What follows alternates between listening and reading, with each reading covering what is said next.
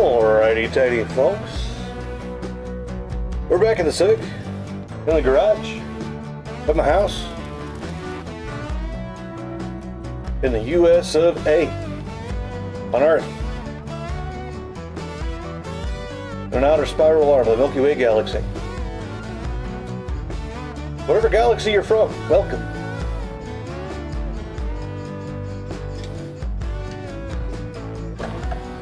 Universal language for hello.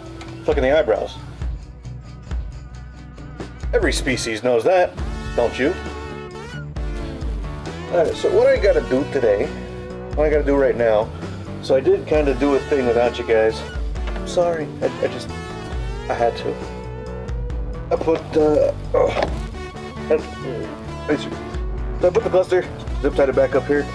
I just put this little piece of rubber, kind of wrapped it around the wire harness, and stuck this little piece of rubber underneath it, because with the engine, well, I guess with the transmission and part of the engine being hard mounted to the body,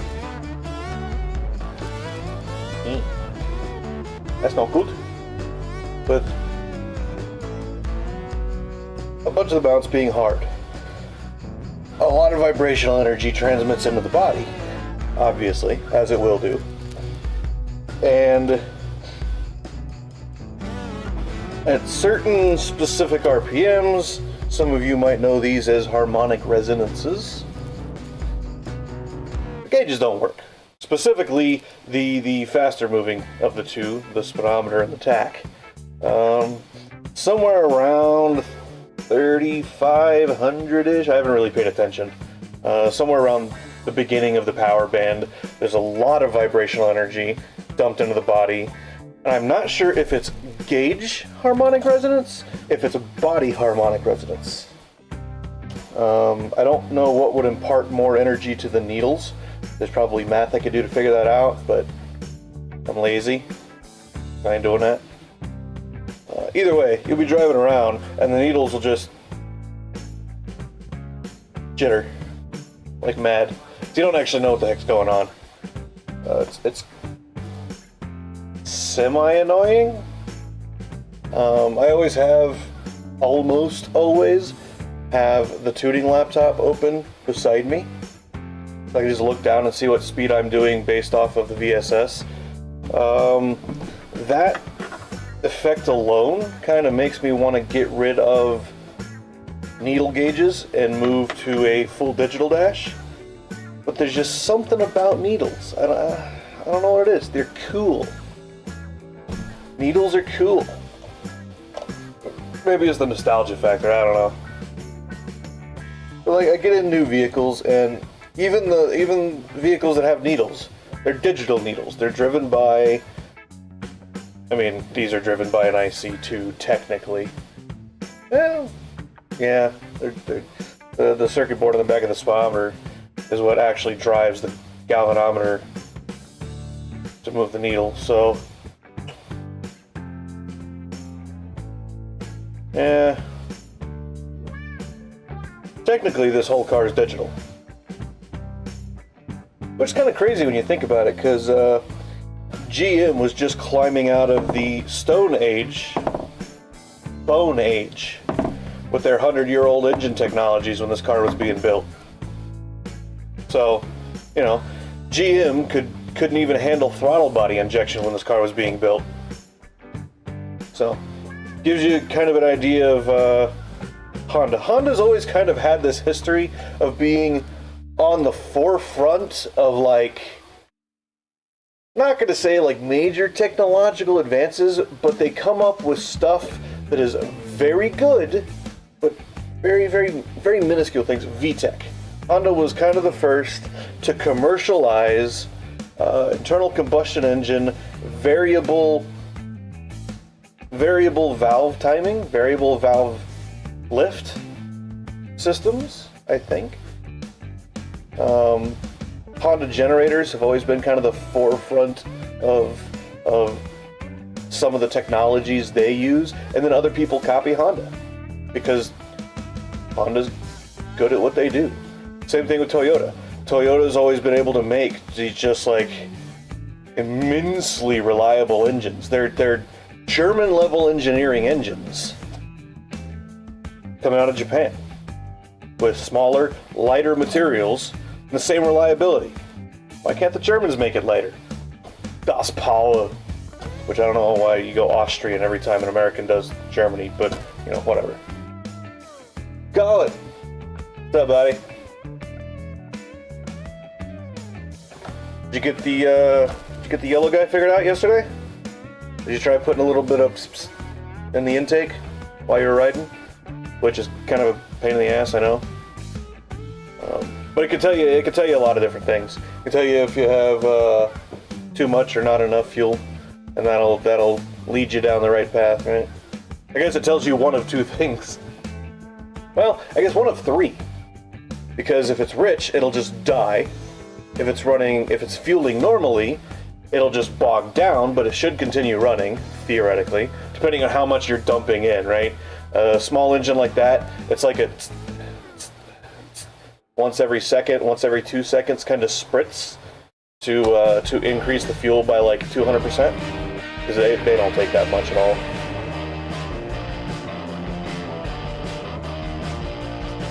So that's a fuel pump. Why would it need a fuel pump? Is it not gravity fed? There's schmutz in my camera. There's schmutz in the camera. There we go.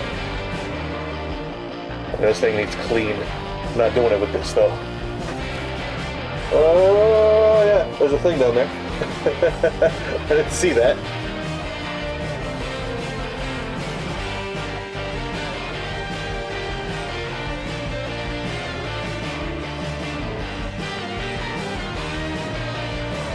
Oh, it's a petcock vacuum line for active. There's a diaphragm in the petcock, and it when you crank the engine, you get vacuum, and it opens and lets the fuel come down. What? You'll take it. Okay, you gotta send me a picture of that. Apparently, I have like never seen one of these things in real life. Because like every bike, every power sport piece of machinery that I've ever worked on, ever, has kind of followed kind of a similar format. The Honda 3-wheelers were weird, and I never really worked on one. I just went over and helped a guy diagnose a problem with one. Really, all my interaction with it was. So yeah, you gotta send me like, you gotta send me pictures of stuff. Insert cash or select payment type.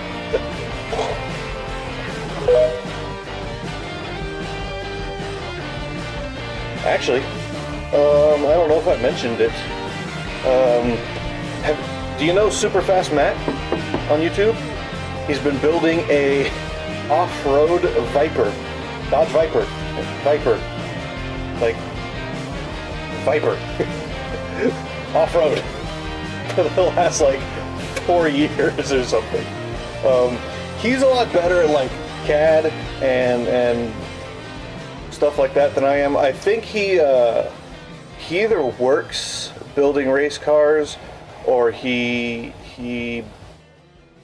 does something very similar, because I've seen other videos, like older videos, where him and some other guys are building like salt flat racers, like world record breaker type of racers, or attempting world record breaker type of racers. But he had a video recently, I want to say a couple of weeks ago, about why project cars take so long. And it's kind of exactly the thing that happened Tuesday, right? That was the first day I started doing this.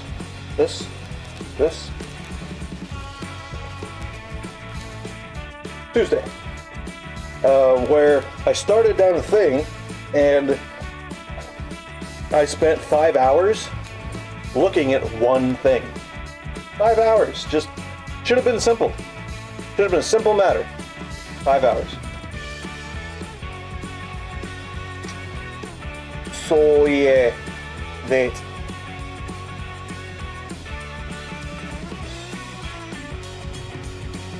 fun. So I'm gonna see what happens. I haven't tried this yet. Can I?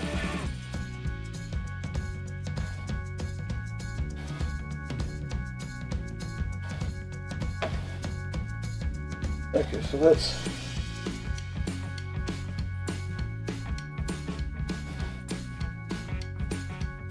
Oh, that's way forward. Okay. I'm going to stick the little webcam, this guy, up in the headliner hole for the factory dome light, and it'll kind of, it's pretty tight. It'll kind of hold itself up there. Well, the headliner will hold it up there. That's nifty-difty. And I guess I'm going to move this guy back, put him over here. I'll probably end up moving that again later. But, oh yeah, back to Superfast Matt. So he's been building this off-road Viper. And it took him like 2 months, I think he said. A month, 2 months, 3 months, to put the airbox in. The airbox. Because when you're doing project stuff, so that's the thing, right? Those of us who do like project blank, it's not even project cars, it's project blank. I like to do projects on my house. So we got to rip out the bathroom. We gotta rebuild the kitchen. You know, fabricator projects. You know, personal projects for a fabricator. Oh, I want to do this to my shop, so I can. I want to build a frame so I can have storage space. Or I want to build an A-frame for lifting heavy things. Our own personal projects, because they aren't actually making us any money, tend to take a back seat to those things that pay our bills, which is a reasonable way to go about it, right? Problem is, you never get anything done doing that, right? Because you're always doing other things. So you gotta strike a balance. Like me, get fired, put all your money into, put all your time into doing the projects that you've had parts for, that you have the knowledge to do, that you have the skills to do, that you haven't had the time to do, because other stuff takes precedent. So, while not having a job, do my projects, work on the channel. Which I haven't done any videos in like a week, and I feel really bad about it. Alright, so here's the airbox. There's a breather hose that goes here. There's the vacuum line. Okay. This is the primer, and it goes down to the pump right over there. You can see that line goes there, and right to that pump thing. What the? And then above it has that one. Oh, there's a little. There's a little. So how is the pump powered? Like, it can't be powered by a Right vacuum. there. How the hell?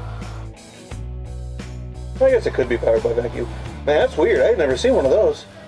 Apparently. Huh.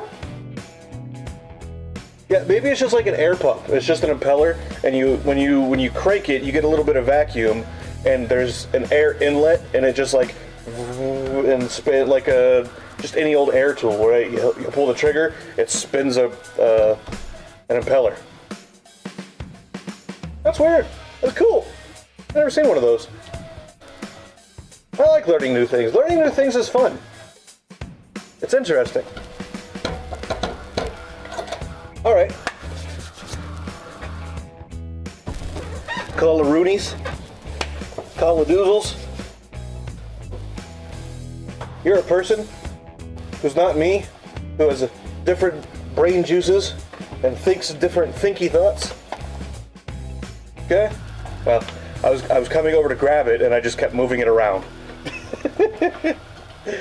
So, real quick, while I'm trying to think of other things that you could do to try to debug that thing. I've got the cluster, and I've got 2 air fuel gauges and a vacuum gauge, just so I can monitor like the health of the engine and make sure that nothing changes. Eventually I want to have 4 air-fuel gauges and 4 exhaust temp gauges, 1 for each cylinder. I'm also going to either design or find, there might be one that exists, an ECU that can handle most ECUs now, like the Haltech, Motec ECUs, the racing ECUs, can handle individual cylinder tuning, no problem. That's like part of the basic part of their programming. I want to be able to control it off of a complex logic though. Exhaust temperature takes precedence because that is what's telling you most accurately what is going on with your combustion system. But have a system where if one cylinder goes too far out of spec, it defaults to another sensor set, the wide bands or something like that. I'd like to have a narrow band and a collector to give me short-term, to give me closed loop functionality, because wide bands are slow. What I want to know right now, all of that is tangential to what I want to know right now is, I have a 3D printer. I'm not great at CAD. My roommate's supposedly better, but he refuses to learn FreeCAD, and I don't have $3 grand for AutoCAD, and he refuses to get a subscription for AutoCAD, and I refuse to get a subscription for anything if I can avoid it. So I don't like this. This just hangs out here. It's just like, you know, it stays. It doesn't go anywhere, but it just kind of hangs out there. This guy is zip tied. He just kind of hangs out there. Any ideas for like temporary of what I might could do? Maybe I could print something. Maybe I could fab something. I don't know, to kind of secure them much more betterly. Think about it.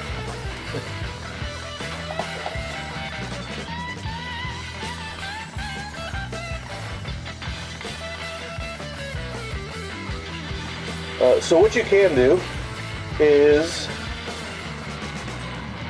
I'm gonna stick it back up here. So what you can do with that guy is you could still do the same thing. Do you have any vacuum tees? Oh, come on. Thank you.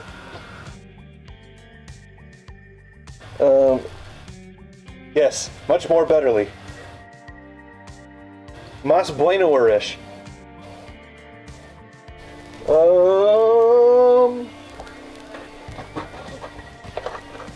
Here you go. Problem solved.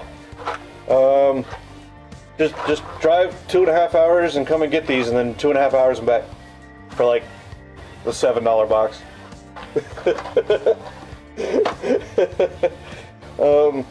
Yeah, take and go get some vacuum line the same size, so you can cut it, put a T in it, and run brake clear. I honestly think you need to first thing you need to figure out is if you have too much fuel or not enough fuel. It sounded raspy already in the older video when you were riding it around, so I've deleted that as, you know, a diagnostic tool, because if it already sounds like that, sounding like that again doesn't mean something's changed, right? Obviously. So you need to figure out what kind of fuel do you put in it.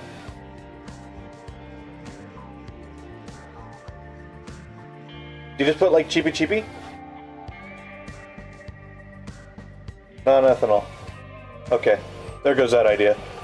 I was gonna say, what if the fuel collected a little bit of water and did a little bit of corroder rate in the thing there, but whoa.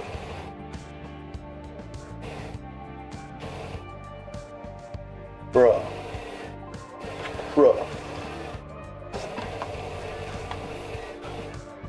This van just pulled up, bringing food to my roommates. And the thing sounds like a frickin' diesel. It's a Toyota Sienna. Pretty sure America never got a diesel Toyota Sienna. Like,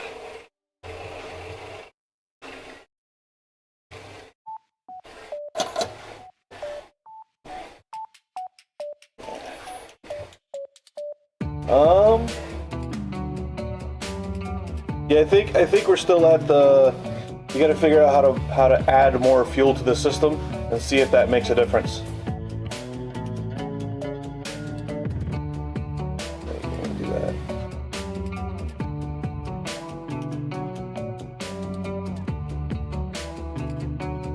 Do you have an air compressor?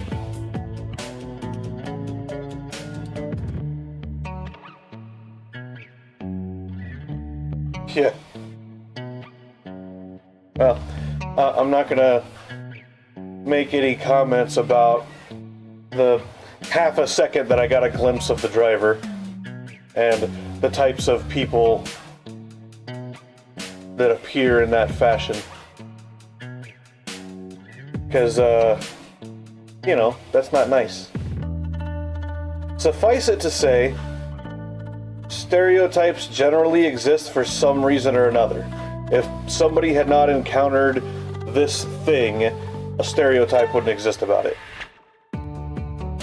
That's all I'm going to say on the matter. Yeah, I wonder if you can regulate your air compressor down to like 15 psi, like really, really low. Pull the fuel line off. Actually, even without the air compressor, so pull the fuel line off. Kind of stick it, like face it, just kind of up, and try to crank the thing. See if it like squidges out some fuel. That'll tell you a lot.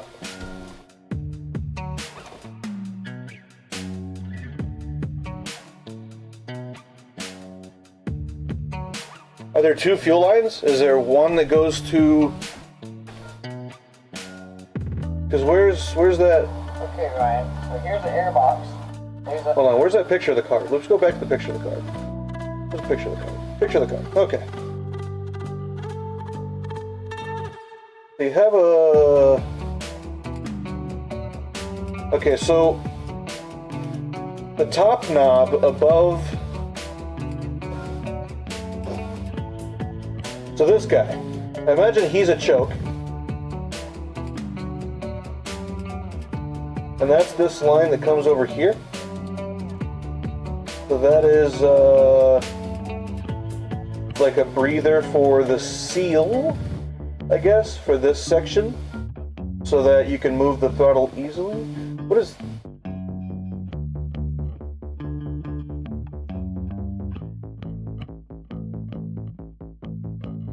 This looks like a fuel drain. Should be a screw on that somewhere, and you should be able to open it and it drains the fuel out of the car.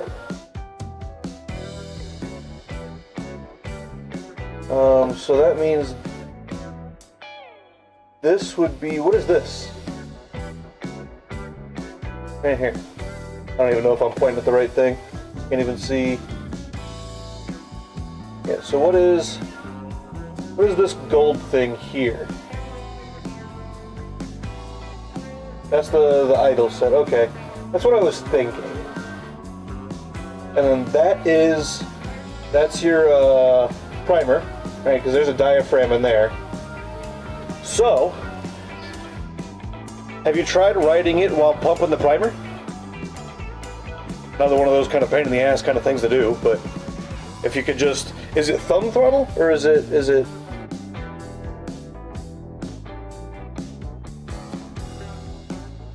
I don't see a picture of the handlebar. Yeah, so will it continue running if you put it in second and like so you're moving, you click it down and you full throttle. Will it continue running for a second? Like 10, 15 seconds? Long enough for you to reach down and take a big handful of that primer? Yes. And just pump the ever-loving crap out of it.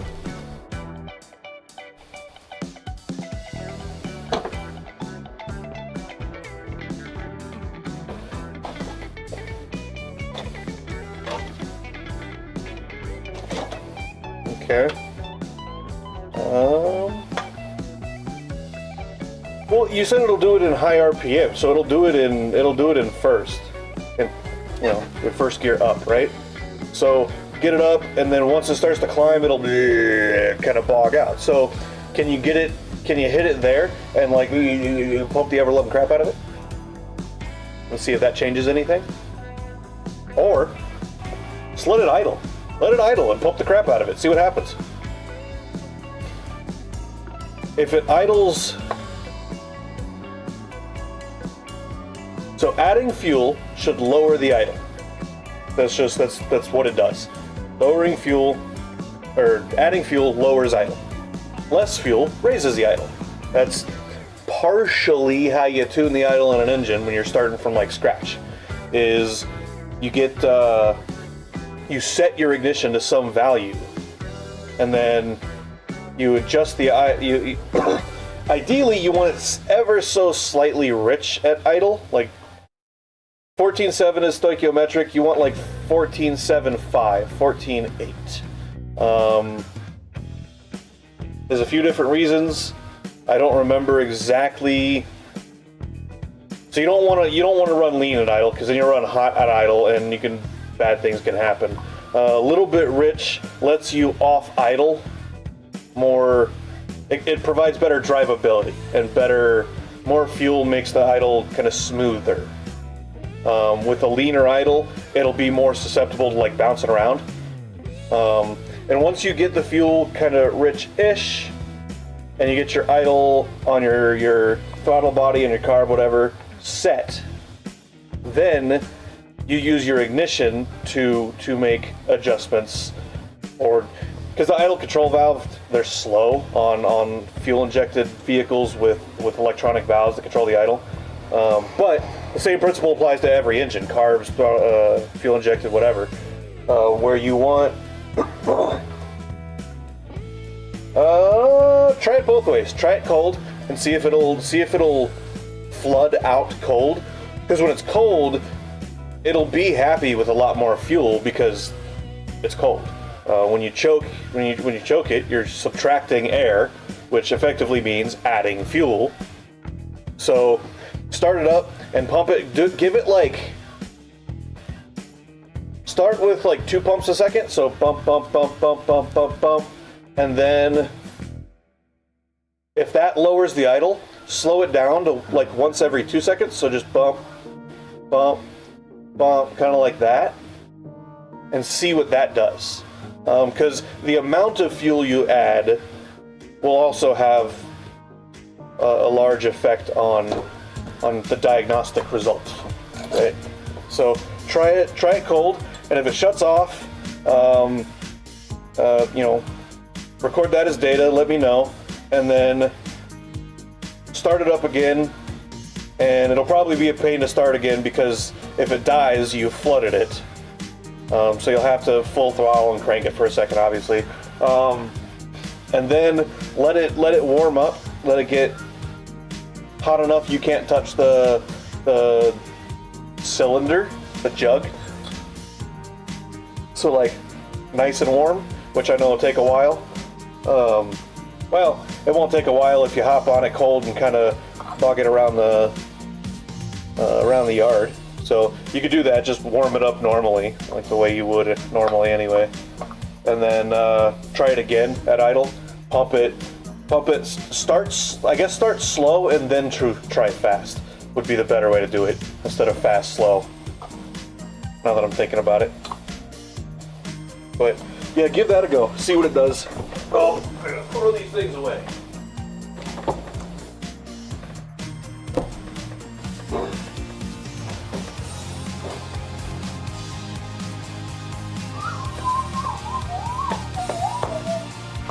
I want to start cleaning up.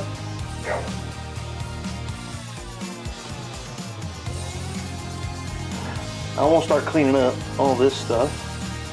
Kind of move it out of the way real quick so I can start look-a-loo-rating around here. Oh. Aha. Okay. Things and stuff. I'm gonna stuff in things, and then I'm gonna things and stuff, and then I'm gonna like that.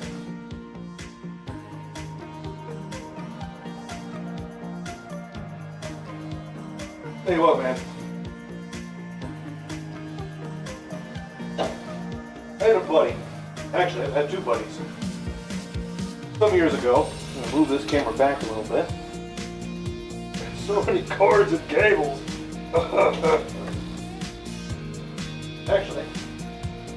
Actually, stand by. Put down right here.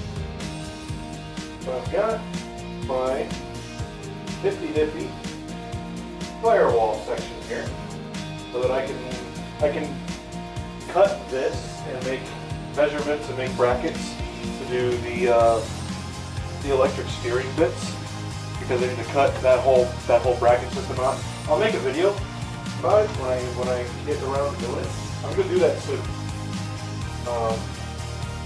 But I'm gonna lock it in place.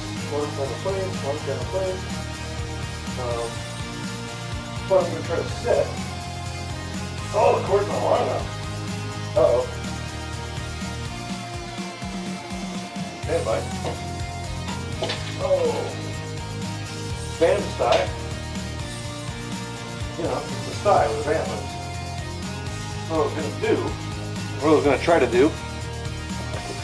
Ooh. So I was gonna try to stick one of the tripod legs in the frame hole there. Prop the camera up over there. Didn't really work out that way because the USB cable that I use, because I'm using the camera as a webcam, which limits the freaking resolution to 1280 by 720. Thanks, Canon. It's a 4K capable camera, but running the video directly out of it, you can't do any better than 1280 by so 720p.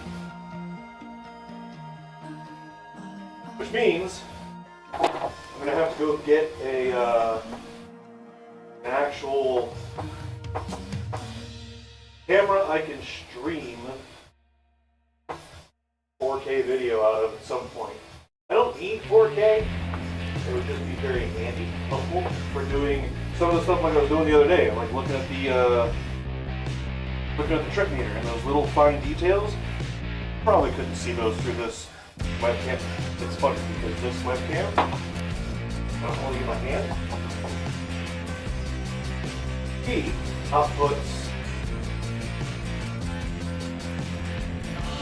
Okay.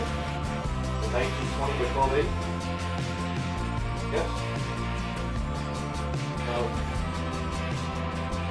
Fully capable of 1080. No issue there. This thing was like 80 bucks. 90 bucks.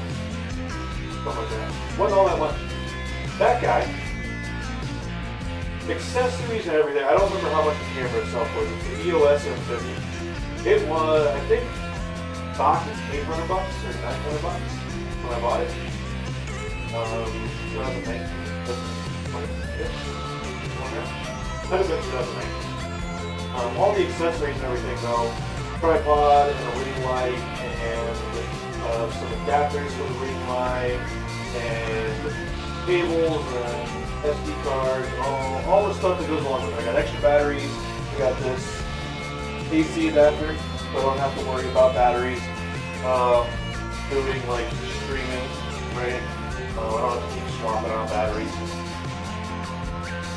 $2,600?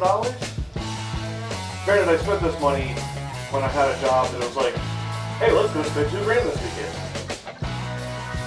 That wasn't a big deal to me.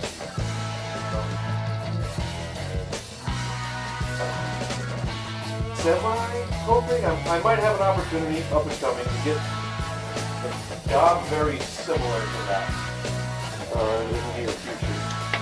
But that's future, that's not today, right? So for today, it's just clean this up. I guess I gotta move. Okay. Stand by. I'll hot it on here. And I gotta wash all my rags too, because My rags are all dirty. I do it by hand twice, and then I stick them in the washer, so I get all the heavy grease and grime out from them. And then I stick them in the washer with a bunch of purple power, and then I clean the washer by hand, and then I run the washer with purple power again, empty, to get the oils out of it, because you don't want that in your clothes, obviously. And then I put it on, put it on low heat, tumble dry, to dry them out. You gotta do that about once every 6 months or so, as much as I use rags. What I'm gonna do, clean the firewall off. I gotta move things around, use some shuffle-orator right now. Shuffleize it. And we're gonna set up camera equipment on firewall.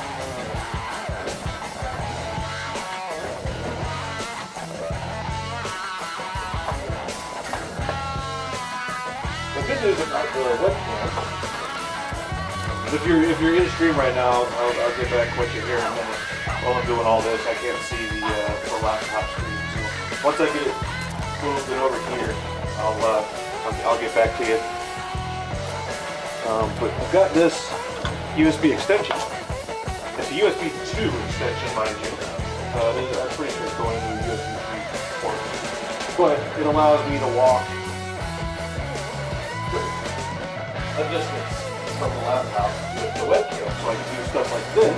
Because I've been racking my brain for the past couple of months, like, how do I do car stuff on camera when you can't really get a freaking camera in where you're working? Like, how do you put a camera in, say, here, and you need to reach down here? Like, oh yeah, this is a nice shot of the floor. Actually, okay, yeah. So, I remembered I had USB extension. Figured we'd give it a go. I've been test driving. And I kind of like this setup. It's the wide angle, the overarching view of what I'm doing. Kind of like, remember the video where I put the doors back on, right? I had just the one camera. I completely spaced it. I had the webcam. I just hooked up to my PC in my room. I didn't even use it for streaming or gaming or anything at that point. But I set the camera up, look at the garage, about where that light is. If you pull the car out, about where that light is where the camera was with the wide angle lens on it. And then I've got more smartphones. I got a LG B10 in storage. I've got a Samsung Z Fold 2. Don't buy Samsung phones, they're the worst things on the planet. I've got this guy that I somehow recently cracked the back. OEMs, if you're watching, if you ever see this, quit putting glass everywhere on phones. Nobody wants it. But this is a OnePlus 8 Not Pro Verizon variant, which I thought carriers had stopped doing variant phones like in 2012. I got this in like 2019, 2018. But it's my primary phone right now. And I've got a, when I changed from Verizon to AT&T, because Verizon was just, I don't know, I've been a customer for like 10 years. They were just trying to jerk me around with a freaking warranty claim. I was like, screw you guys. If this is how you're gonna treat your customers, you ain't getting my money, right? Maybe they do better for other people, I don't know. To each his own, there's a reason why different things exist. But I went to AT&T. Vegas had perfect AT&T coverage, no problem. And then I moved to northern Utah. I get one bar in most places. Crap service up here. But AT&T and Verizon have the widest coverage across the nation. AT&T has far more coverage east. Verizon, I think, has far more coverage west. So it's kind of where you're at. I'm almost always on Wi-Fi anyway, so it's not a big deal. But then I got a Samsung. When I switched to AT&T, there was a deal. They're like, hey, we could do this, and I had a third number that I wanted to keep because it's a cool number. It's just really cool. They're like, we got this deal. If you buy this, you can get this thing for free. If you're putting this on an account, you get another. It's a Samsung F20, G20. I don't know. It's a low-end like Walmart end kind of smartphone. Funnily enough, I'm not going to say it's the more reliable of the three. It is the more consistent. I expect it to be bad, and it is bad. The Z Fold 2 is a $1,200 phone that I'm still paying on. I haven't used it in 6 months, 8 months. I'm using it in 8 months. Both the outer glasses are broken, the inner LCD is damaged. The inner screen protector, the rubberized glass protector, will not stay on the damn screen. It's just, and it's Samsung's UI is the clunkiest, most shitty thing I have ever used on a smartphone. The original smartphones had better UIs than Samsung's newest UI. Samsung's inbuilt UI is terrible. Terrible. Their icons are ugly. For the same hardware, I actually tested. I had an LG V40 and whatever the equivalent Samsung was at the time. So V40 would have been 5 generations ago. Smartphone. That would have been the S7 or S6 Galaxy. I had a buddy that had one, and we benchmarked her. And the V40 had the same hardware as the S6, or whatever the Samsung equivalent was. I want to say the Samsung had something a little bit better. It had one thing that was just a little bit better than the LG. It was like, oh yeah, maybe I should buy the Samsung. The Samsung did 11% worse on the benchmark. So, yeah. Anyway, I'm gonna get this moving so I can get back and look at the chat so I can get back to you. We're gonna move this to a not looking at stuff right now.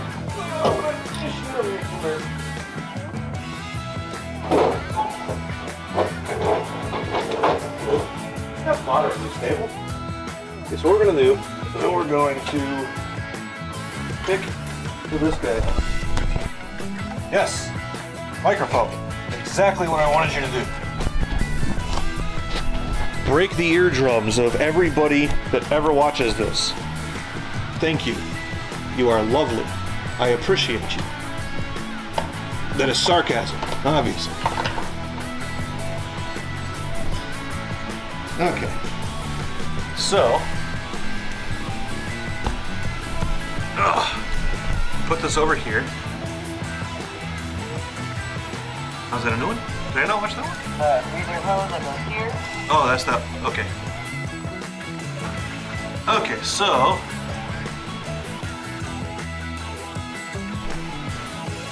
Yeah, start slow pumps.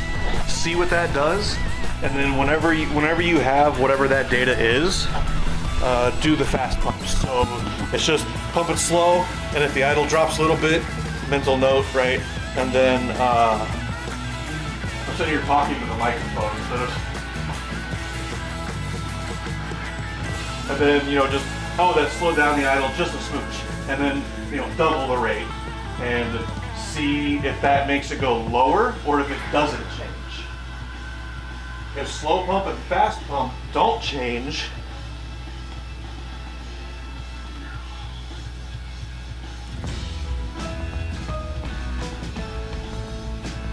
I'll have to think about that for a second. There shouldn't be any reason why fast pump and slow pump would not be different from each other. So I looked up, so I could do some of this car stuff. I did look up like wireless webcams. No. A, they're big and bulky because of the the wireless and any battery stuff you have to deal with. B, it's kind of an extremely niche market, and niche translates into English from French as expensive. The true meaning of the word niche is expensive. Apparently. Let's put you up here on top of the welder. How's that?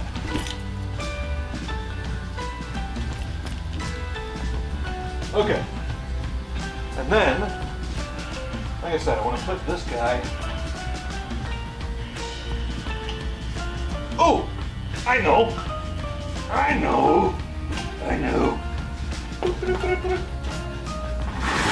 Get him away.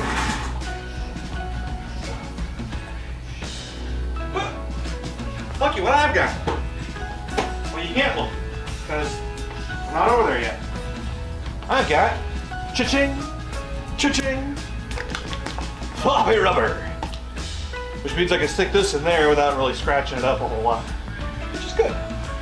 Because, well, the tripod wasn't necessarily expensive, per se. I'm broke. So, if something happens to it, I can't afford to replace it.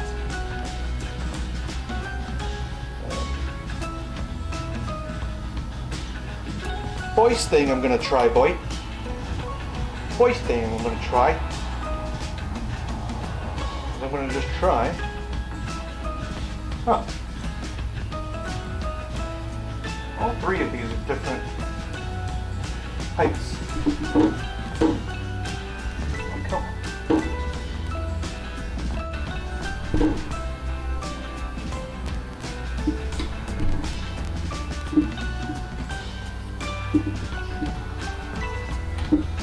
Okay. So I can put two in there. And figure out kind of how I want to do this.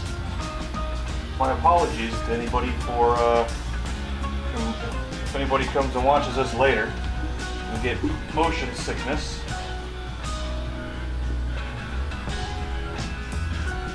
Oh, come on.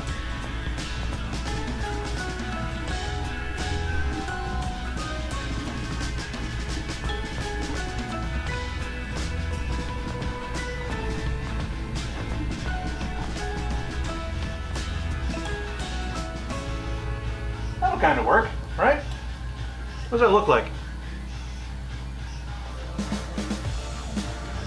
Which one is that? That looks like a 94 to 2000. I had a 96 S10 back in the day.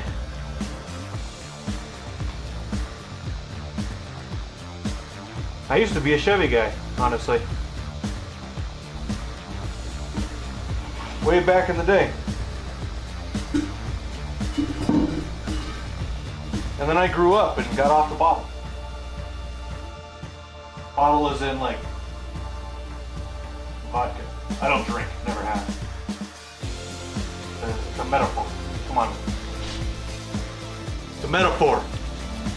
I got off the metaphorical bottle.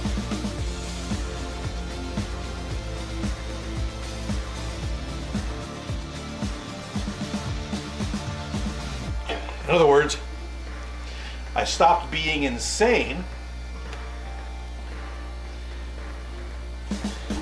It's funny. Okay? So I used to be a Chevy guy.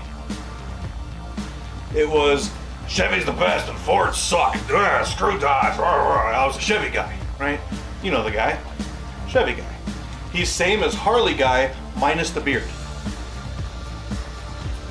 So, this was primarily because I was A, young, B, dumb, and C, owned a Chevy. And for the most part, working on it was working on a car. It was a car.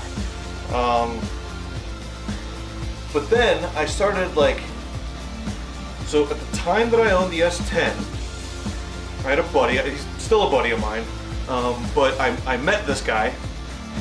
We worked at Pep Boys together.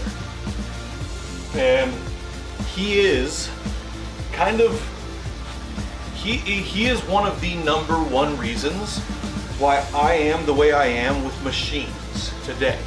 I've always been kind of faster than my peers at picking things up. I learn very, very quickly. Most things I learn very quickly. People things, right over my head. Don't get it, don't understand it. I do not understand why people do most of the things they do. Some of that is coming with age though. That's apparently an experience thing. It's not a logic thing. It's not a reasoning thing. Because people aren't logical. They're not reasonable. At all. Anyway. So I was working with this guy, and 2 things he said to me, and I actually told him this recently. I called him up on the phone. I had a couple of questions, and once we got done talking about the questions I had, we just started chatting because I ain't talked to him in a couple of years. And actually, I was like, you know what? Kind of the problem with society is lack of communication. We need to communicate better. People need to communicate a lot better than what they do. So I decided to tell him, hey man, look, you are kind of the reason why I am the way that I am, because he is a diagnostician. He's not a technician, he's not a mechanic, he doesn't work on cars, he's a diagnostician. He figures out what a problem is, and then he can also repair it. That is a side effect. The repair is a side effect of the diagnostication ratings, right? So I told him this. I was like, and I told him there were 2 instances. There were 2 things that he did or said that kind of pushed me down this road. So it was one day we were at Pep Boys, and he was a mechanic, and I was an installer, which is tires, brakes, oil changes, the basic stuff. It's a mechanic's apprentice is effectively what it is.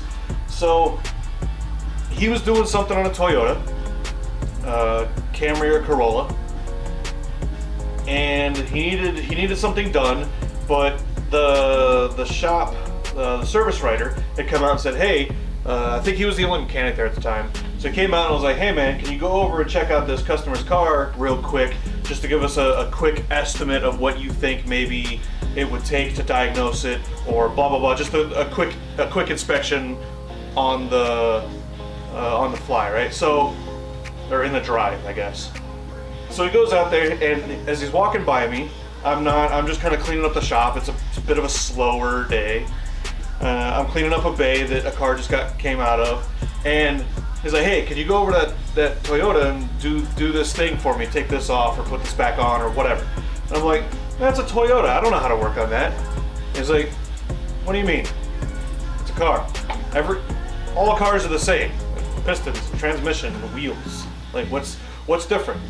Can you not do a Ford wheel because it's a Ford wheel? Can you only do Honda wheels or Chevy wheels or Toyota wheels? Like, it's all the same.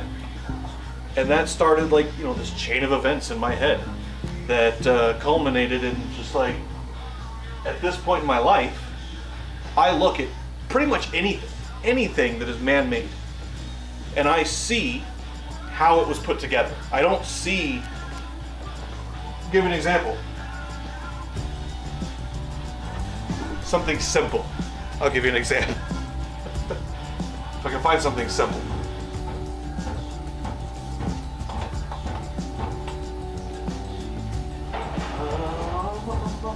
Okay, here we go.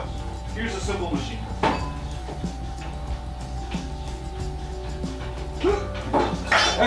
Hey, crap spackle. Okay, so neighbor's being a noisy nuisance. Shh. I don't want to be. Simple machine, right? So when I look at this, I don't see a grinder. I see that, obviously, but there's like, looking at this right now, right? If you've ever seen like sci-fi movies where they have like holograms, and Iron Man, there you go. That one where he's, what is it, 3, I guess? Where he's got the hologram up and he's got the gloves on and he's in the air, building a suit essentially by schematic, by hand, and just in front of his face. That's how I see this. I look at it and I see, oh, screws, button thing, rotating, gear train, motor, case halves, end cap, wire. So I see kind of like subtitles, I guess, like parts blow up subtitles, where I see the world with my eyeballs, and my eyeballs say, this is a thing. And then my brain, the glorious gray matter that is me, piloting this bone mech surrounded with meat armor, it kind of dual screens in my head, where I've got eyeballs camera here, and then like a white page parts blow up kind of thing, but it's 3D, and it's this, like the stuff that it would actually be. I've never taken this apart, but I could probably draw everything on the inside of this to within a fairly reasonable, I'm not going to say accuracy as in tolerance to scale in drawing, because I'm just terrible at drawing, but I could probably draw what these things look like without ever taking it apart. That's how I see the whole world. Sometimes it's a bit much, honestly.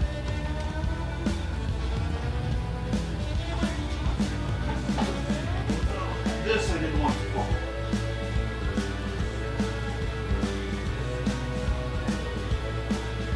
Okay. Clean out the car. I mean, I can't watch Moonbow and do stuff at the same time, can I? I wish I could. Funnily enough,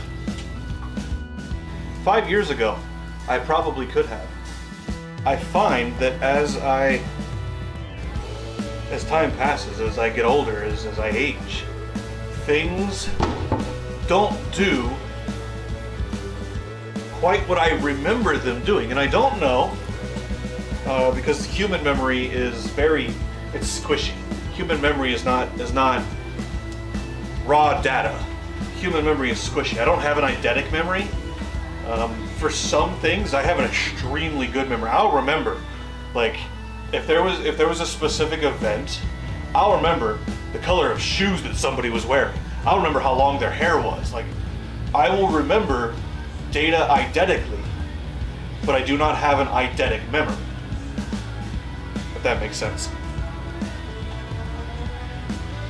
No, if I'm doing stuff, I'm not watching Moonbow. If I'm watching Moonbow, I'm not doing stuff. I mean, what? You want a stream of a car guy slowly doing car stuff as he watches another YouTube streamer doing game YouTube streamer stuff. That just sounds absurd. It's funny, but absurd.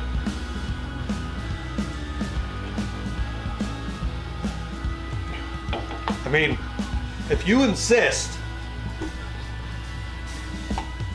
we can go full peer pressure here. Open up a browser, see what's going on here. I need to set up bookmarks in my browser because I don't have anything bookmarked in this computer.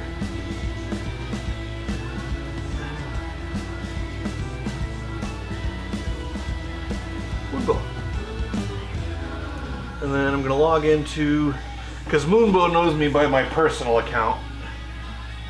He doesn't know but it runs.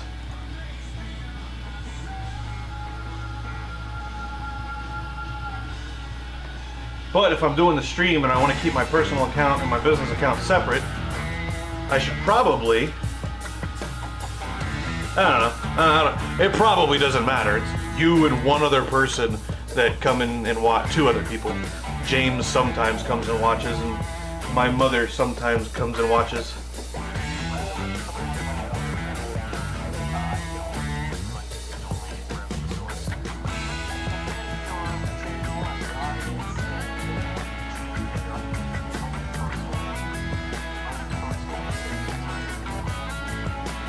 I'm gonna put it on low quality though, because that's video decode, local, and running OBS is video encode, local, and then it's upload for video encode, download for video decode, so it's sort of network saturation. Out here in the garage, I haven't tested the power. I have no idea what kind of power I'm getting on my network out here, kind of in a semi-Faraday cage.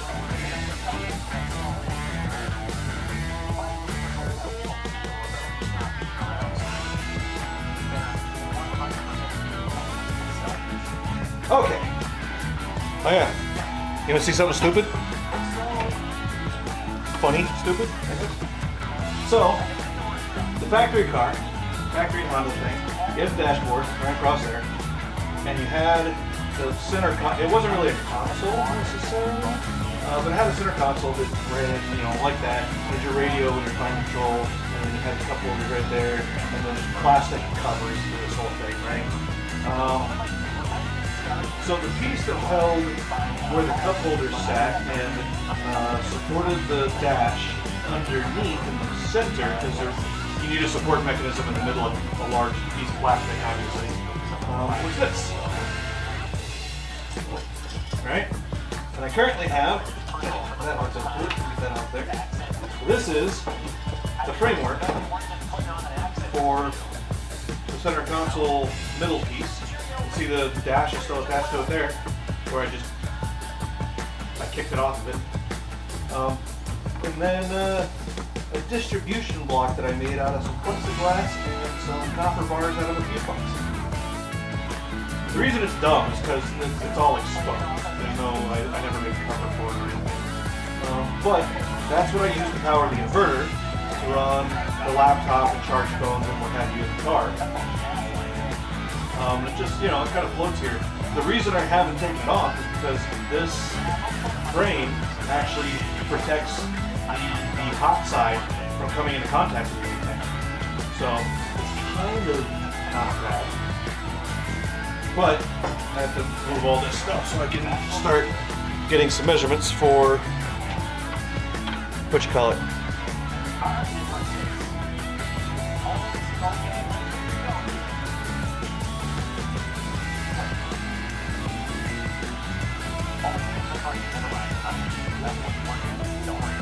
Huh. Okay, so Canon actually needs to go down.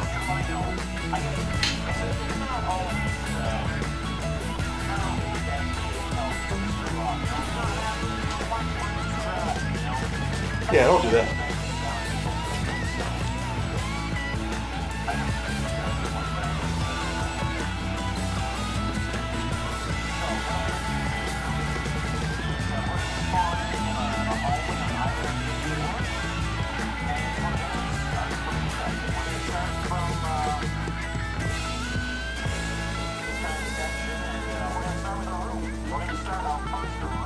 Okay. So I need to start moving all this stuff out of here. I should probably go give this to my roommate. It's been in here for almost a week. I should probably make some type of staircase or something. Grasshopper. Go. Considerate and whatnot. Love seeing when you come on Stratman, Cosmos, do all the multiplayer Monday. Yeah, the forum group is always nice.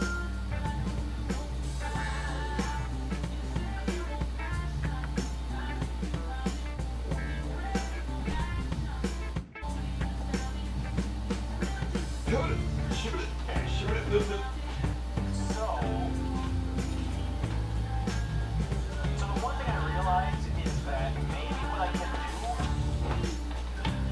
if I ever need to,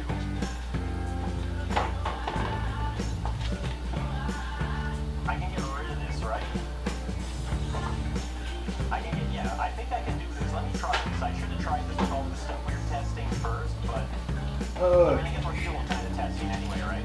Yeah, like this is the kind of thing that you time lapse if you were making a video or whatever. There's nothing I can do about it, right? So it's Is kind of like cleaning things up. the frame really shouldn't be there. One thing sometimes, because if I were to sit in the hallway, obviously you would like to see evidence of your framing.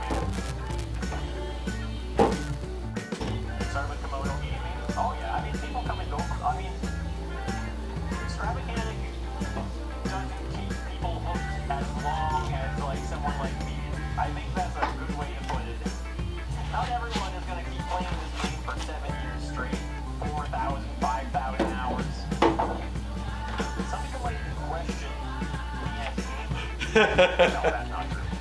Okay, let's see now. So I got this frame, and I want to see if this is going to still work as a door. Ah. Got me a little bolt bin. Perfect. So look at that. If I ever need to, I can just remove a frame and add a door on either side. Right?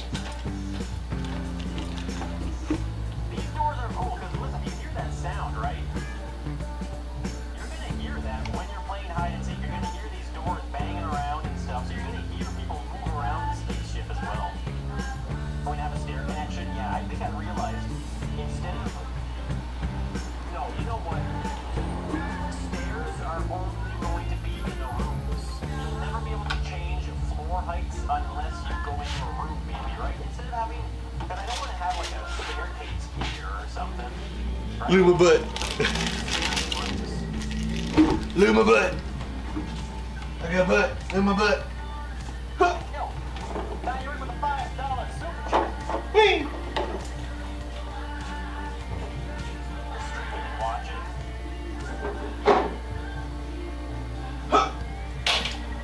Interesting way to sell promo. No, I'm just joking. Yeah, we'll be adding secret passengers for sure. Yeah. This is nice. This is working good. Look at how good these doors are. These are some reliable doors. Look at that. Love it.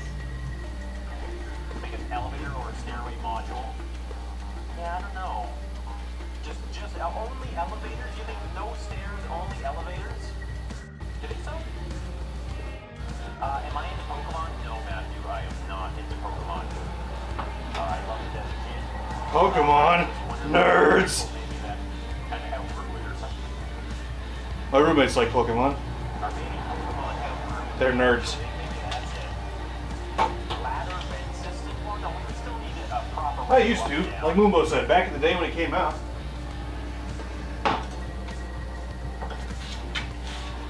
So, here's something to consider, okay?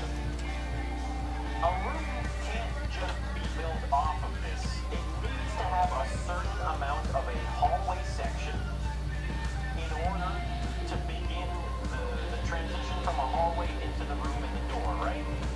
So what I'm thinking of doing here is we're gonna I don't know why this floor's so nasty again. I cleaned this floor. And I've not spilled. Yeah, I did. I spilled a drink the other day. I didn't spill a drink. The highway spilled the drink, technically. Because I don't have cup holders, so it was just sitting there and hit a big bump in it. Okay. Ignore me. Right off of this hallway section here. That way we'll be able to kind of maintain the sci-fi. These are the Toro belts. feature as well. You gotta go, Craymator. See you later. Yes, elevator. Man, okay, I think, wait. Our alert's not going through. What the heck? Hold the phone. Oh, wait, no, that's the wrong one. Moonbo's got nothing but troubles with his alerts, man. What the heck? Nothing but trouble. Have to be blinding you guys. There we go. Fine. Now, why is it out of me?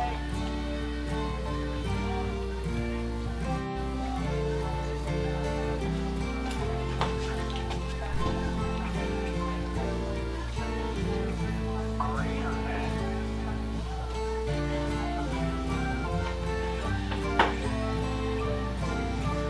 Yo, Patrick, thank you so much for the $5 super chat. Really appreciate that. Thank you so much. You're trusting. I trust you. I trust you. Okay, here we go. I gotta do these manually because apparently, oh, whoops.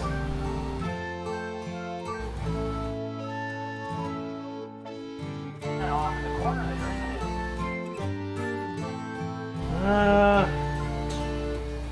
Oh, we're gonna hear this one again, apparently. So pumping slowly didn't make a whole lot of difference. We're gonna listen to that again. Wait, can I pause it?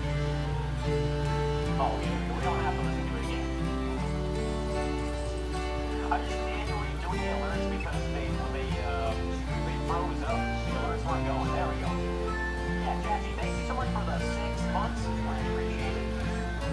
Because what it sounds like to me, Appreciate that. with with all the stuff you've described, what it sounds like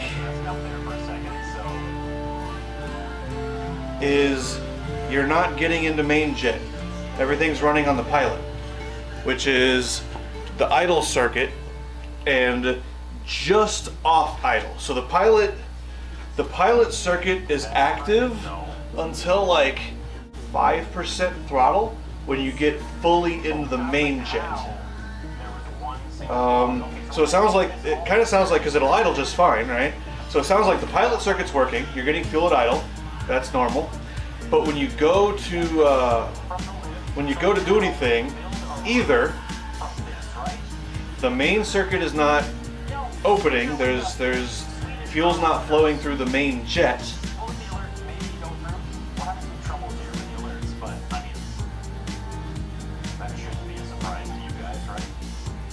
Yeah, I'm thinking it's probably no power because lean, and it's just because the engine's so raspy to begin with. It's it doesn't sound any different.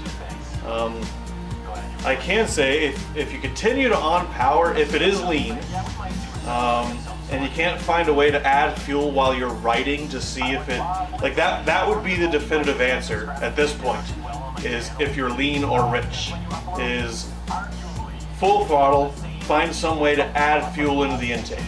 So can you pull the air filter, put the lid back on the air box, that hole, and just kind of, so what you'll do,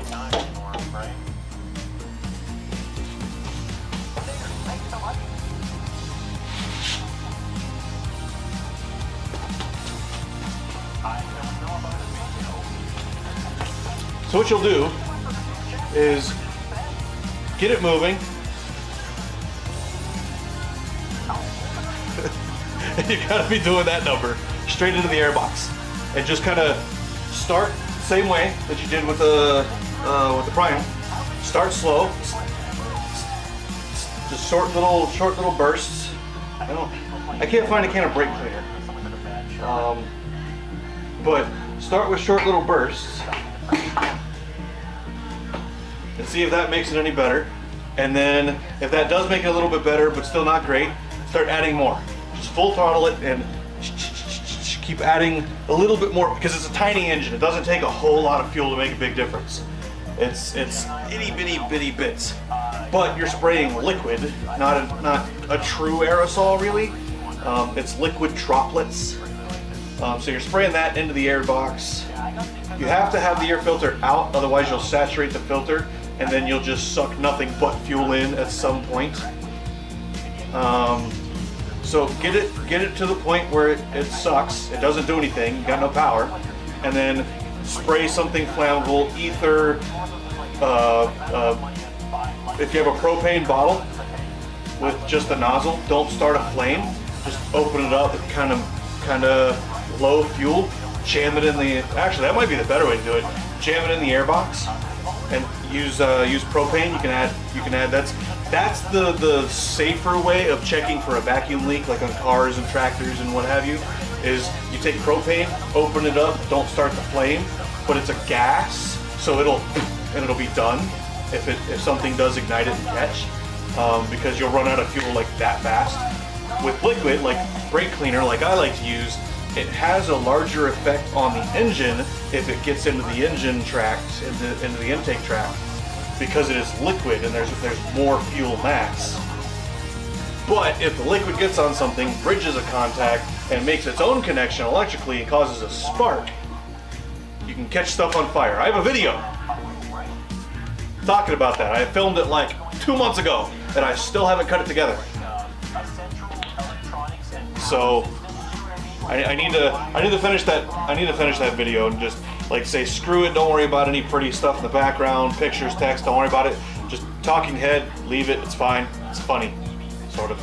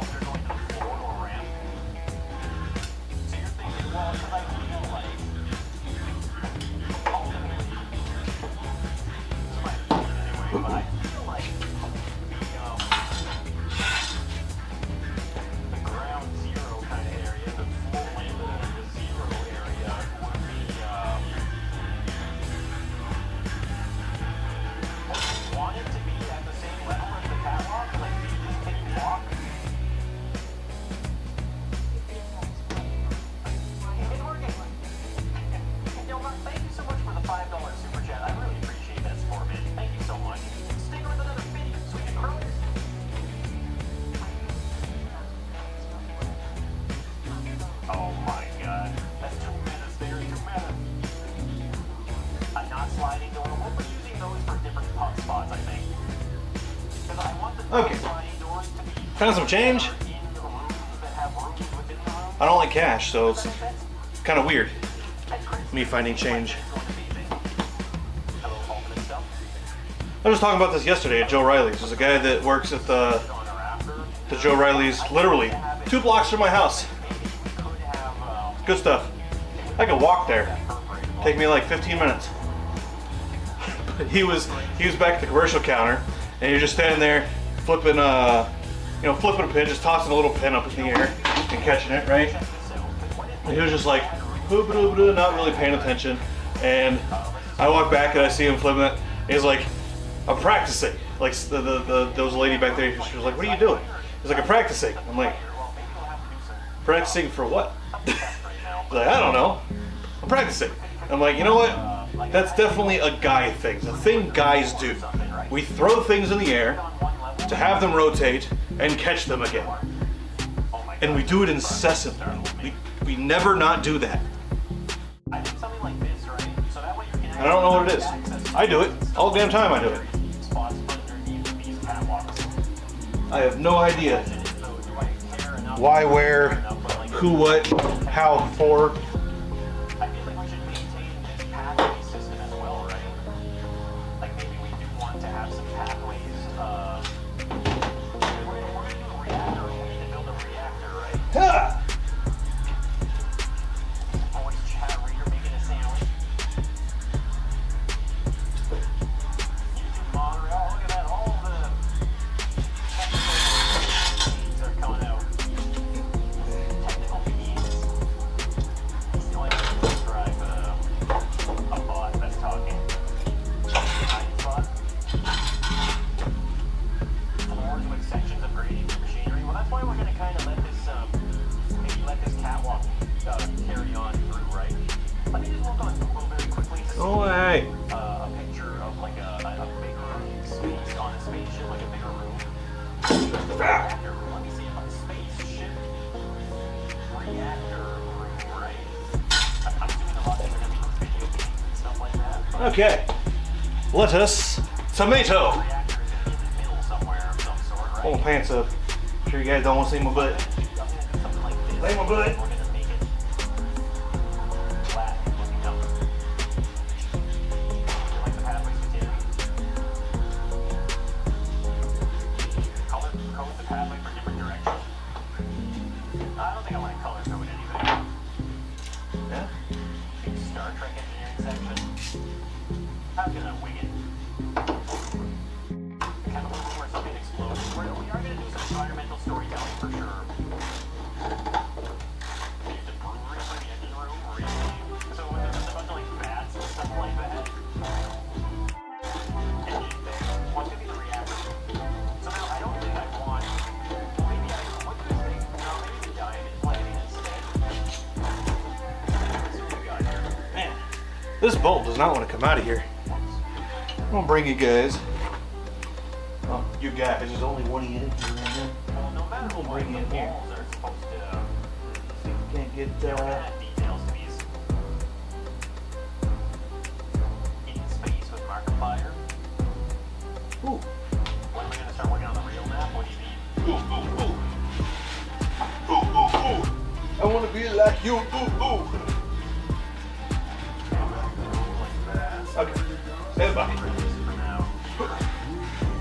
Oh, I don't want to sit on that. There we go. There we go. I don't have to balance myself.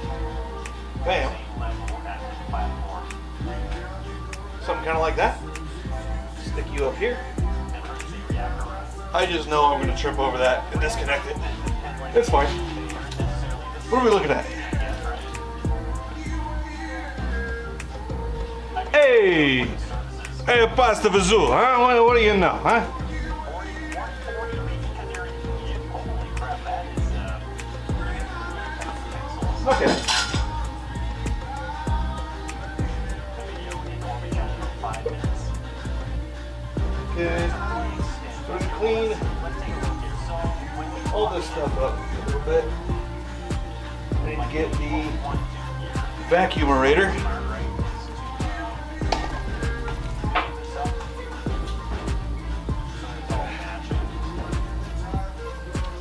some of this stuff up.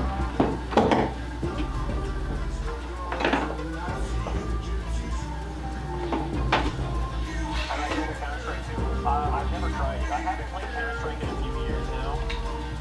Pretty much once I started. I'm gonna mute so I don't block.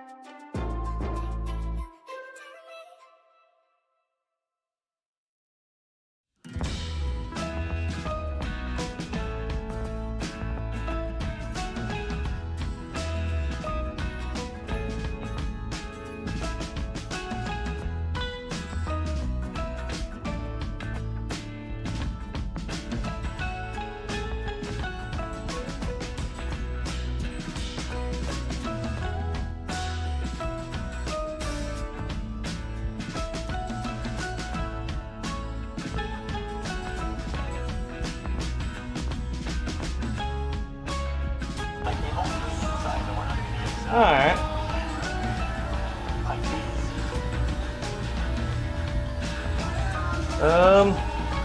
So on carbs, would you quit?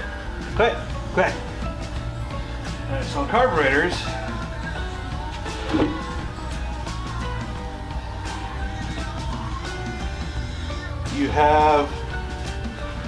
generally you have two adjustments. One is the idle speed screw, which literally adjusts the airflow rate. So it generally moves the throttle. Since it's a slide carb, it would be a stopper underneath that would move the throttle plate up or down a little bit to give you more or less air to adjust your idle speed. And then the other thing is the idle mixture.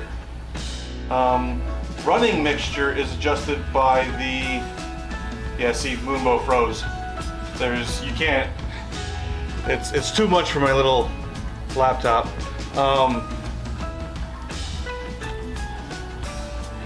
The PC doesn't have a problem watching a stream while streaming.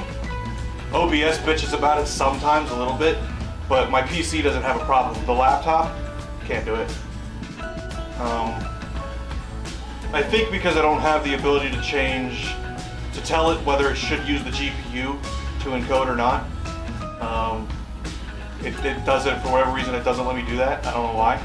But my PC, I use the GPU to encode and decode video.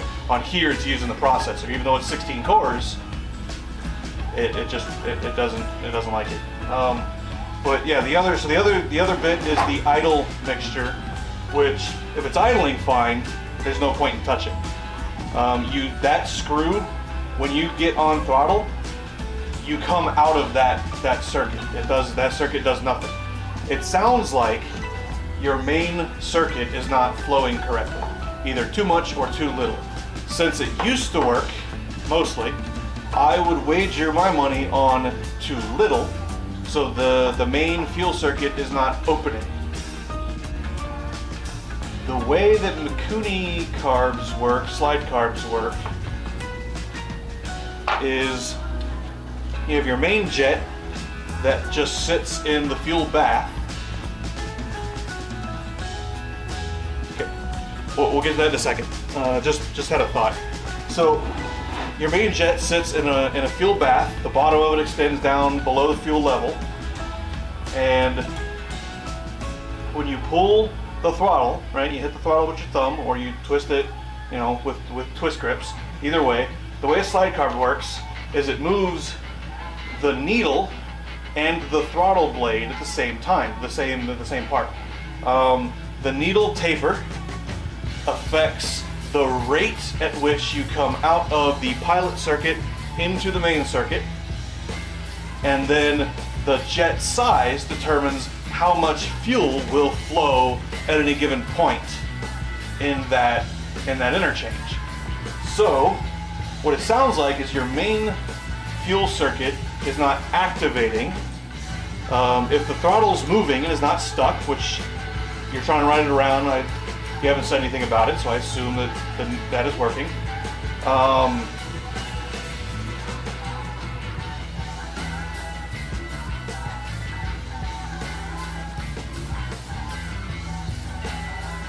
I mean, that screw is just the pilot. It's idle fuel mixture only. That's all it's going to adjust. You're not going to get that much. You're not going to get. You could theoretically open it all the way up and get the thing to run, but that would be a band-aid. Because you're stuck in the pilot circuit, which is what it appears to be happening. Obviously, I'm not there, so I can't like hear, smell, feel the reality of the machine, which is where diagnostic skills really take their shine, is through senses other than just this. Like this helps you process through the steps, but all the rest of these bits and pieces help you gather data. So what it sounds like is you're not getting into the main circuit. What I imagine is likely happening is I will give your dad bitching about Chinese parts, in that the materials they use are sometimes softer or cheaper, not the right alloys, not the right mixtures, whatever, because they don't get that information. The people that are reproducing these knockoffs, they don't have the information on what the OEMs used. All they have is a sample. They pulled the thing, they have it in front of them, they can take measurements, but they have no idea what the alloy was used or where the OEM originally got the parts most of the time. Or the alternative, which is usually the case, not with this would be that case. The alternative with a lot of Chinese parts, like knockoff parts, is that the factory that made these things for an OEM in the first place built 1 million of them. The contract was for 750,000 units, and the factory built 1 million, knowing that the manufacturing process had some flaws, and they just wanted to complete the contract, right?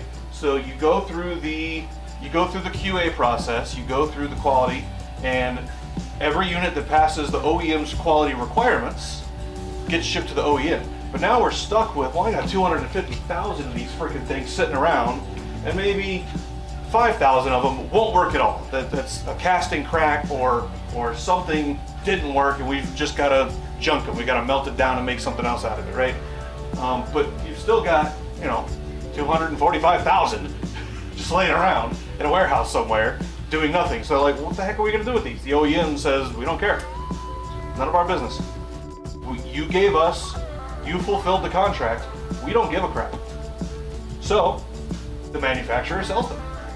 And the reason they're lower quality is because they didn't pass the QA requirement that the OEM set in place beforehand, for whatever reason. A lot of times, it's visual defects.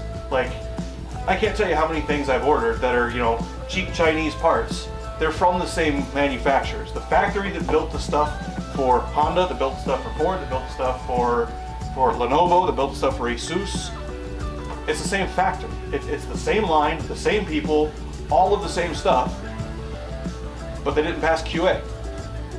That's it. That's literally the difference. And sometimes that means that the part will fail prematurely, it'll fail sooner, or it'll fail more spectacularly. I've had that happen before. But it's the same part. Just because it's not stamped, they didn't run it through the line. So the stuff that gets stamped to OEMs passes QA. You generally get all those stampings after the QA, unless it's part of like a casting or something, which is why you do get knockoff OEM parts that have OEM stamps but are not OEM quality because of stuff like that. But the manufacturer built the things and they built enough to fulfill their contract, and they had a bunch left over, and they asked the OEMs, like, hey, what do you want us to do with this? The OEM says, we don't care. Junk it, scrap it, get rid of it. None of our business. So what ends up happening, some of it might be, shady. They told us to throw it away, but we're losing money on this stuff. So they sell it. Maybe they shouldn't be, I don't know. I'm not in that industry. I don't know a whole lot about it. But a lot of times that's what happens is stuff like that. But I imagine that the first case is this case, where this is a reproduction of something that somebody else made. Mikuni originally kind of popularized that style of carburetor, the slide carb kind of thing. And that's why everyone that I know, at least, we just call them Mikuni carbs. Regardless of whether they're Mikunis or not, it's a Mikuni style carb. And everybody that knows CV carbs pretty well, like motorcycle carburetor style, most people call them Cayenne carbs, because Cayenne came out with the kind of definitive CV design that is reliable and it works and they're good carbs. So everybody copies Cayenne for CV carbs, everybody copies Mikuni for slide carbs, because that's what worked. Wait.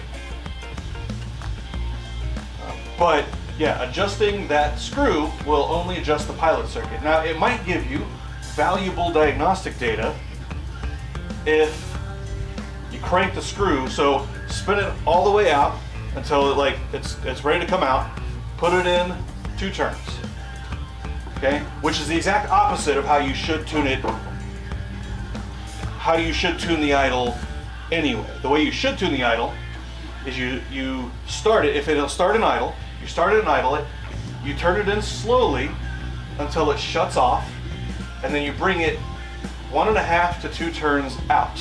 So that is as lean as it will run, boom, shut off, and then add some fuel so that you're not crazy lean. That's what that is. That's kind of a standard. If you're not using air fuel gauges, if you're not using equipment to determine if your mixture is 100% correct, that is where you start with carburetors. So you could theoretically do the opposite, where start it up, richen it until it shuts off, take it in a turn, and see if it'll run. Again, it's only a diagnostic tool. You should not be running like that, because that's just the pilot circuit. That's just idle fuel. That's all that is. That's what, if you look at, let's go back and look at that picture real quick. So you look at that picture, that little hole on the left side of the picture, that's the air bleed for your pilot circuit. Whenever the slide is closed, the engine is trying to suck in air, and it'll suck in through there and suck fuel, it'll suck air around the slide, just said the damn word, and then air velocity through there will provide pilot pressure effectively, sort of. A little bit more complicated than that, but it'll do that. That's what that screw is right there, because that guy's in there. So on that picture of the car, you've got the bowl and you've got the 2 screws, and then 15-20% of the way over, you've got that kind of shaft, right? I would imagine that is the idle mixture adjust screw. Bug thing, would you go outside? There's nothing in here for you. Jeez. There's a can over there. I'm gonna get out of the sun. I'll be right back. Bug thing, get out of the garage. There's nothing in here for you. Okay.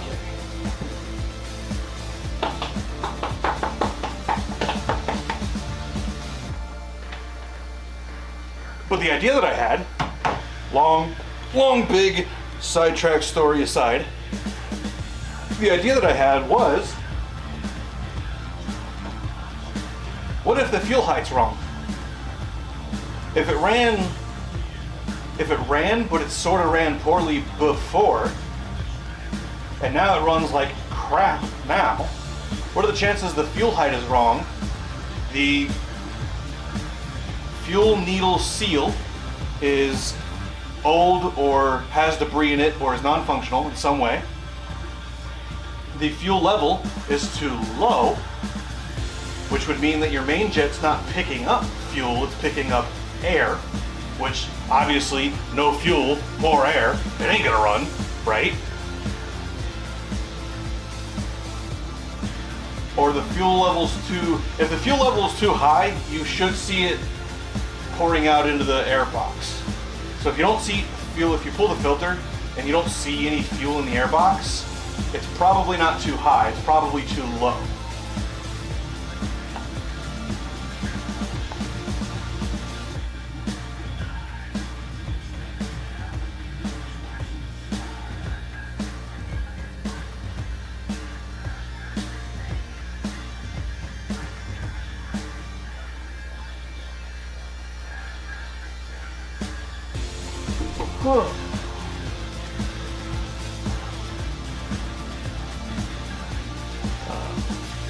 So, do you have a picture of the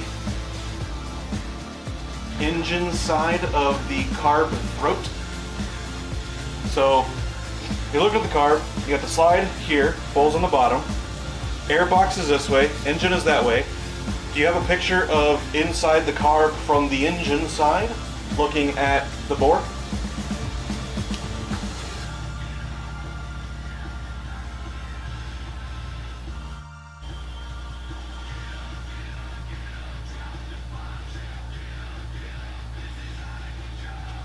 Yeah, so the guy with the big, like the big knob on the left side, right?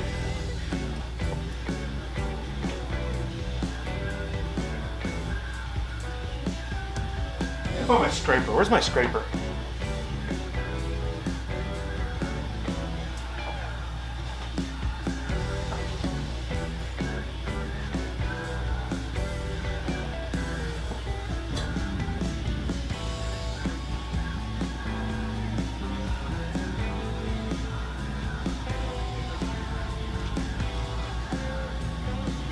So, the insulation experiment under the seat has been successful, I believe.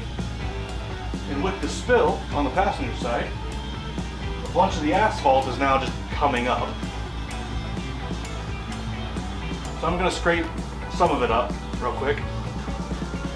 And we can, I don't know if I'll do it today, but we can insulate this side and I can stream it. I can take you guys along for a ride.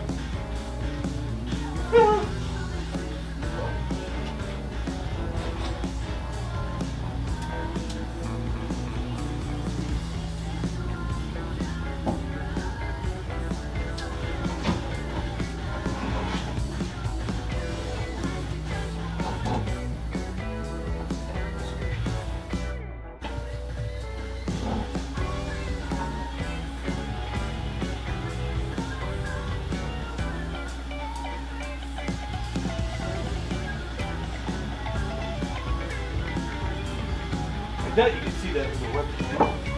Let's see if we can give you a better view. This stuff is just coming up for like no reason. So little effort. Which is good. I was dreading pulling this asphalt because the driver's side was a pain. Like a pain. I need a new blade. I cracked my blade.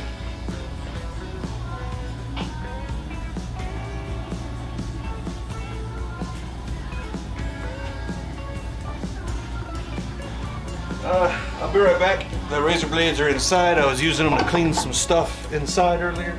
So I shall return momentarily. I'll put this thing on. Boop. Be back in a bit.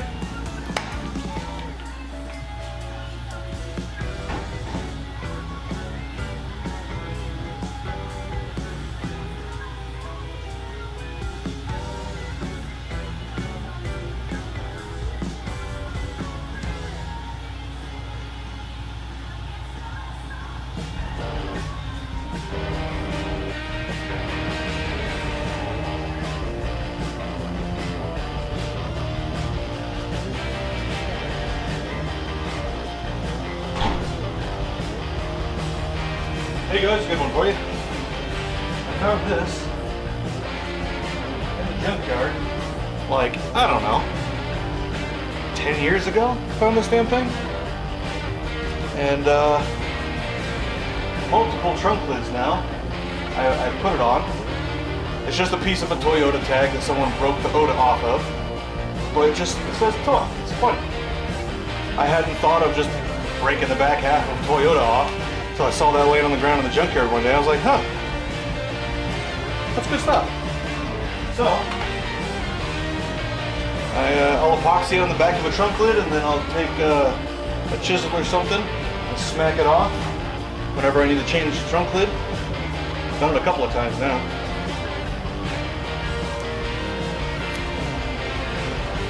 One trunk lid I had a not factory, but I think dealer installed spoiler on the trunk lid, and it broke, so I took it off, but I had holes. So I went and I found another trunk lid, and then that one, I think that was the one I got rear-ended, so it squished the trunk lid just a little bit. I was like, I'm not going to try to fix this. So I went and grabbed, pretty sure this trunk lid, and I've had it on there ever since.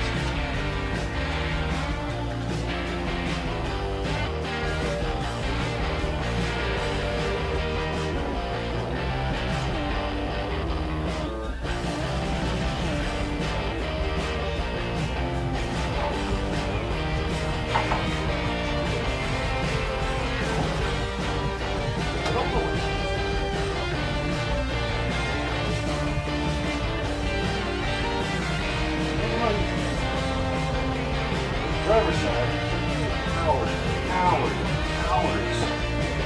Probably took me a good 3 days to get all the factory asphalt up off the floor. Maybe next time I just spill some stuff on it and let it sit for a couple of days in the sun. Yeah, it's like nothing. It comes up with nothing. Or with nothing.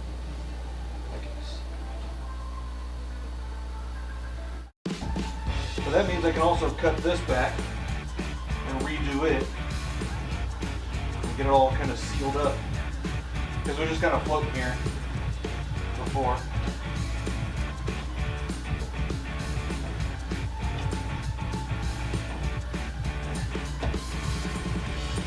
Also, tell your, oh, I gotta turn that off, don't I? Boop. I always forget that. Also, tell your friends, come join us.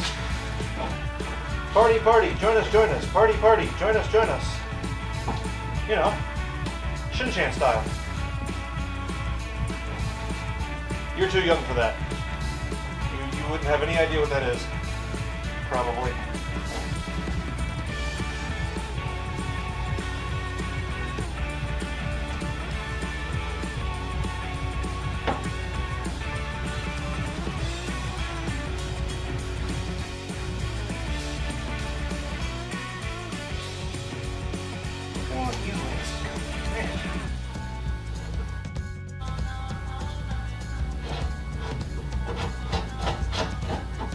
Yeah, this. There's body film.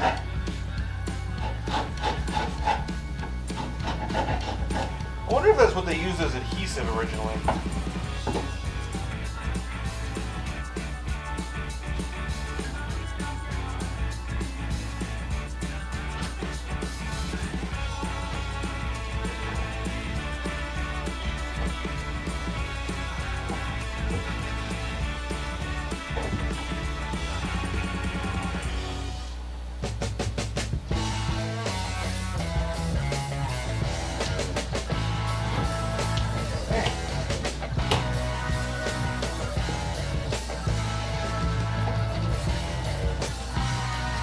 Great.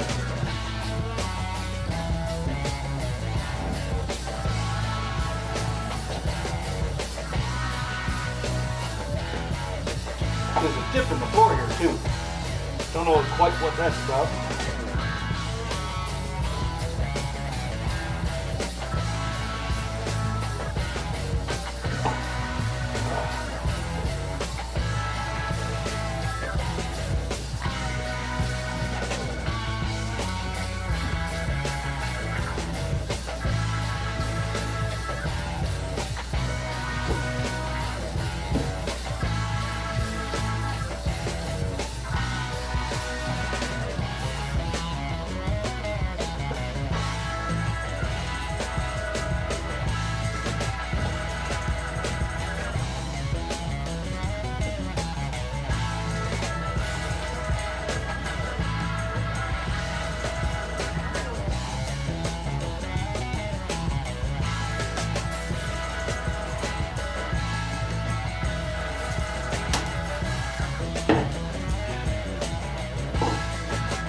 Razor blade.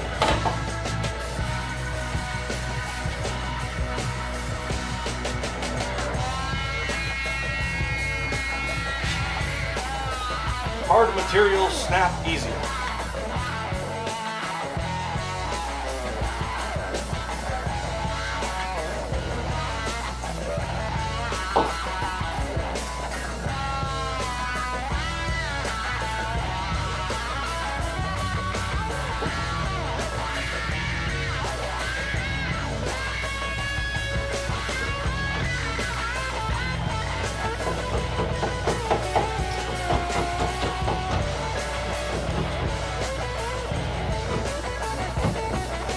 It's gotta be the adhesive they used. Put the asphalt on originally.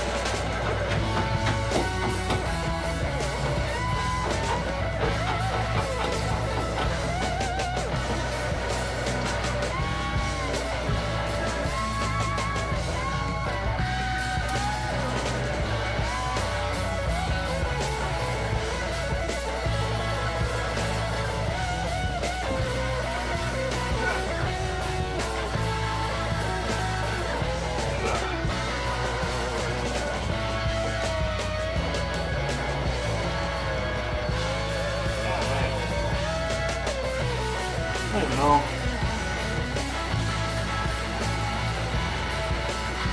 You're probably listening to the freaking music, aren't you?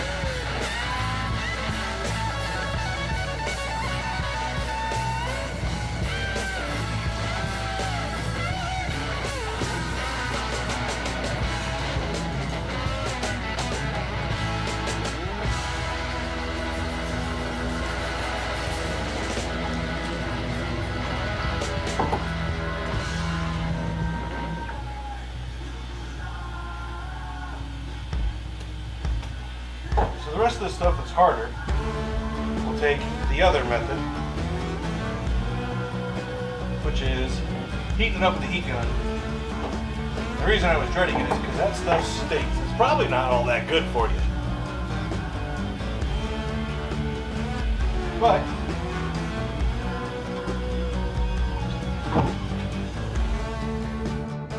what I might could do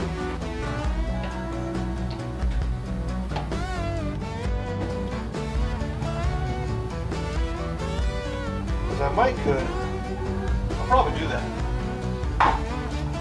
Come in here and I'll spray a little bit of oil down on this thing and just kind of let it sit. We'll pull it out in the sun later.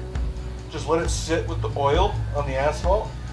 Come in here, pull the asphalt up easy peasy, and then just clean the oil up with the salt. It's probably the easy way to go about it. It's probably the faster way to go about it. And then I can insulate the floor completely. Because I've still got, see, I put Dynamat down for the sound damping on the panels. And then tape some foam down for some more NVH. But the foam does a pretty good job of thermal insulation also. And then for the bits that you step on the floor, that's sufficient. The transmission tunnel, I wanted more. I wanted the refractory simply because it's designed to, as much as possible, reject heat from conducting. So, do that.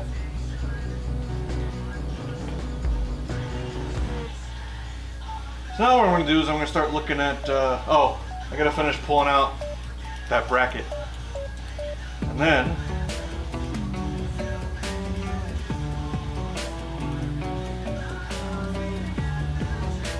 we're going to have to take the truck to storage unit. It's fine. Oh, and then start kind of loosely measuring things for the bracket.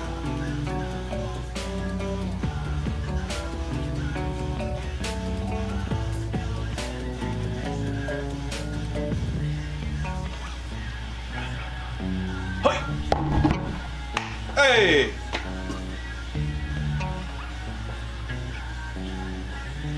Contraia! You don't know nothing about that.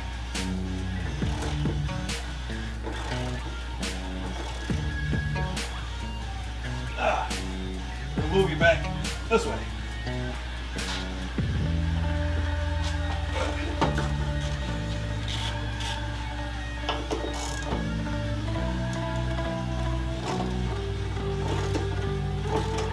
Hey buddy, look at my butt.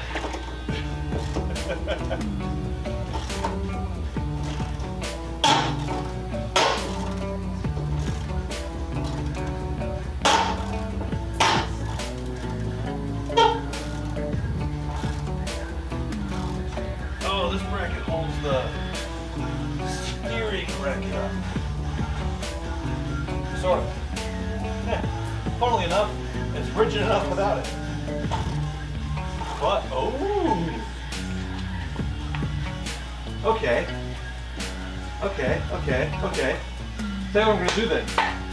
Since that holds, I'm gonna pull this bracket up because I want to clean the floor right there.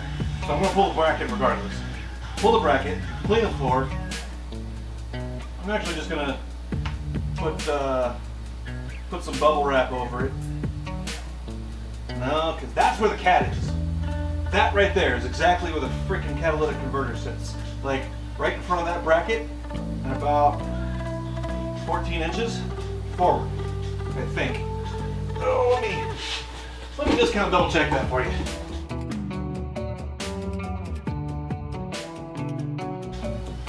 Oh, no, it doesn't either. That's right. I changed that. The old cat sat right there. The new cat, which is actually only about yay long, sits right where the firewall starts to go up. That's the back pipe section of the cat. So it goes down pipe, flange, flex pipe, cat, and then back. And it's always good to have a flex pipe because stuff moves. You don't want a hard mount exhaust if you can avoid it. You always want to have a flex pipe. Otherwise, you just end up dealing with rattling, noise, stress on components that really you can avoid having stress on. Yeah, flex pipes, as they age, they tend to start leaking, which is why people get rid of them sometimes. But your engine moves, you want a flex pipe in your exhaust. You want something else. And you got those guys, American engineers, Chevy guys, Ford guys, those guys, they think a spherical exhaust flange and seal is good. It's not. It really isn't. You want your flanges to be solid because you don't want gaskets having moving wear on them. That's just dumb. So you want fixed flanges and a flex pipe. Say that 5 times fast. That. Wasn't that hard?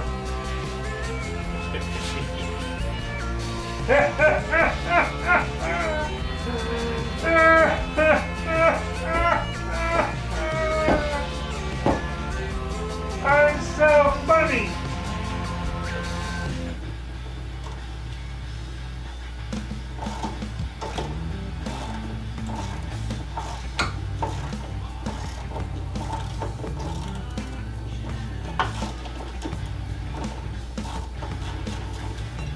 Hey!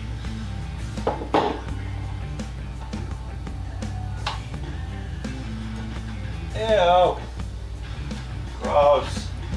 And all that nastiness. Well, you can't look at all that nastiness. But I can look at all that nastiness. That is nastiness. I also think I want to scrub that and paint it. Not that it's a big deal. You don't get that much moisture on the inside of a car. Not a huge deal. But since it's going to be exposed, might as well. Right? Right. Actually, I mean, this video is probably already going to get copyright dinged. But we'll stick the mic in there. That's not bad.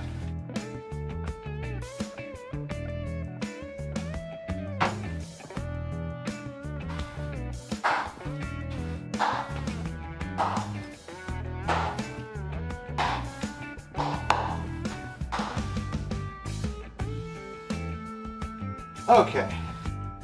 How do I want to do this?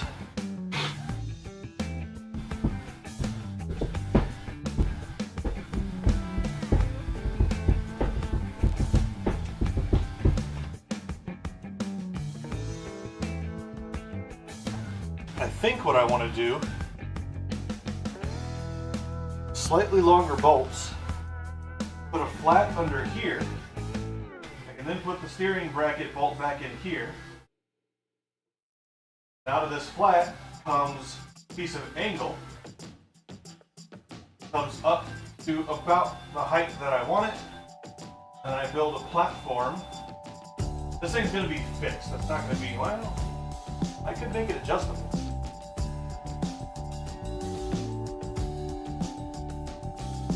Adjustability is going to be a bit more of a chore.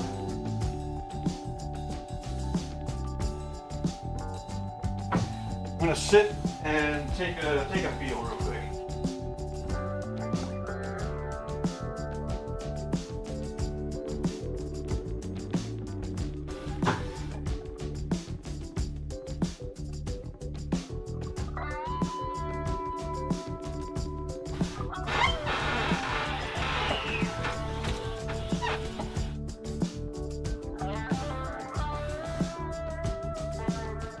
Okay.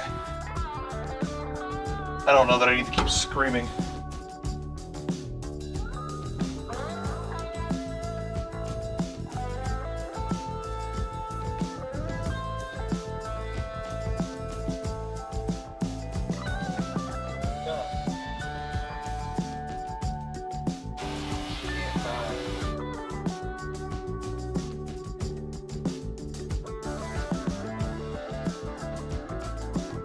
What the?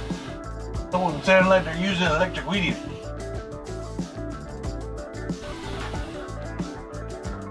I'd be my neighbor. Mr. Neighbor Man, using an electric weed eater. Okay, we gotta pull this off.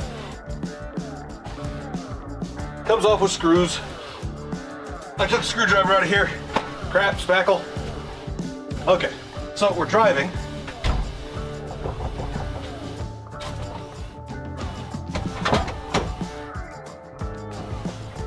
Now,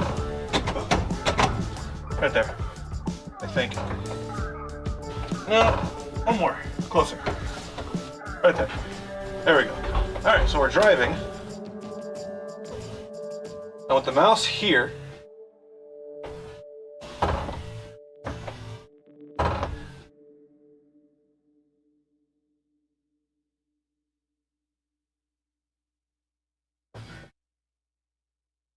so it needs to be flat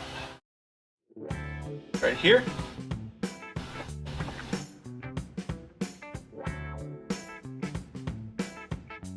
Maybe more comfortable right here. So I probably need to build two little platforms then, one for the laptop and one for the mouse. And then screen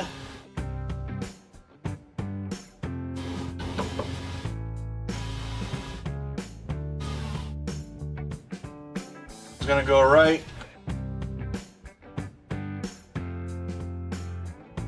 here. And I want the platform to be like that. So I need to grab the laptop real quick. Oh.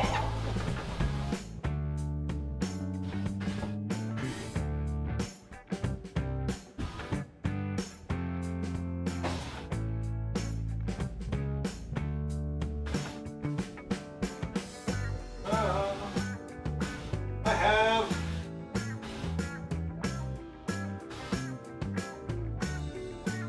tapity measure somewhere.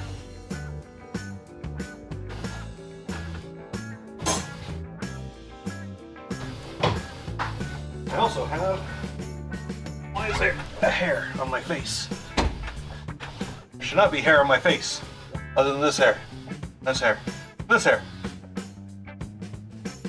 Okay, so laptop. What the? Okay.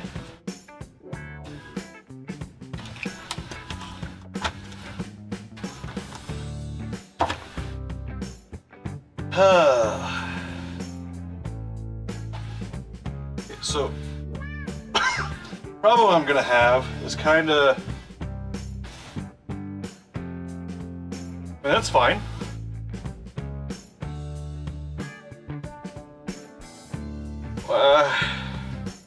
So a problem I have with this is directly in the sun. And that is verily not good. So do I want it here instead?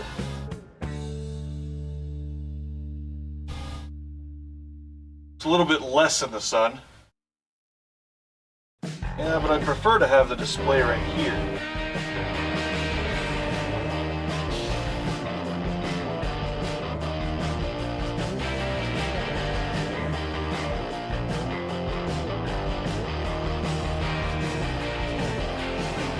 Now the question is, it sits right there. I need to be able to reach the keys without a whole lot of trouble.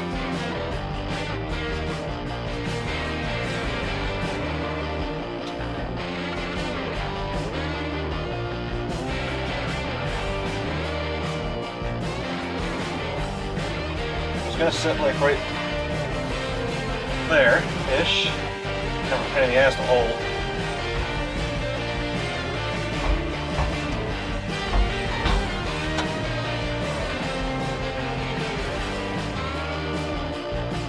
I actually think right here would be better.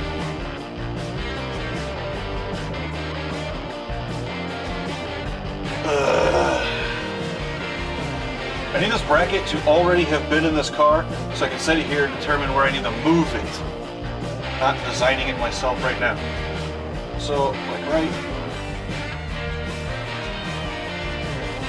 I need my right arm, but I can't... Ah! So I want it right here.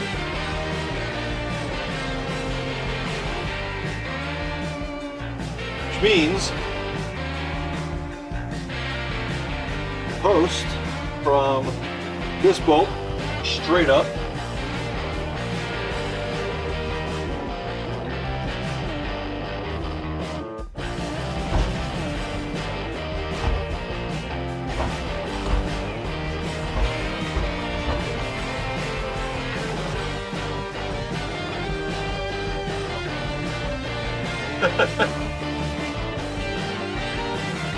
That completely blocks that mirror though.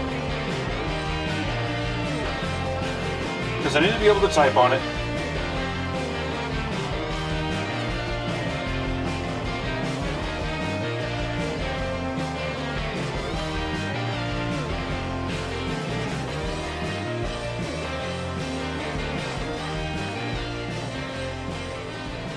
If I can get one of my roommates out here to give me a hand holding this damn thing. So I'm thinking right there. The problem is right now, down here, while you're driving, you can't be looking down and trying to focus on that. I can tell you right now, it's dangerous. What I end up doing is, if I want to make changes, I gotta pull off side of the road and make changes. And that's less than ideal, because you have to go like, mark where you're at, note the change you want to make, stop, make the change, start going again and check it. And that is time consuming at best. So, I want it closer to me, at a bit of an angle.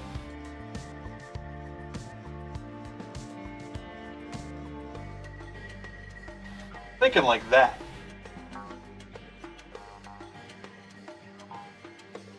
So I can see it, but I can still operate things.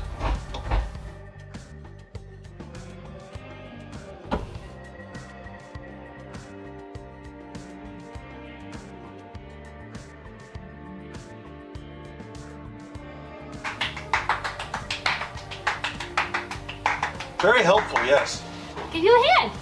I don't know where it went. Back. Sit, please. Oh my goodness. Yeah, don't sit on that side, it's gross. Or you can Slav squat it there. That's fine. So I wouldn't be such a big deal, but Nico gave me these pajama pants. I just need this to go like where I move it, and then like keep it steady where it's there, because I need to like test and see where it's gonna sit if I can still control things. Okay. So, that's why I suggested sit. I might have This rag dirty. ish, like lightly. But I have here. This is not dirty. Okay. Plastic bag. Oh, I'll take that. Rag, a little bit of cushion, plastic bag, save my pajamas. Alright, so what I'm thinking is right there. So, driving, and I normally lean a bit to the right. So, You're gonna knock into it. handbrake. If you don't put it like here, you'll probably hit it somehow. And that's the compromise I have to make, is I have to be able to read the thing, and that's as big as it goes. Oh, yeah, you are gonna have to deal Right. with it like right So here. it's because I was thinking initially putting it like right where your head is, putting it like there, so that it's behind the key, it's behind the stock. The problem is sticking it in the Oh, windshield. Mika, what are you doing in here? It's clean. There's no metal shavings or anything. Oh, It should be okay. fine. Oh, there's no other puppy Oh. combs. It The should- garage is wide open. She can get out. Mika, stay in here. Oh, she's just interested in being where you are. So it's I gotta Noises. come up with a solution that's me not over here looking at it, right? So it's got to be like that way-ish, but it needs to be close enough that I can see it, but it needs to be far enough away that I don't, like you said, I don't interfere with it. So it's like I gotta figure out where the hell that is. That'd be about right here. Then About here. You need to have it pulled forward more. Hold on, I can't get this here. Mika, come here. Come on, let's go inside. Come on, inside. silly puppers. Her being a pit bull is too dangerous. Someone's gonna. And the dog. So I'm kind of Not thinking doing like it. I'm probably gonna have to make some compromise, right? So I want it about at the same eye level as my control systems. So it needs to be down just a bit, like right there. And then I'm gonna have to make some, like, that should be fine. It's fifth, I just do that way Just instead turn of it up top. here. Ever so slightly. So maybe like, Because that's what you That. pretty much need. Now put your arm down, because I'm looking from here. Yeah, there you have Yeah. it. But okay, so now I need to you figure can out, come back a little bit and have like an inch more. so first I need to measure that. So it's gonna be from, we're just gonna measure from the floor, 17 inches to the lowest spot. And then I'm gonna get Just so that way it's about the angle. right there is the level of your steering wheel. So this, yeah, it's 0. Okay, so it's gonna need to sit that way. I kind of want it up like that. I'm gonna measure. That angle is 35 degrees. That'll work. And then what did I say? 17, right? Yes. 17, and then It was pretty much from like my knee. Because we were about like this. yeah. So this corner I can line up with this edge, and then just turn it that way. I'm just gonna measure like from that edge roughly about 10 inches. Okay. Okay. I think that should. Okay. Yeah, my butt hurts. Already. Yeah, and I spilled some stuff. I don't know what it is. You can see the asphalt on that side's coming up real easy. Like, that was like 5 minutes worth. This side took me days. So I was like, you need to find out whatever that is. It's asphalt. Oh. No, I meant whatever you Oh, poured the- on it. Yeah. To get rid of it. Yeah, I think what I'm gonna do is I'm just gonna get, because it's just oil will do it. So I got my bottle of rust breaker over there, which is just ATF and acetone. Mix it up real good. Spray the crap out of it. Take a razor blade and cut some like little slits in there so it can creep a little bit better. let it sit for a few days, and then I should be able just to come in here and just like pull it all up. Yeah. So, all right, thank you. You're welcome. All right, so we got some measurements.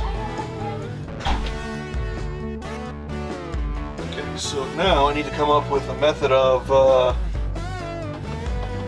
supporting the laptop, right? So once I support the laptop, once I make a platform for it, I can work on the framework.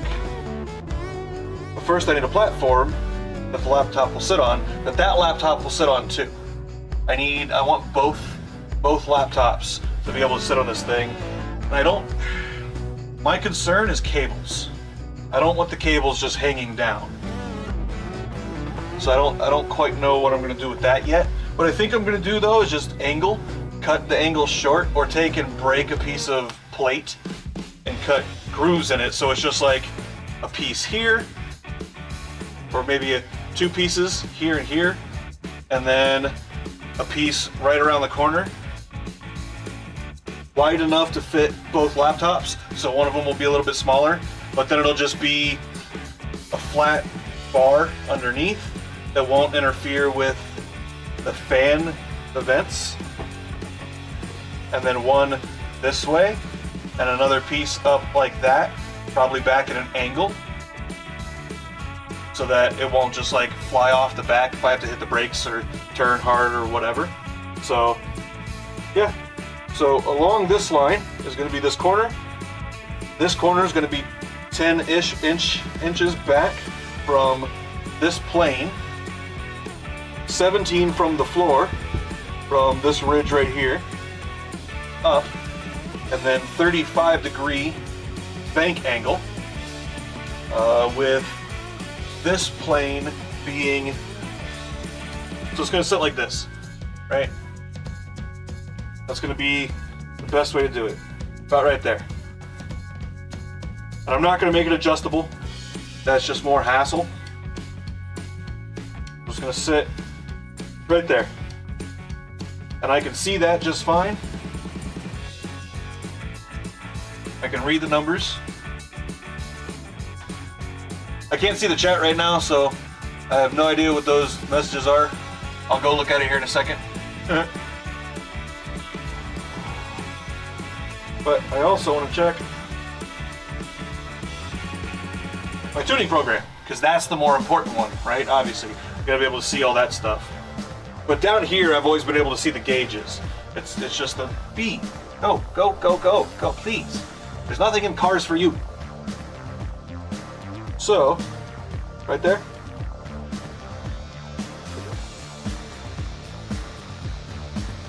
I need to open a map.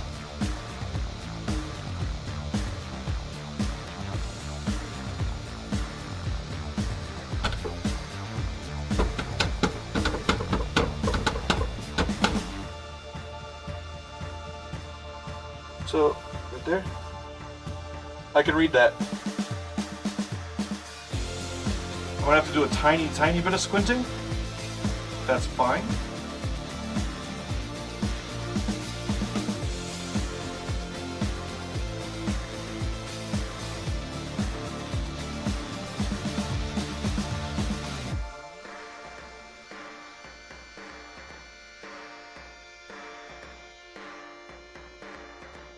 And if I put it a little bit higher up, I can bring it closer to me. Then I'm like hanging out over here.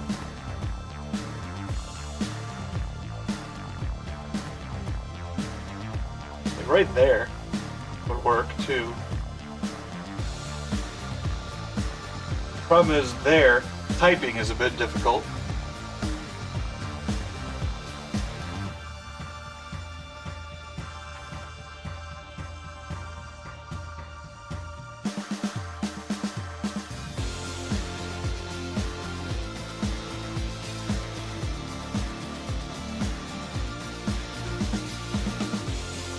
That'd be a pain in the butt. A little bit further out makes it easier that I can just reach over and type, put in a number.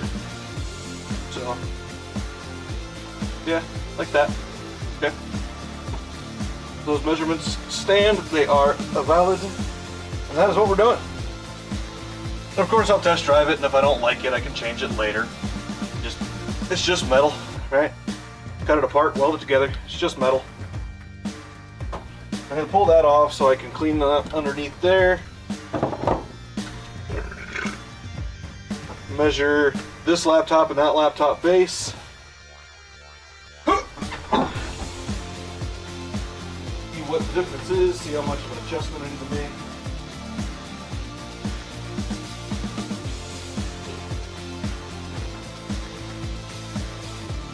Oh yeah, I walked the wrong way. Cable's cord, cable's cord.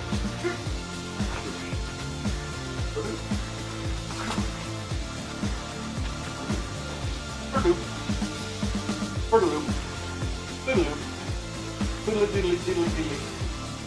Pickles the drummer, doodly doo. Doodly doodly, doodly doo. Okay, so that's about 14 and a half. About 11. This guy. Oh, so that was my roommate's girlfriend. He is typically fairly helpful, just give you a hand holding the thing real quick. And their pupperdoos. That's 17. We'll make it 15. We'll make it 5.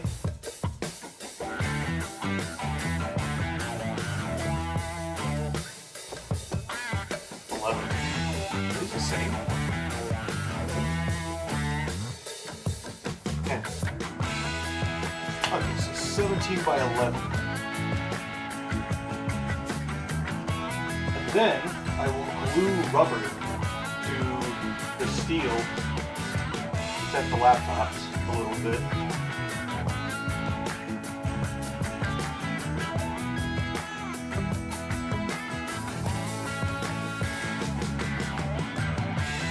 Okay, so we're going, just gotta double check, just gotta double check, double check. 11 and a half. 11 and a half.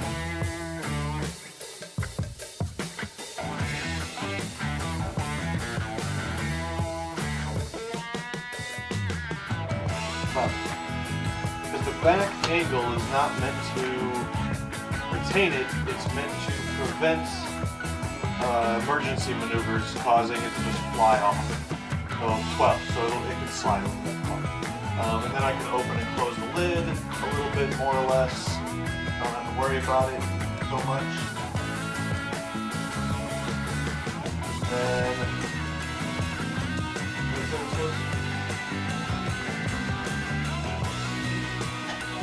so 12 by 16, that's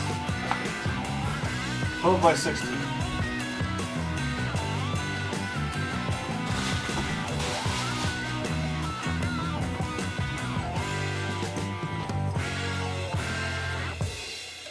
By 16. Okay. Then I gotta make a little thing for the mouse. I don't know what the heck I'm gonna have.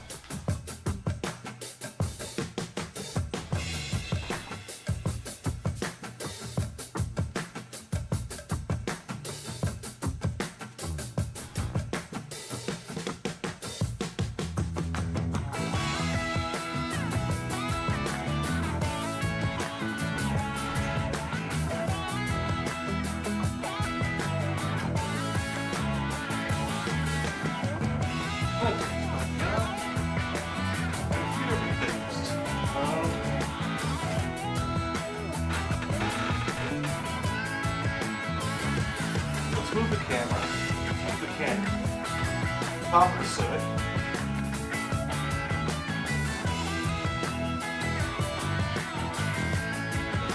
You over to the bench there. Make this short.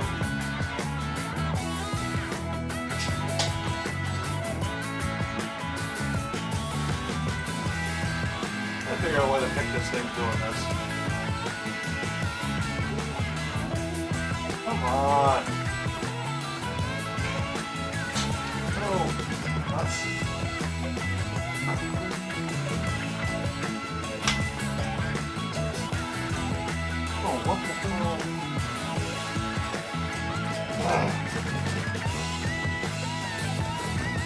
Perhaps spackle on a cracker.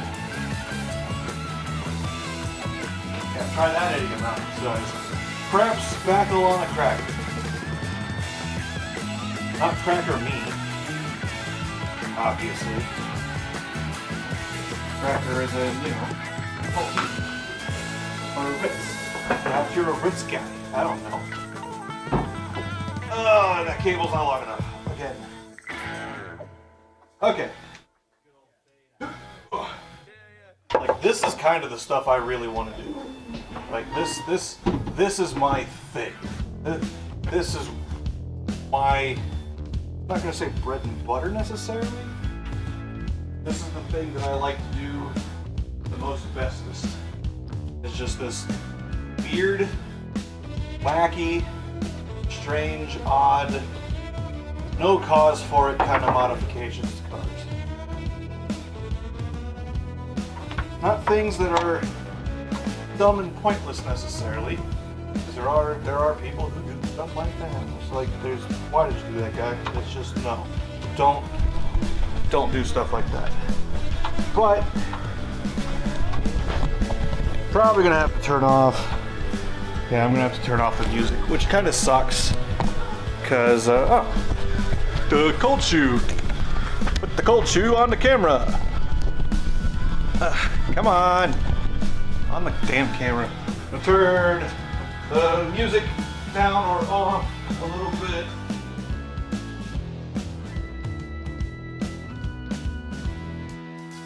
Try to avoid getting copyright dinged so I can continue doing stuff like this. Exactly like this. Sort of exactly like this. So, there's my poorly lit corner of existence. What I need to do, bring this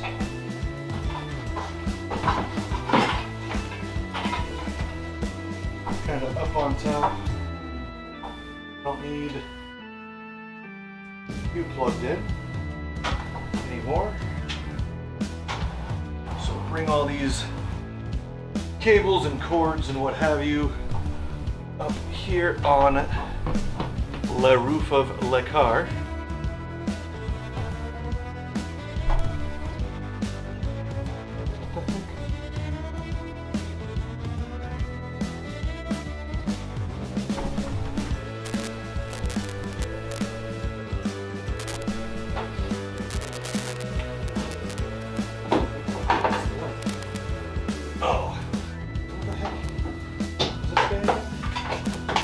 Okay, that's fine.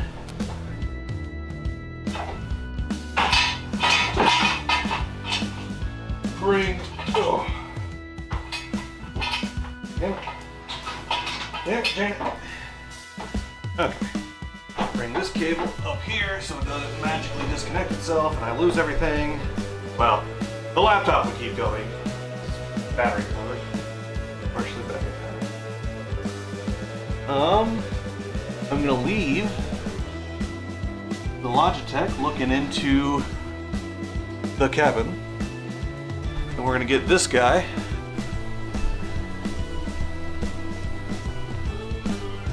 gonna zoom down to the bench there,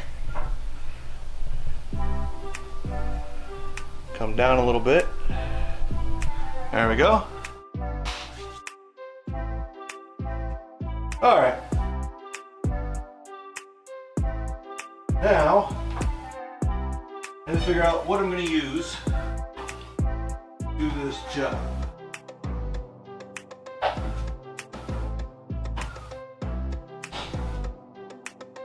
While I move stuff out of the way.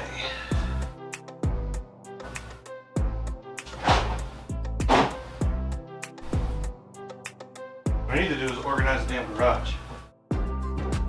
I do it from time to time. Have not done it in quite some time.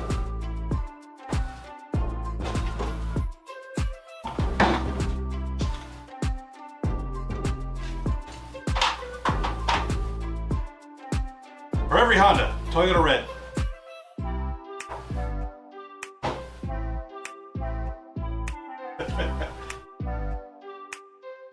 Rust breaker.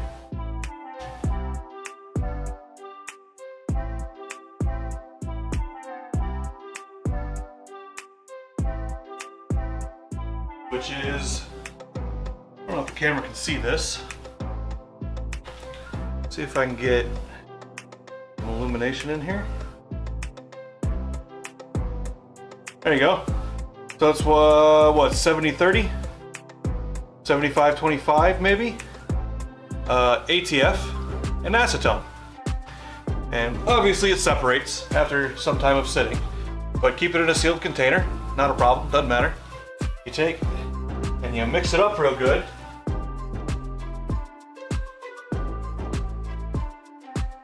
No need to buy PB Blast, no need to buy JB Weld's Rust Breaker, no need to buy WD-40's Rust Breaker, whatever the hell makes WD-40.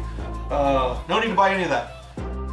Do not buy any of that stuff. It pales in comparison to ATF and acetone. It's not in an aerosol bottle, so you have to find a way to apply it. I use just a Lowe's sprayer, no issue, easy peasy.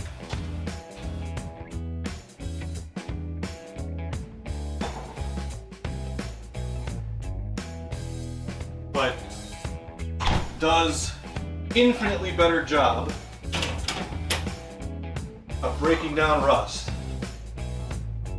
I use that, so I had a 89 Ninja 250 years and years ago. When I first got the thing, it sat for 10 years.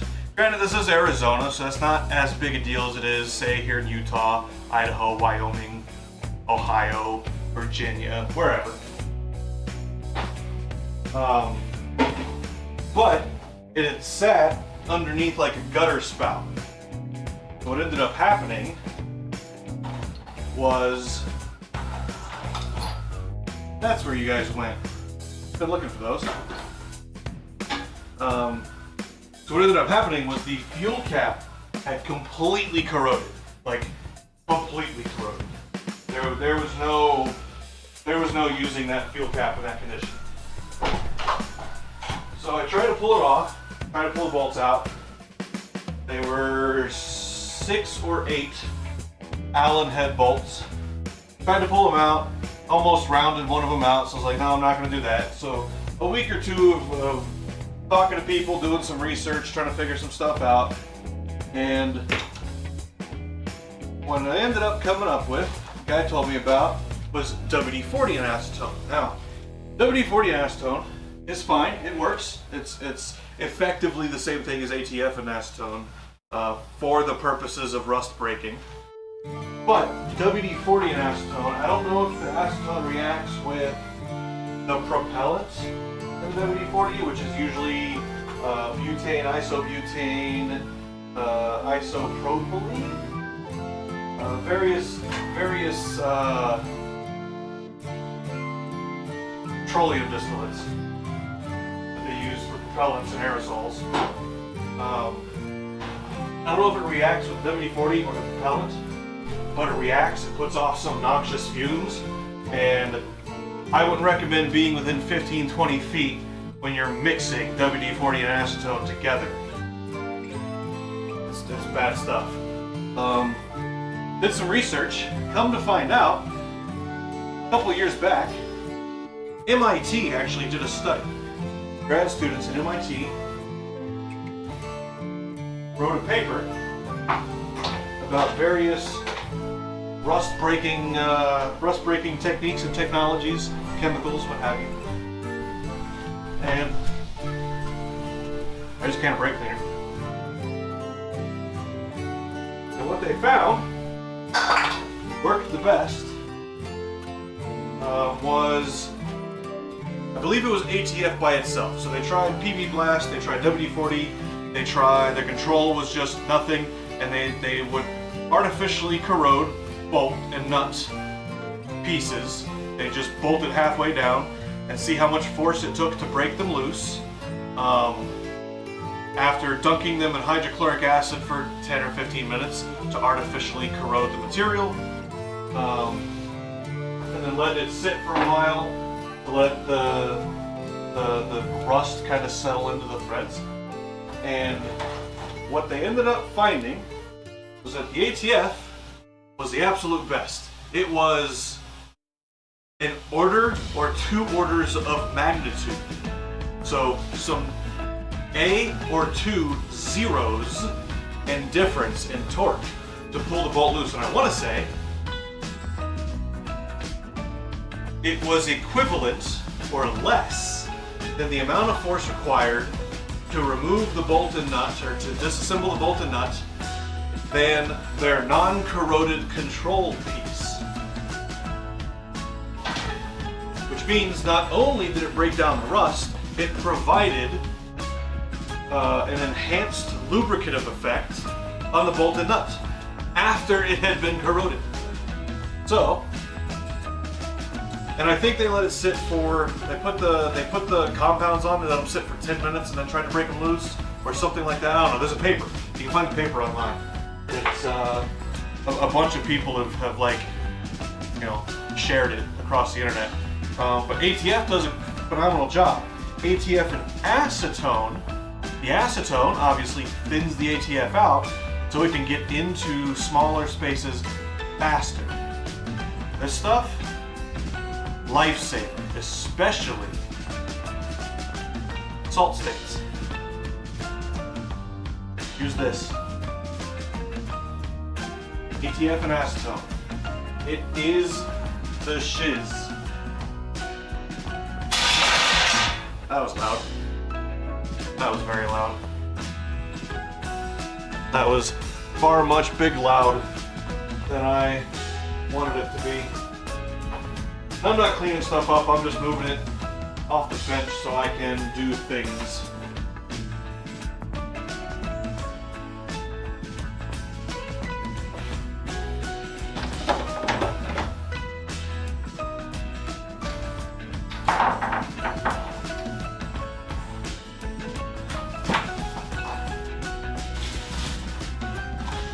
Hey, there's a tab from the Toro. Steering tab. On the bed now.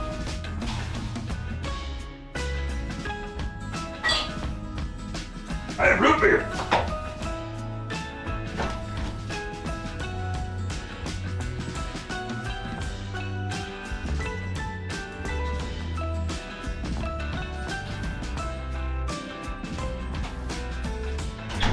Also, have you told your friends don't watch the channel? Come check out the streams of me being a knob. Tell your friends. Tell your friends' friends.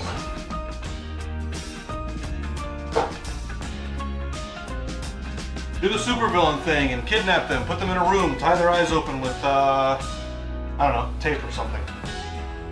Whatever. You know, supervillain style. Do it.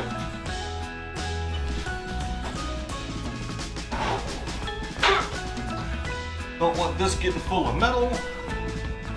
Just stick it over here somewhere.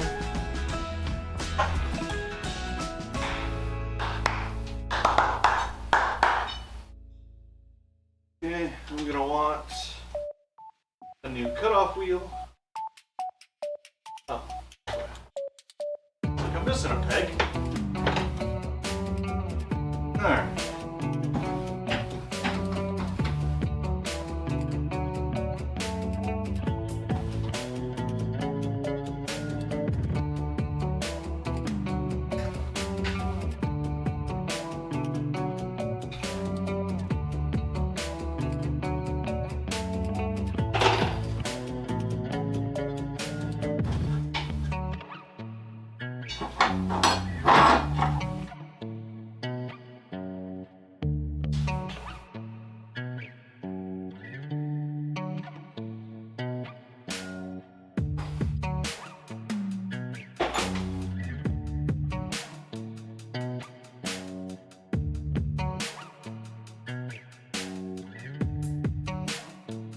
Henry Weinhardt, second best root beer I've ever had.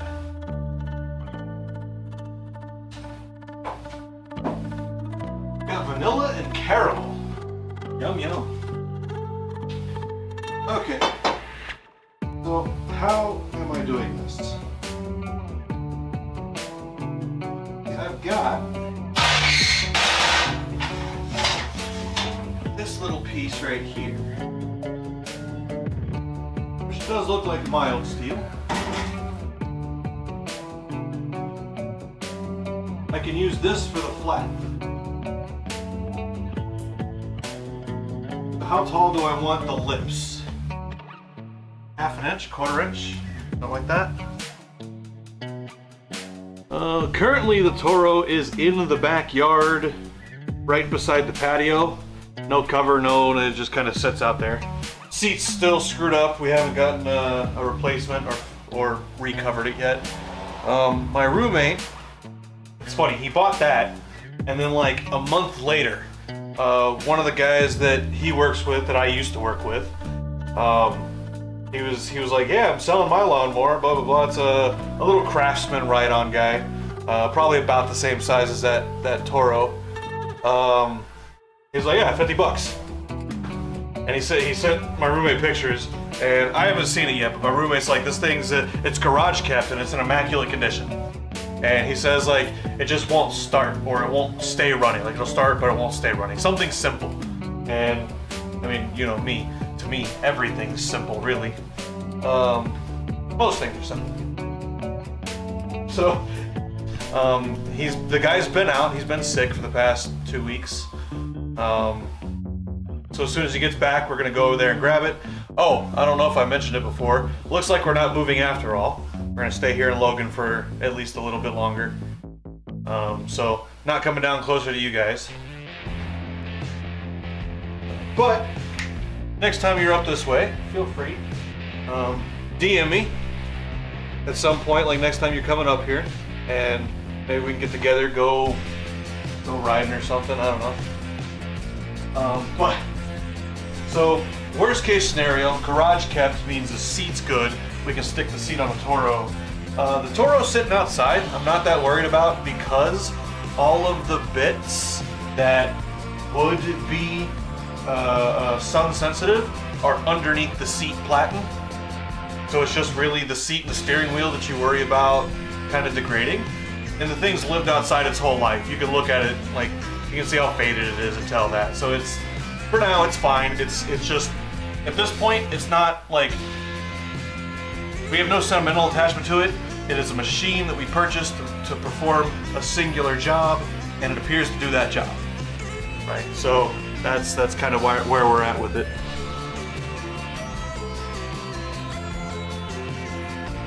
It might. Depends on, it really depends on the condition and repairability of the Craftsman when we get it over here. If the Craftsman's simpler and he likes it better, then yeah, probably sell it. I would apply some money to that assumption. What am I thinking with this? I'm thinking we take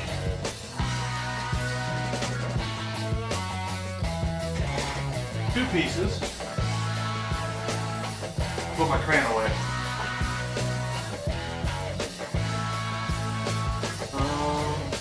Where's my little?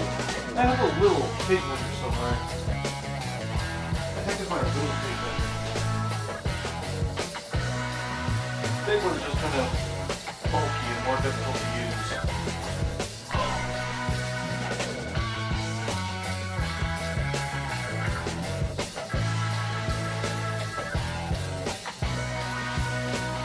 So what I'm thinking,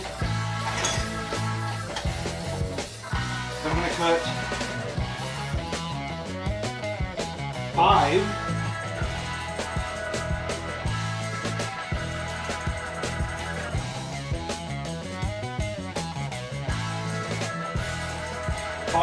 3-inch pieces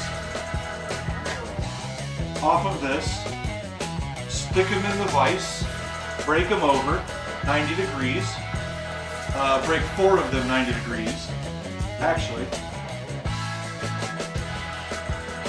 not 3 inches.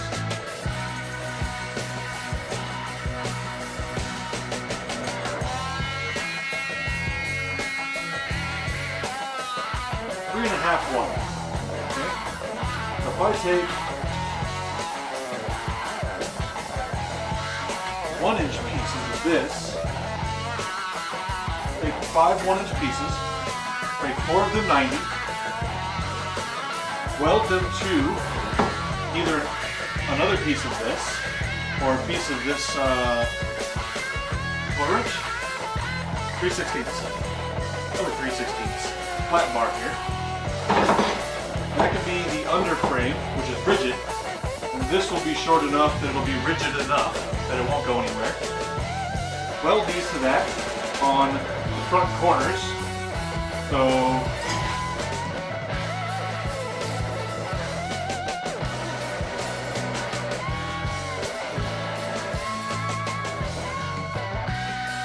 I know you can't see it, but I'm trying to draw it out for myself.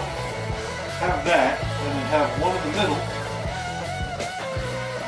that is folded like that. And so, for the screen to go back and forth a little bit, well, to go back, forth is not, and we break that a little bit less than 90.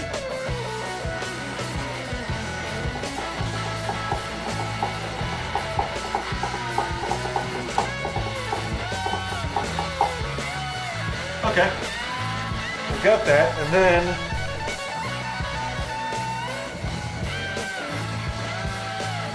that'll probably work for me. I don't want it to be able to twist though, because I'm probably just gonna weld a pipe on the bottom of it at some angle. I have no idea. The Craftsman, I think it's newer than the Toro, I can tell you that. But honestly, I have no clue. My roommate is not the greatest of communicators. We'll put it that way.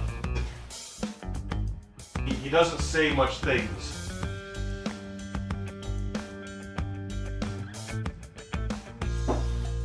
You have to kind of poke and prod him. Okay, so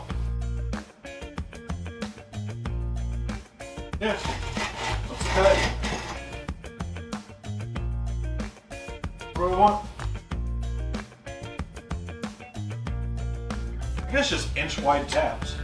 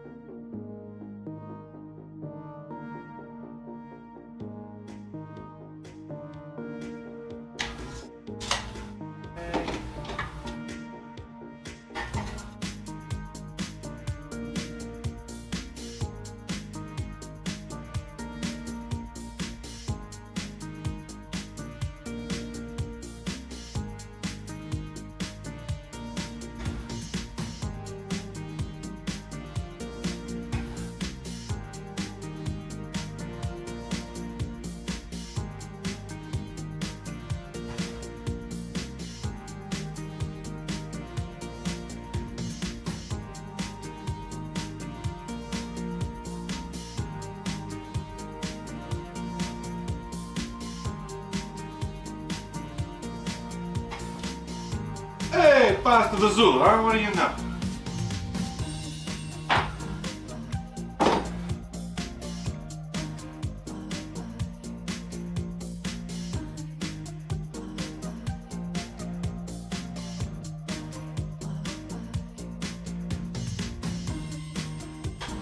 Hey!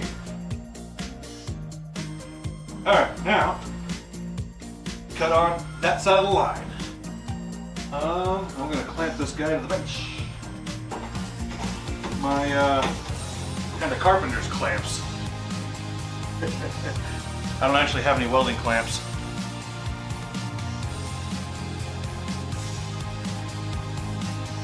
Oh, I was like, I thought I heard people. I did hear people. Hi, people.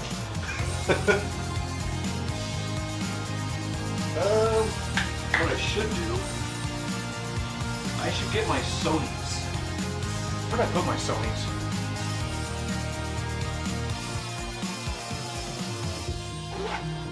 So, not for the lip of the bench, it won't. The edge of the bench,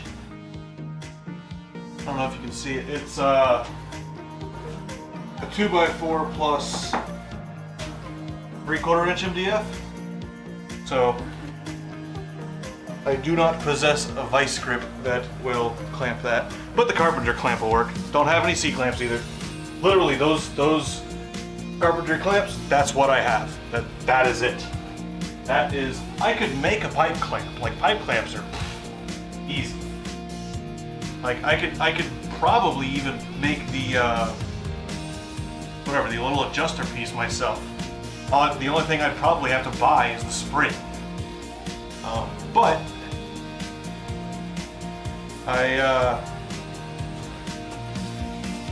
I'm broken. Don't Bluetooth connected me. I don't want you Bluetooth connected. Actually.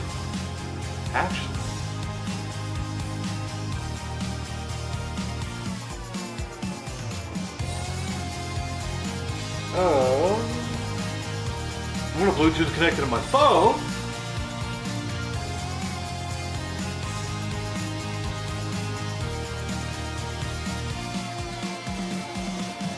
Probably have to disconnect the laptop first.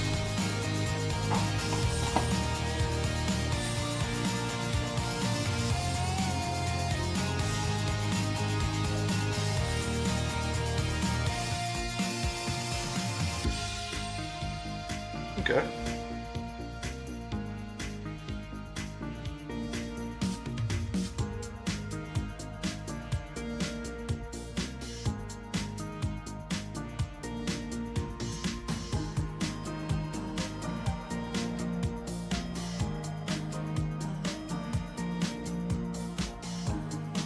All right. Now, I've got my music in here, and more importantly,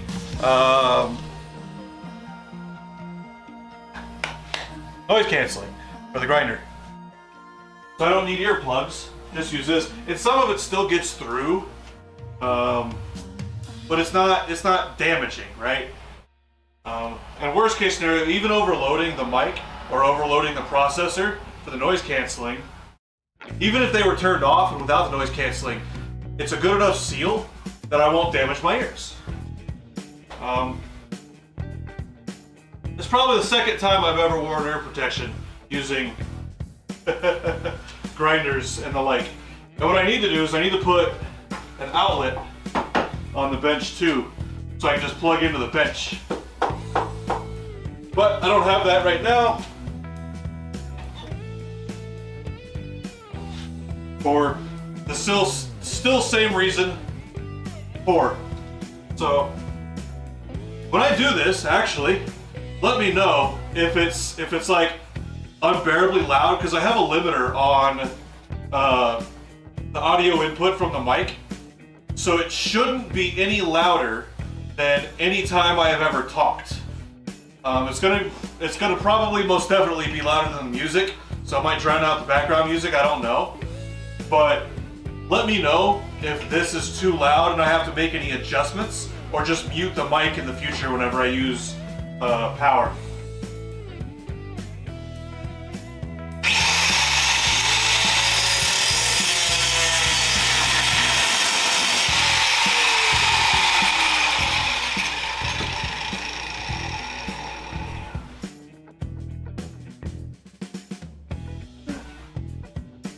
Before we get too far,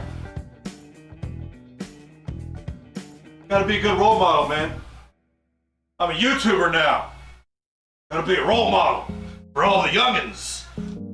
Back in my day. Actually, remind me in a little bit. I will tell you a story about back in my day. And it is hysterical. It's hysterical. I find it hysterical. Everyone finds it hysterical. It's hysterical.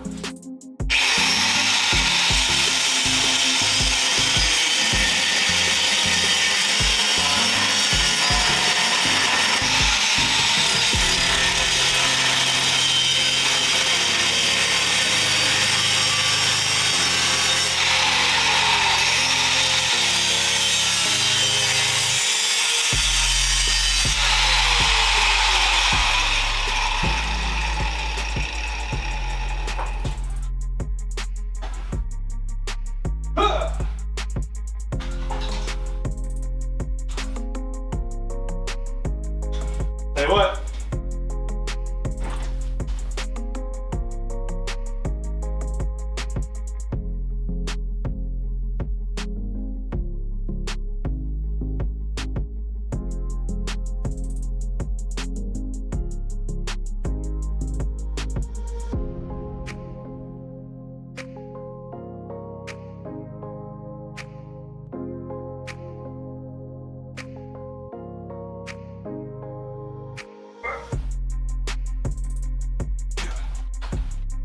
Get some thermal mass going on here.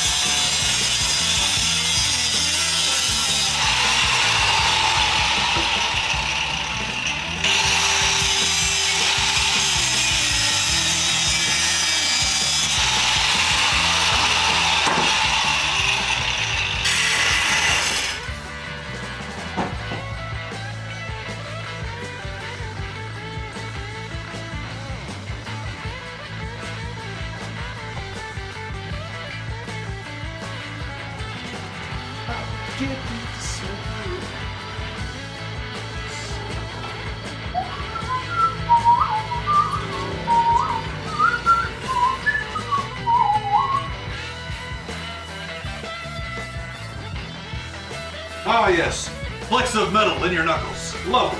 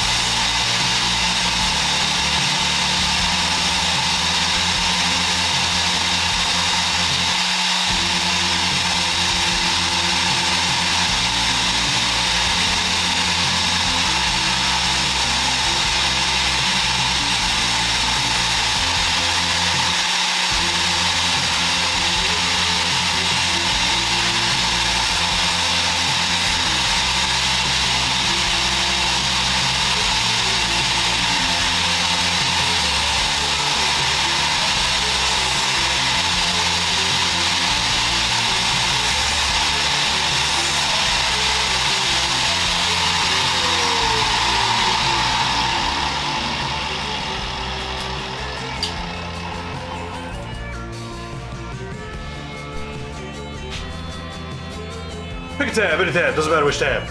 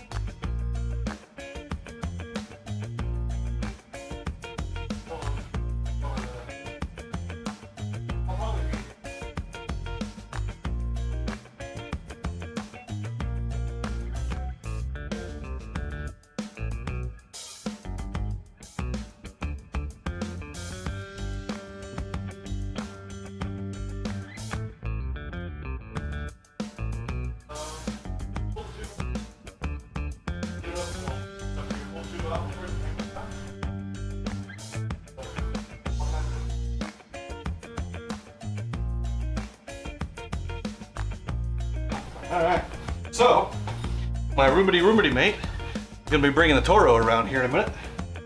We're going to pull the bag chute off, see if we can't figure out why it's not feeding, why it keeps clogging. It keeps clogging the discharge. I think it's because the tube's too long. It's not the correct tube. So, I can take these off now for a second. So, he's going to bring it around. I'll put the trunk lid down, move the cannon. The Logitech's gonna stay inside the cabin, it's fine for now. But we'll move the cannon over there, kind of face it outside, and figure out why that's going on.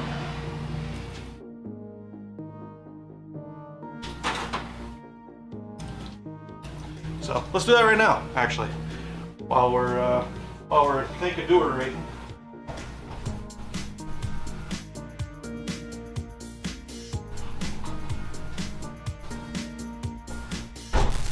Hopefully we can keep the cannon out of the sun so we don't overheat it and it shut off on us. We shall find out momentarily, I guess. These cables are a mess. I'm gonna disconnect the microphone for a minute. We'll be right back.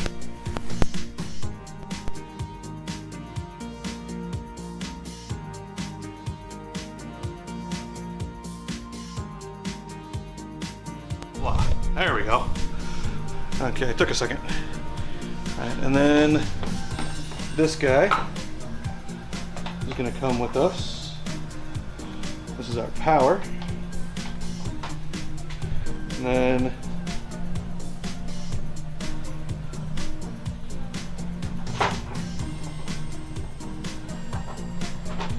all these cables are just a tangled mess right now. Let me see if I can't, just gonna jiggle it, wiggle it over here.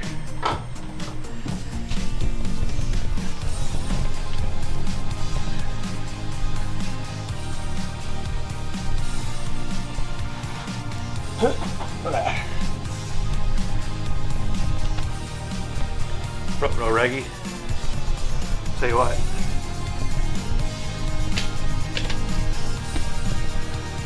There we go. Okay. Bring it kind of over here-ish. Get you set up about like that. And then while I'm doing this, the laptop's facing the other way. It's all a nightmare.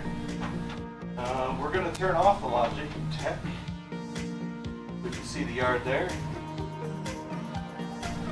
I've got to aim down just a little bit farther to the right.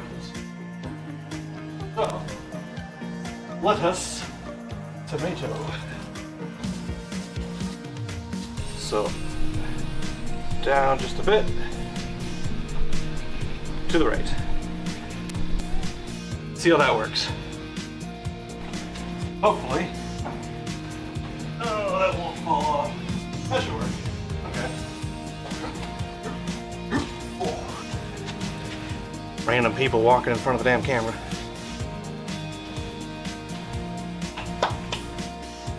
Don't need nobody, not me, in here. I don't know how all that stuff works, so just, you know. Pretty sure he's the only one that walks home. I see him a bunch.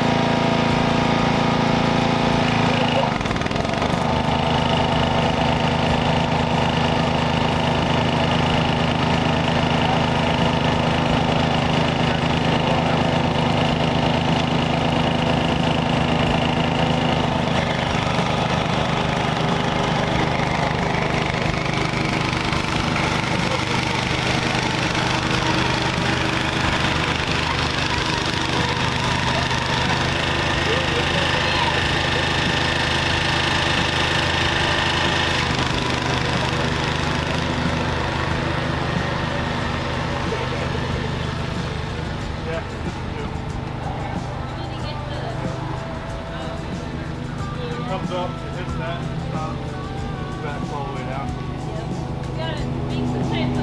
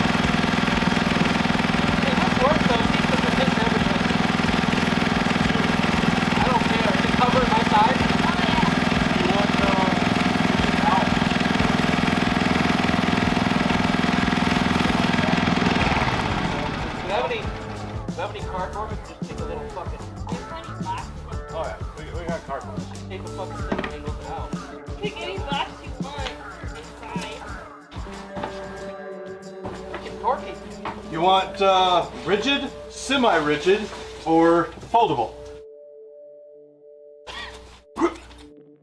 There's one. Tape. So we're gonna make a temporary side shooter. Torquey, dude. Yeah. It lifts the front end up. Yeah. You can't stop it.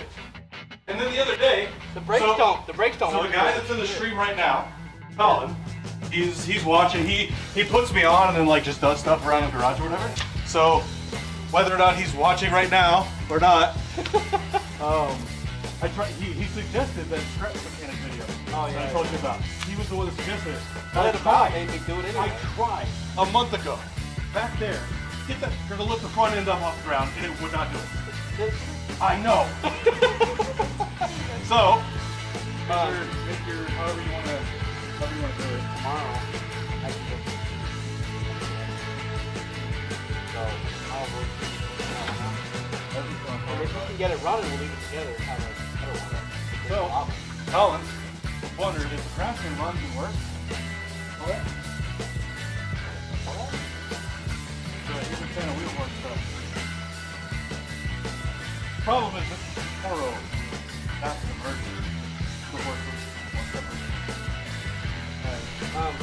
This one isn't as good as the other stuff.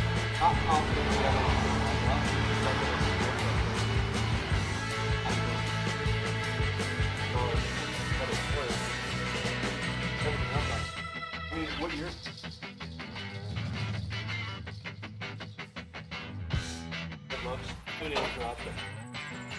Might be like, oh,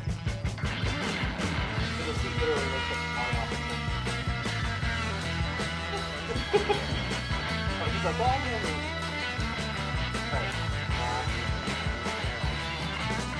I just sharpened mine.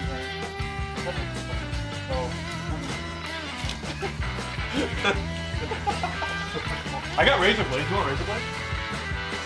Let me go over back.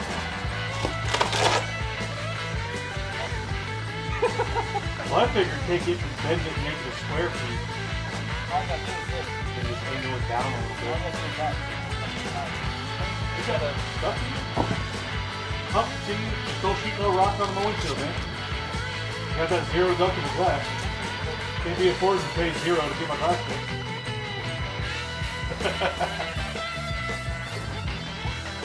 Yeah, I'd say it's down to 50. So yeah, we definitely just need a tube. Before you do that, give me a second. Say hi.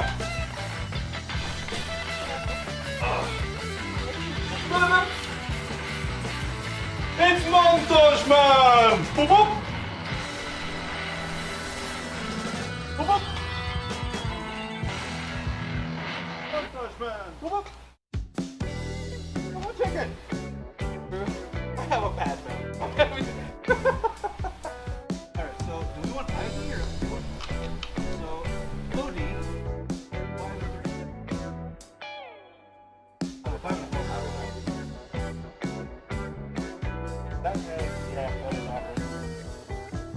Yeah, they definitely put the wrong damn tube on there. They were sticking on. That's why it's not working. That's why it's how's it supposed to go? I guess this is ID. Doesn't matter. So we need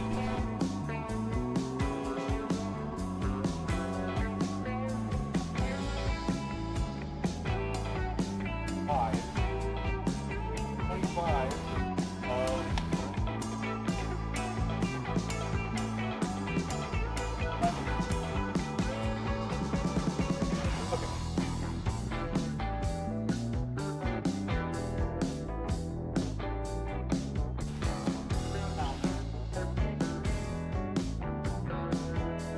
I'm gonna text that to myself. Figured out why it's not bagging correctly.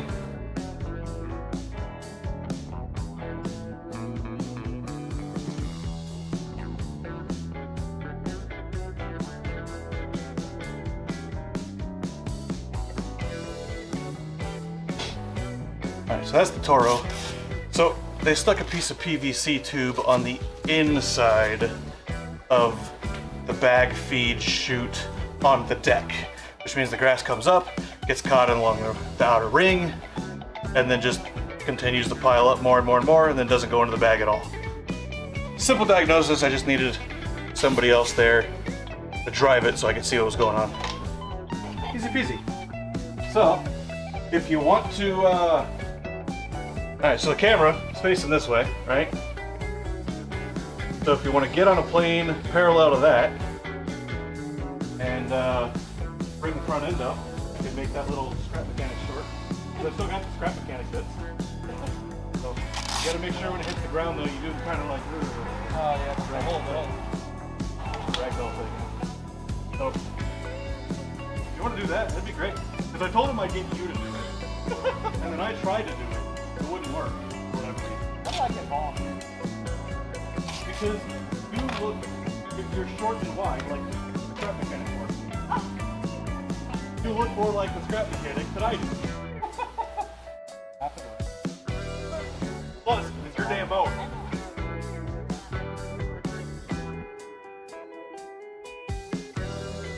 And then just wrap, bitches. I keep making references, and since Colin's the only one in there, he's like 19, 20. I don't know. So he said, doesn't get all my references. Just I make whole things.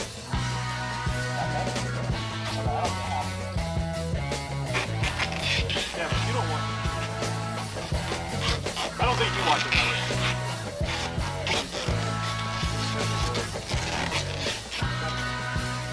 We'll talk about references. That's references. It ain't gonna come out. I love it. Nails on chalkboard. I don't care. Skunk and horse smell. Love it. Hate off of wall. Really? Hate it. Alright, let's see how this goes. So annoying. Alright, so take what you can take. Really? Yep, Do it. I mean, the sticky bit will.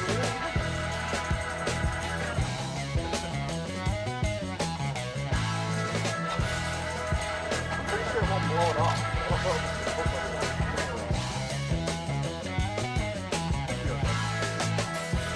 Let's at least see if it works.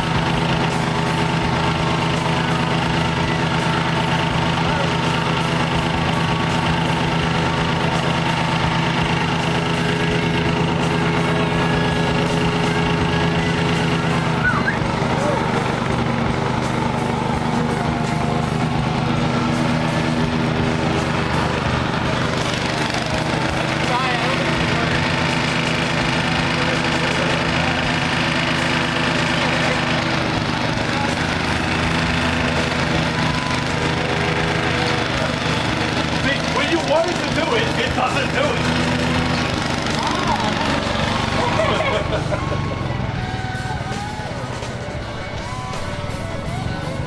Ah, yes, a straight line through the yard.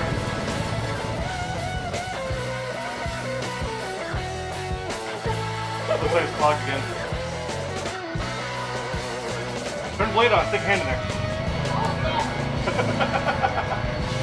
Whole idea. Oh, one hand meeting. Yeah, right there.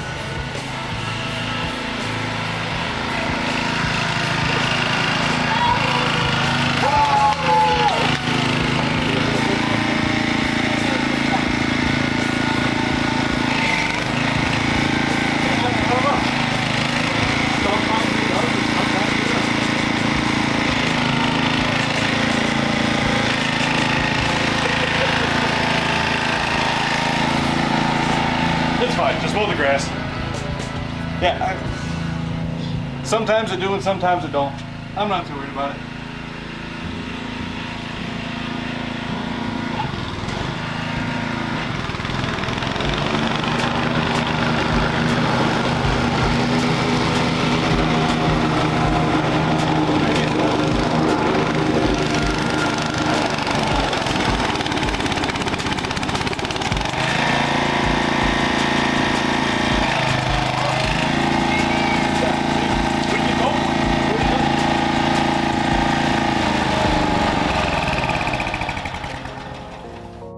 We gotta figure out when that thing's blocked.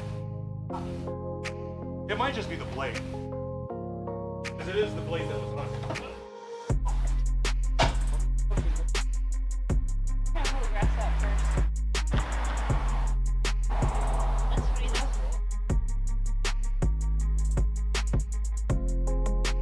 Press it, it's kind of forced.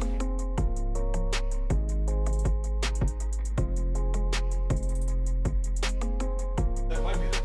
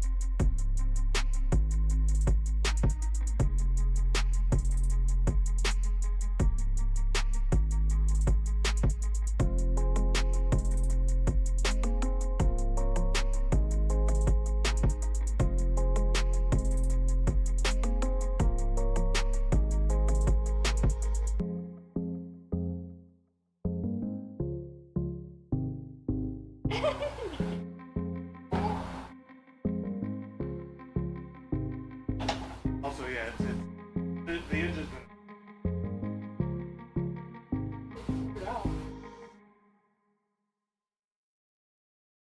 Part of it is a bunch of.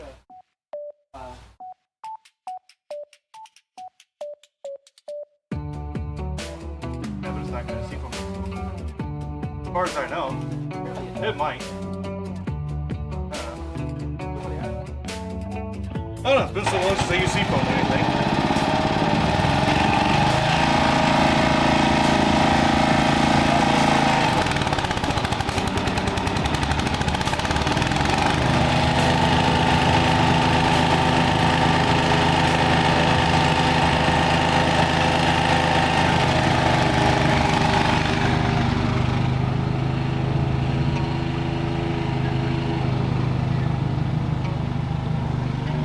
Still not spinning out. It's clogged already. Yeah. When I did this, I did it in one.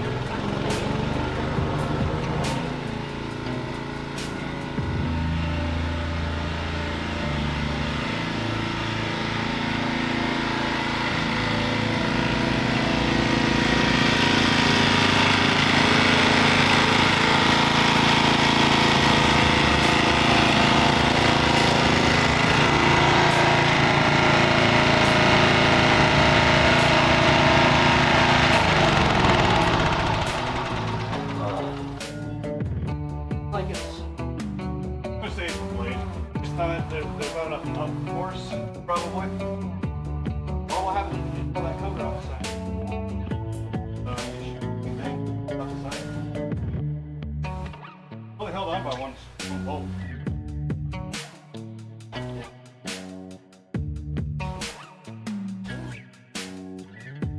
We have another blade, I think. Don't we? This one? I don't know if it's the same size. Are you sure that one's not for the Craftsman? It probably is one of. Maybe smaller. I don't know what size that is. Well, find out for me. I can buy it tomorrow. Oh. Really weird. Bolt You're really weird. is bogging down.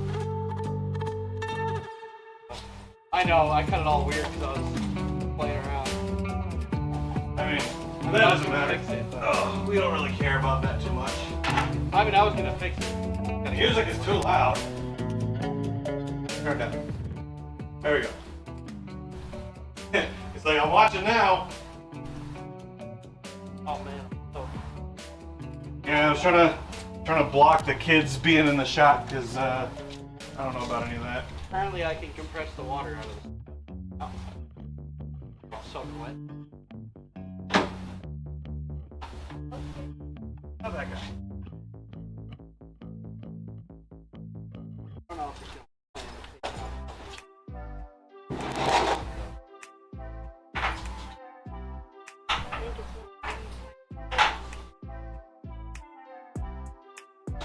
I don't know if it's 10 or 12. It's rusty. 25 side. ¿Dónde está? Oh, hey. This fell too. The thing that I just put down so I can get the damn bolt? Oh. That explains why it was down all of a sudden. I'm like, why is it down?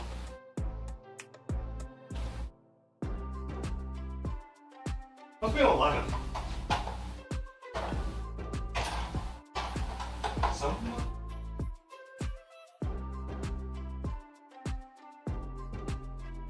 I kind of like this setup. With the webcam and the Canon both.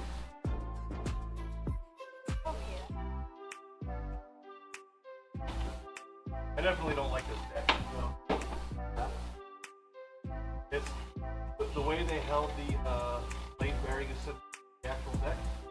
Screw bolts with the nuts on the bottom. All the, I don't know, moisture and debris is.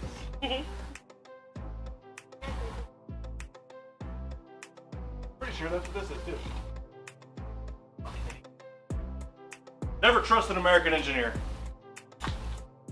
Turn this. Never trust an American engineer.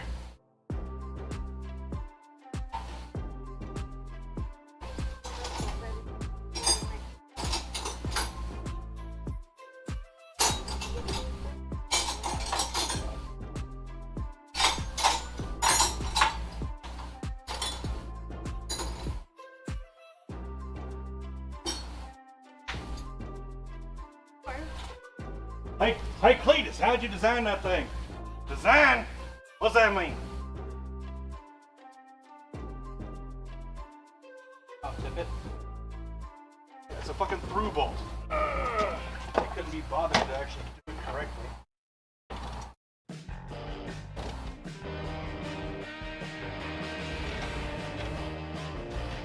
Whole thing's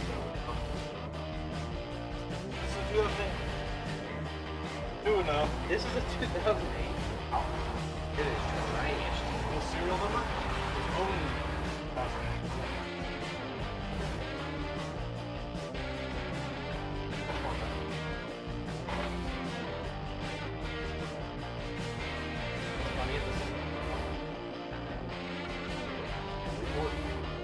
Oh yeah, the Ford.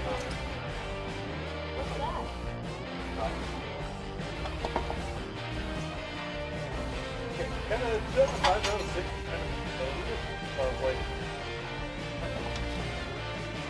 what the hell happened? Everyone started designing dark.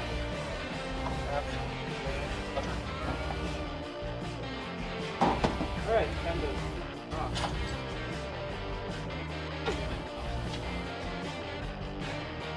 I'll just hand I'll handle all this. Try that. Might just need a shroud. Like it might have just collapsed on itself enough that it's not flowy. I don't know. No. I got nothing. I'll pull that out of the way, baby.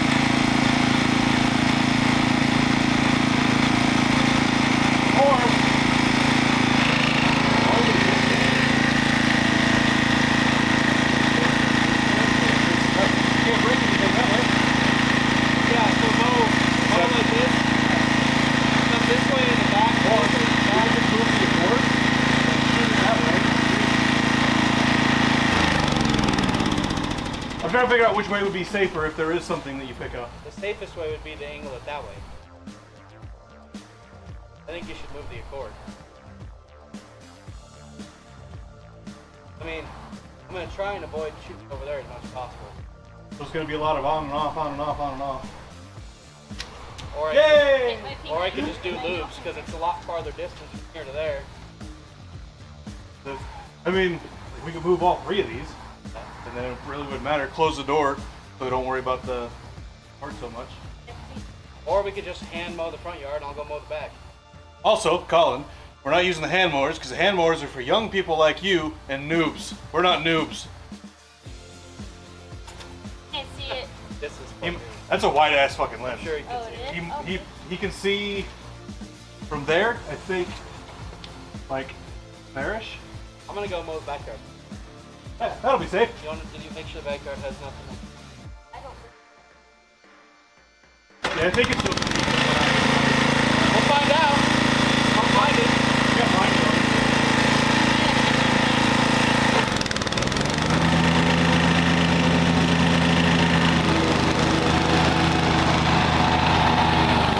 It blows. It can't be the blade. It's something to do with that. It's gotta be the shroud's like collapsed a little bit. It looks like I don't know. it has. Maybe Colin knows. Colin knows lawnmowers. Colin, our resident lawnmower expert. Let me know in the chat.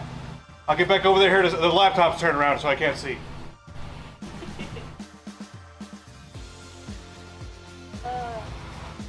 But, I mean, both of these do run. They didn't when we got them, That is true. but they're both his dad's.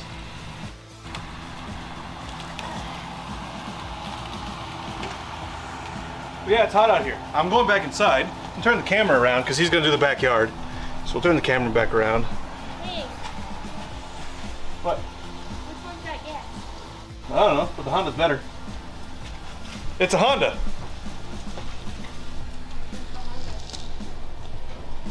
If you ever have a question, which one of these things is better? The way you answer that, you start with, is one of them a Honda?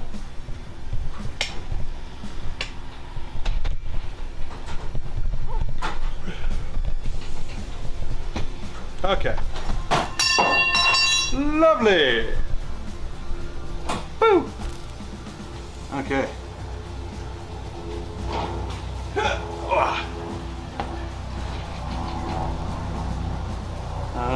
If I turn the music down, was that better? Yeah, it's we put a bunch of seafoam in the tank, and it's either the seafoam burning out of just the like 2 gallons of fuel that's still in there, or the rings are bad. The thing's been abused. I mean, you can tell it's been abused. Yeah, that little Honda push mower. So that Honda push mower was like the first or second generation of the you don't need to prime it mowers. So there's no primer on it, I don't think. When I got it, it wouldn't run. Pulled the carb off, no fuel in the carb. That's weird. So pulled the line. The valve was crunchy, and one of the fuel lines was just completely collapsed. They didn't use a fuel line, they used just some random like vacuum line from Joe Riley's, whoever put it on there. So it just dissolved on the inside and collapsed. So fixed the fuel line, started up second pull. But yeah, they're both his dad's. Dad's a bit of a hoarder, a little bit. So that. But yeah, they just been. He brought them down, we fixed them up, and then they've just been kind of sitting here. It's been about a month or so. Not bad. The Craftsman's got. I don't know if you saw it. Craftsman's got a button for push start. Hey, What? you're gonna make fun of me. LiveStream. Oh. Do I do it on the sidewalk or do I do it on the grass? Figure out which one's easier for you.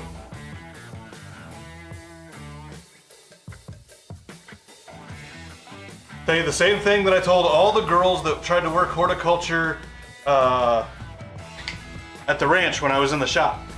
Figure out what works for you. I can't tell you what works for me because that might not work for you. You're smaller than I am, you don't have as much muscle, so figure out your you.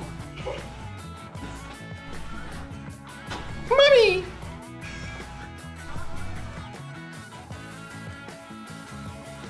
His dad has a lot of things. None of those. He's got like electric bicycles and regular bicycles and a garage full of I don't even fucking know what. Like he's a hoarder. Got all kinds of stuff.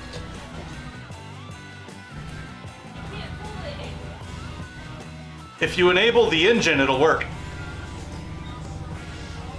I tried, it wasn't doing anything either. That's a brake and the ignition coil.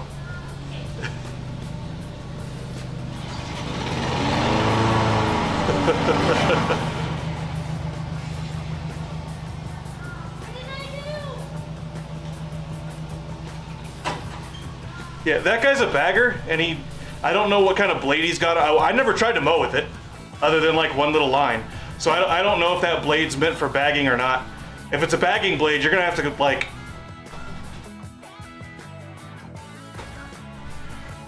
shuffle.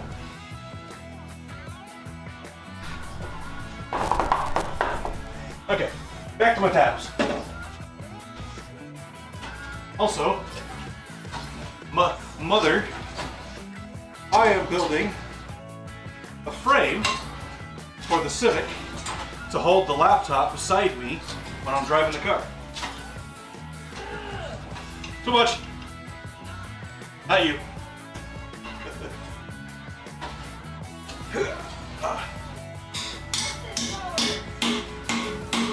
What? Mower sucks. That mower's great.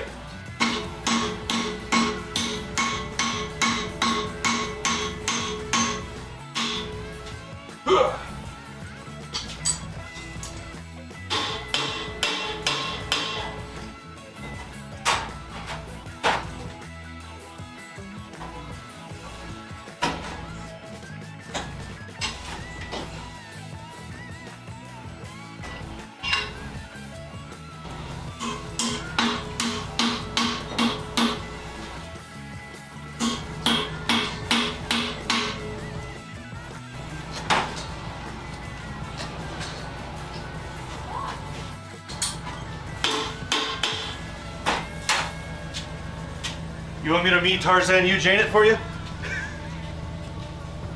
it to start the one time, after that I can't get it.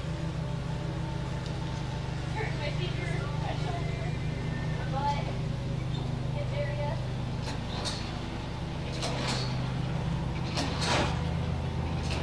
I'm gonna guess. Check guess. No, I asked him to guess. I don't know. What am I supposed to know? You're the one that worked on him. I haven't used him at all. 2 months ago.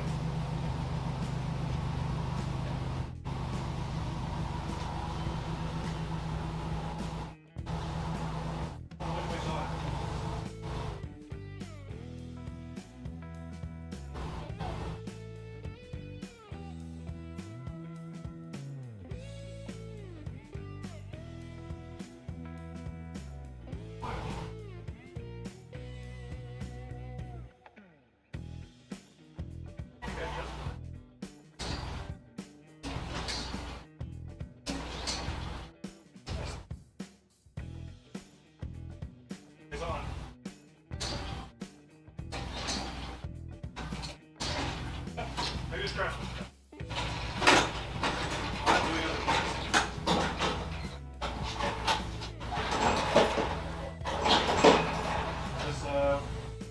Ready, boy?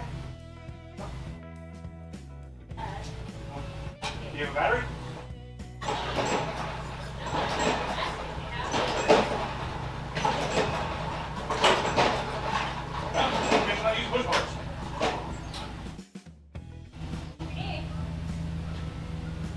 Figure out what's wrong with them. I will not bother you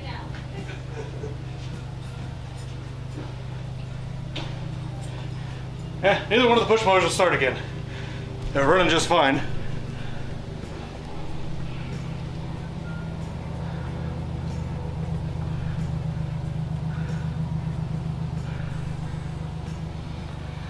Well, you're riding more? I know you're not dumb. I know you can do it yourself. Should be 4 to 6 bolts. Pull the air box, pull the carburetor. You're gonna want to run down to what the heck's the name of that place in Huachuca City? Westway Appliance, whatever the heck they are. They're they're beside the Family Dollar. Across from the old Dollar Tree, I guess. You want to get a carb gasket and an intake airbox gasket, and then literally just there's not going to be any parts in those guys that just like falls out for no reason.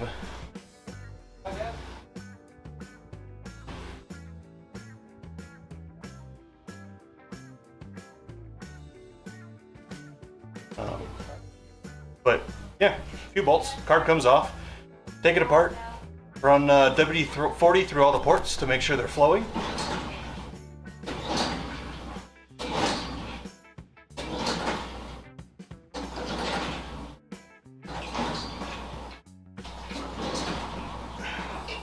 Yeah, I'm gonna have to look into them.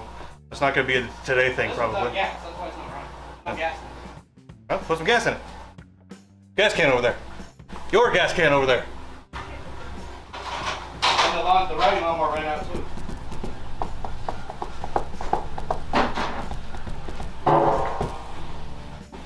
Like no gas. It won't be the crank bearing, Colin. It'll be wheel bearing or blade bearing or something like that. For the crank bearing, she probably wouldn't even run it. Because that lady right there is not a dumb person. Though sometimes she does pretend to be. Me? I'm not dumb. Talking to the stream. And you're not in my stream chat, so obviously I'm not talking about you. We're in the area, so hot. Oh, in the area. I once saw a flamingo. Oh, how's that gonna do with anything? Everything. Flamingos are pink, yeah. Flamingos have Sith eyes. Okay, I need to tape measure. Where do I put the tape measure? Probably this. What do you guess? Yeah, Honda started first pull whenever she finally pulled the brake. And then it just shut off. Don't know why. Got gas.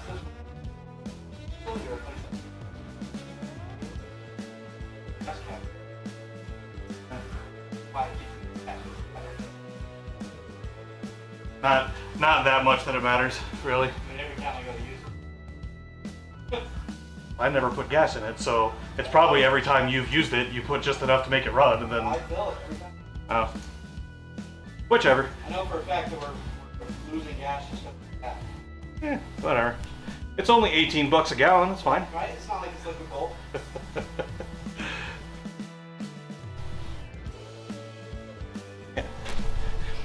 Yeah, that's something we have in common there, is old and fat and lazy. I probably get that from you, you know.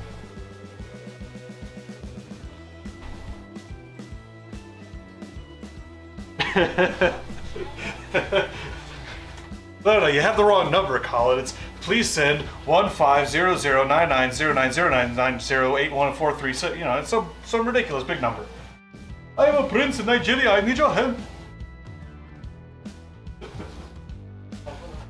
Okay. This guy. How long is this guy? Not long. Okay. This guy it is. So, I need numbers I've already forgotten because I were doing other stuff.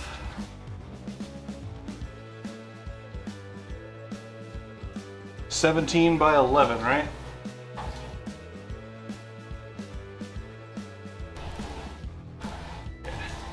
$17 by 11 and a half. Not dumb, maybe a bit crazy. Not dumb. I have never claimed you were dumb.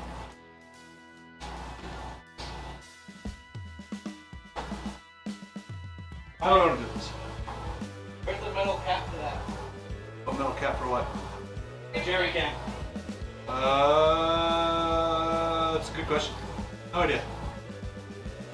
You can't blow it up without a cap. If I were a wagering man, I'd say in the garage. That's a good bet. I wasn't planning on ever using it for gas again, so I was gonna fill it up and we just get a funnel and pour it in. I was gonna cut the top off and stick it on the side of the bike. That'd be cool as shit. I don't know. Well, we don't have enough gas cans. Fill up everything. And I'm not buying one of these new.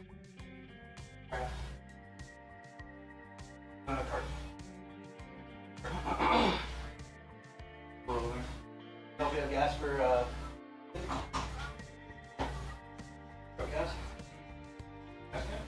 No, I just thought. What you do is you fill that up with gas, then you fill the oil thing up with the correct number of stuffs. Does it have two separate things?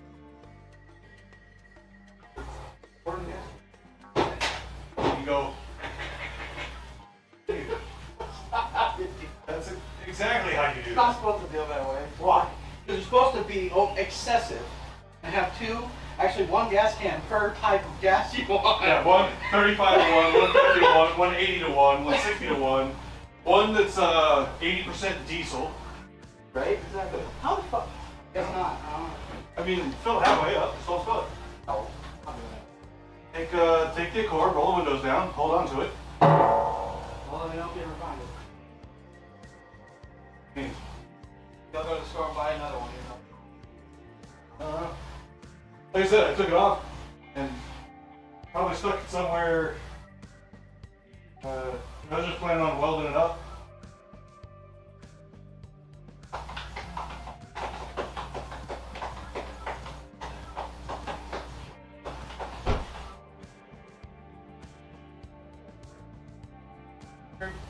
Don't know. Oh, distractions. I'm not doing stuff.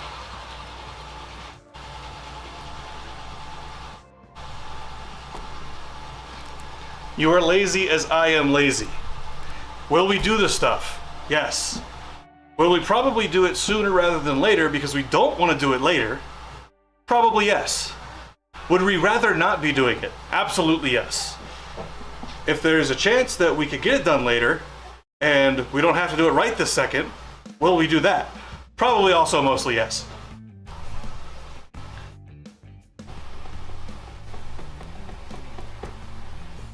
I thought she moved. What happened to that? I thought she moved. I thought she moved like 2 or 3 months ago.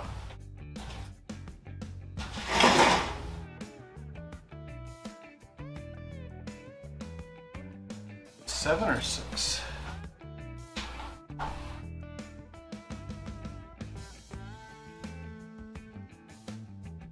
$16. Okay.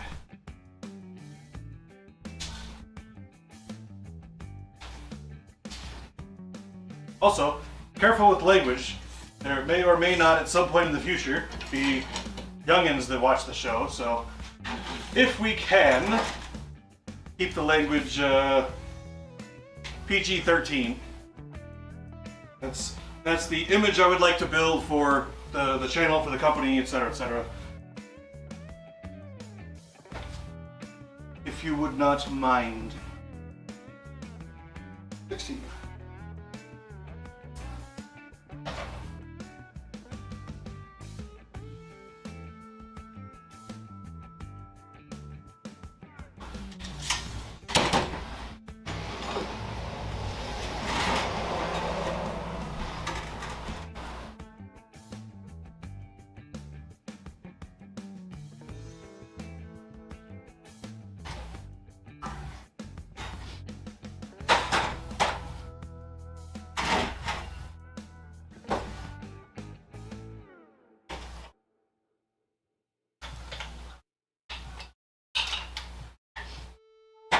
Even though I do have a tendency to say some of those words myself.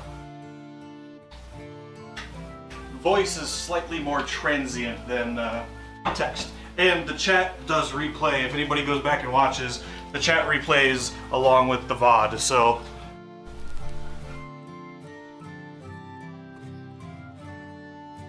for YouTube, I think damn is fine. I also think that YouTube subscribes to the what is that oversight committee for TV and movies? Not the FCC, but it's like a branch of the FCC or whatever. It's the people that make the rating systems, where you can drop an F-bomb once in a PG movie. PG-13 has its own rules and etc. etc. I think more than that, or maybe it's PG-13. You can drop the F-bomb once in a PG-13 movie, and you have to try to obscure it a little bit. You can't just like come out and like straight to the camera like, you, right? But something like that. I think YouTube pretty much subscribes to roughly that.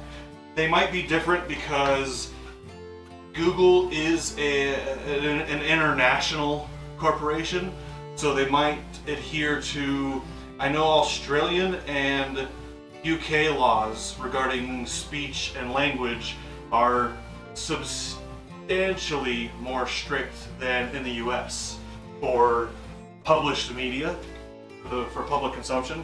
So I don't really, that is not straight at all. What the heck happened there?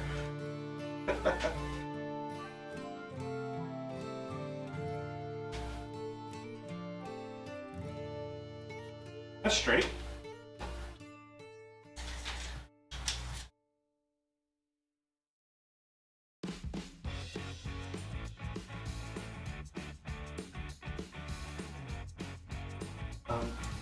But yeah, in trying to do this whole thing, what I'm effectively doing is trying to build a brand and build a company, right? And what I would like to see is something that maybe not necessarily like designed for kids or geared towards kids or something like that, but I would like to have it such that younger people could come and view my content without fear of their parents freaking out. 16-year-olds cuss, man. 12-year-olds cuss, man. I was saying every cuss word you can imagine at 11. Like, it's fine. Really. Honestly, truly, it is. But for me to work towards monetization, me to work towards actually making this my living, at this point I have to adhere to the rules set forth for me as a small creator. And so ideally, if we can avoid them, euphemisms, alternates, etc., would be preferable.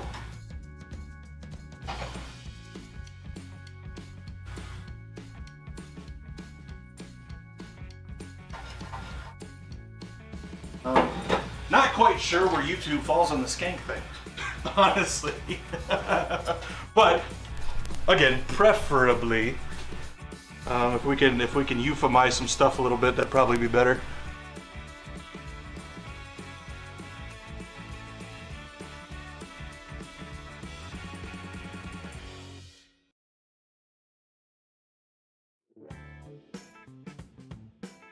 Well, yeah, no, just preemptively, warning, right?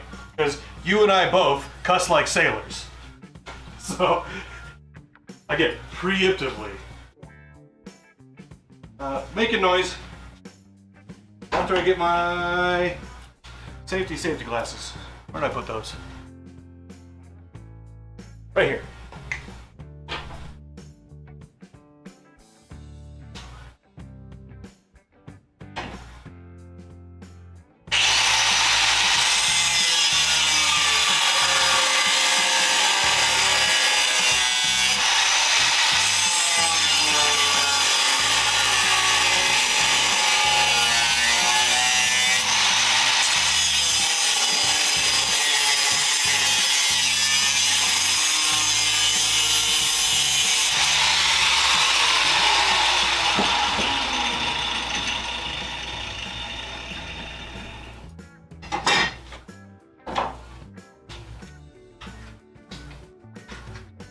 I really need 2 grinders, but I don't have $200 to go buy another damn grinder.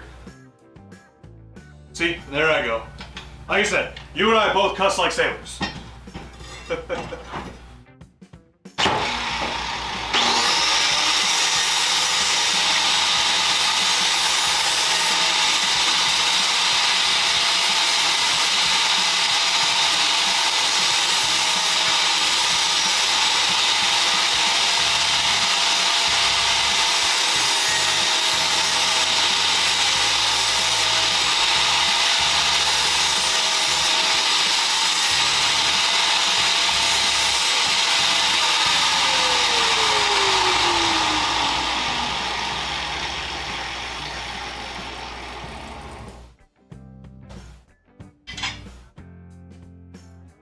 Now what we do?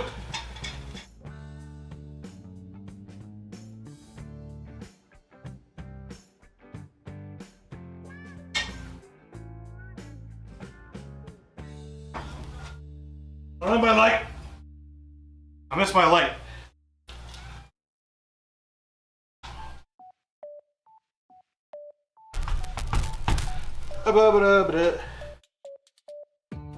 I mean, what you also could do is just not interact with her at all, ever.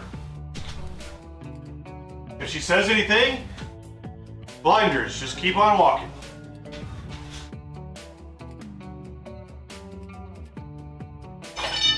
You could do that.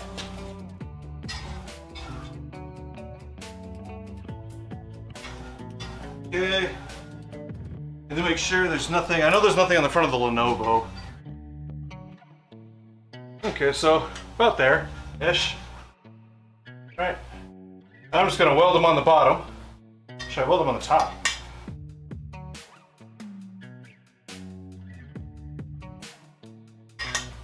Bottom.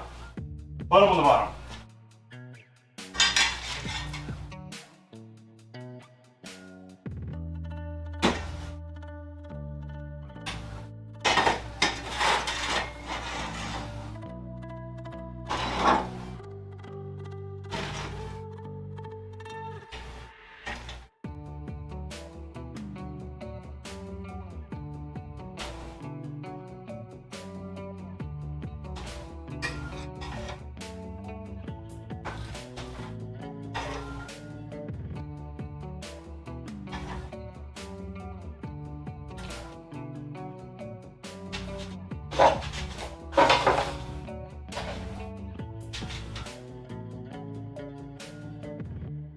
These are gonna have to come off. And then, oh, probably use that tube actually.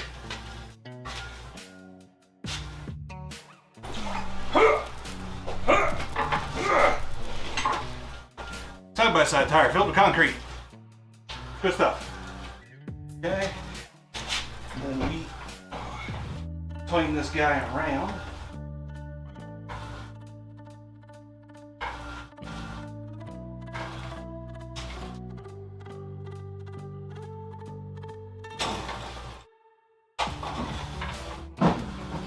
Like that. That just puts the welder in the way.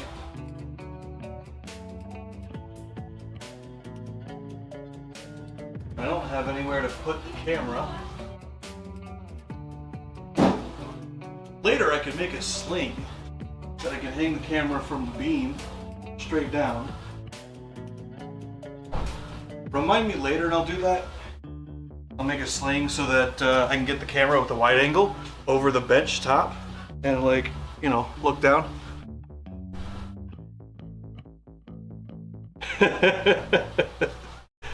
I mean, I'm sure either one is probably fine, but like I said, I don't know YouTube's, I don't know Google's policy on that. Like, they don't specify all the words that are bad, and I don't know where to find a list.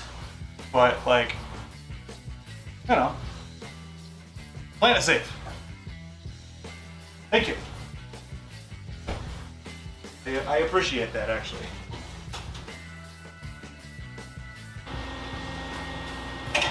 Okay.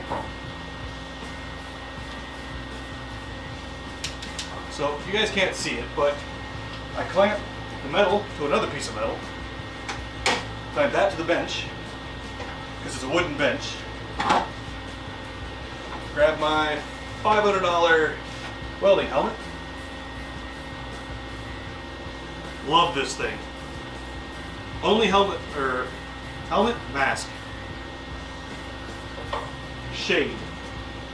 Only one I've ever been able to use actually that 35 mile steel, electrode positive for mid. Yep, alright. Making sure I have my settings set up right. Some people use it, some people don't. I like tip tip.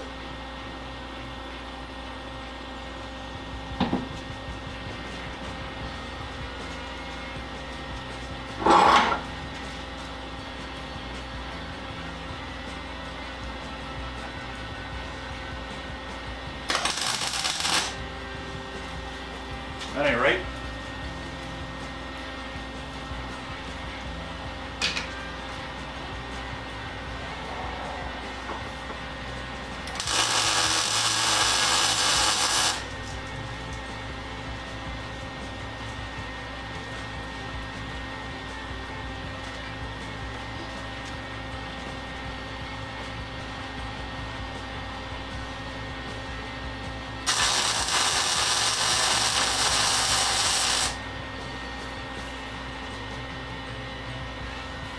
I think that looks good. Okay.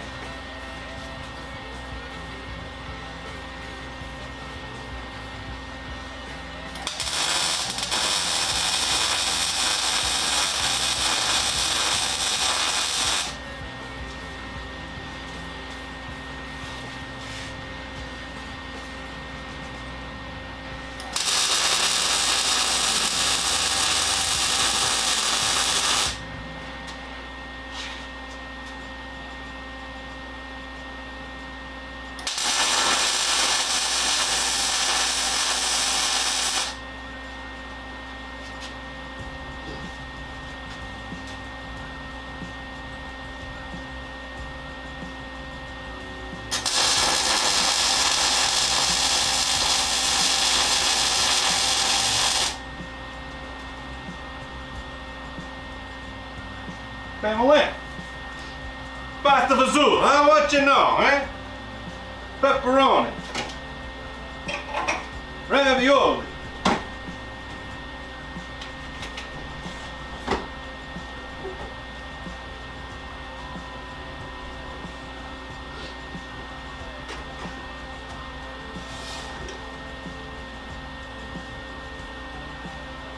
Probably could go a little bit hotter.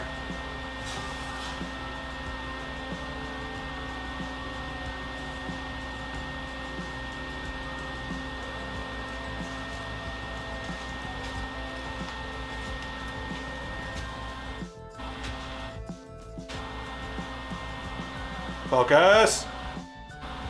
Focus. No focus. I don't know. Not terrible. Not great. They're welds. Didn't get a whole lot of penetration though. Got more there. It's fine. It's just holding up a laptop. It's not a big deal.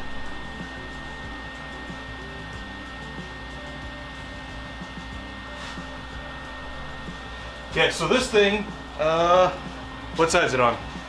That side? Not that side. This side? It says Optrol on it somewhere. It's a Swedish company. Swedish or Swiss? Swiss. It's a Swiss company.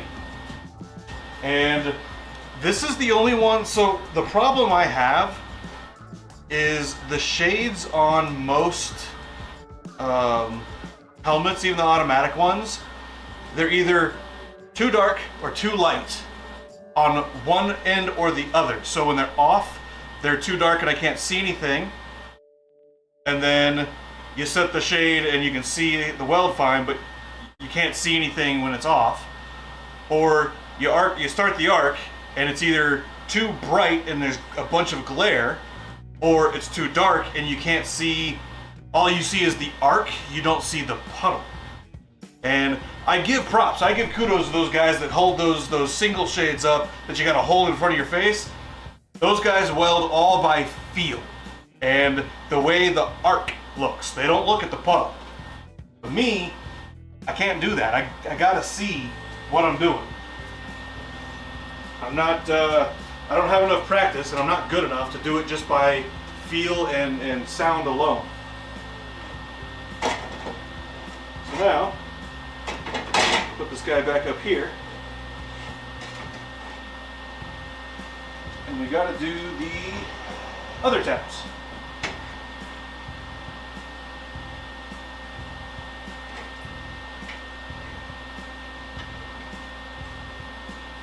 Right? So we gotta do the side tabs.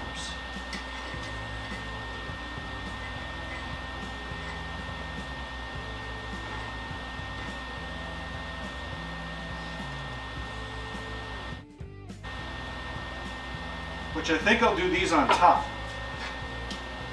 And I'll tell you why. Because if I do them on the bottom, I'll end up having both of these overlapping, or I gotta cut this tab real short and make sure I put a better weld on it. Rather not do that. But if I do it on the top, I can then use the rear going frame piece to, I can put it on top, and I'll have 3 points of contact on the top, so I won't be stressing anything out. Putting the laptop, it won't flex a whole lot. So that is what I will do.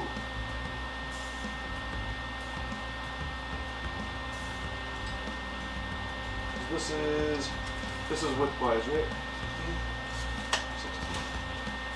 16. Before I do that, we're gonna make sure. Actually,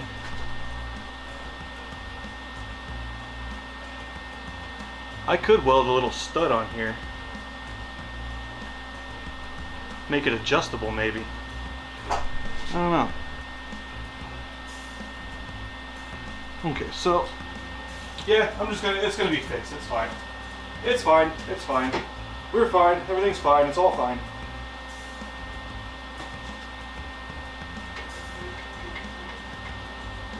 That's a spicy meatball. It is, in fact, indeed, definitely that thing there. Alright, teeny bit of an overlap so that we're just a smoochity smooch wider than the gaming laptop. Put it kind of near the front. Oh, we don't want to do that actually.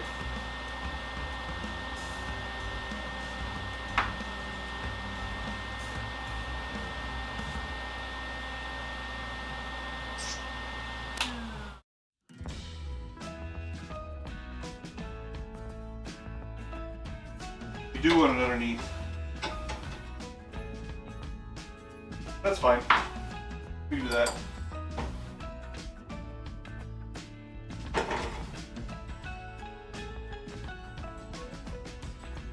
Oh.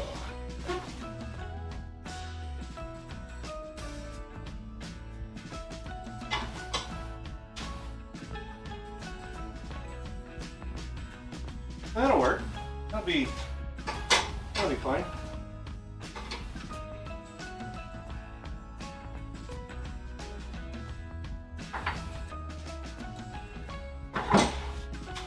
Cool thing about this thing, I don't use it for grinding primarily because this.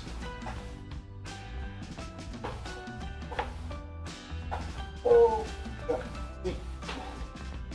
can't make that work because it comes back too far. But it's got a grind setting, so if I had earplugs in, I could just do grind setting. But sound canceling headphones for the grinder. Alright, we'll see you later, Colin. Have a good, whichever. If you don't make it back today, we'll see you next time. If I'm still here when you get back, we'll see you then.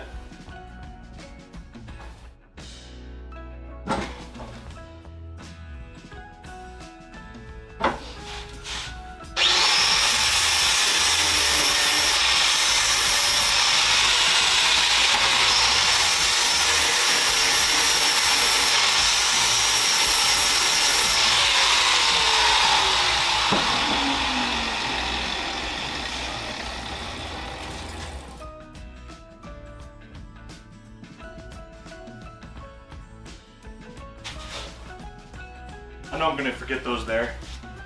Kill the battery and probably damage it a little bit. I already know.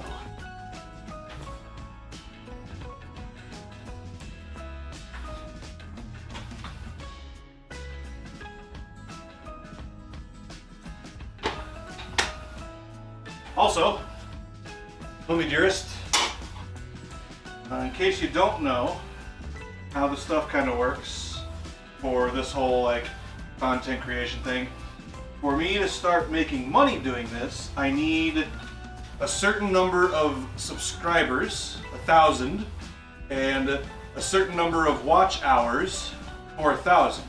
So, the watch hours being a larger number, obviously, I need more people to watch, or I need more people to have the stream open. Whether they're actively watching, Google doesn't care, so long as there are 4,000 climbing, obviously, hours of people having the stream open, coming out of, which is funny. To make money, you have to use their hardware, which they paid for. It's kind of weird how it works. But yeah, anybody you know wants to come just watch me being jacknuts.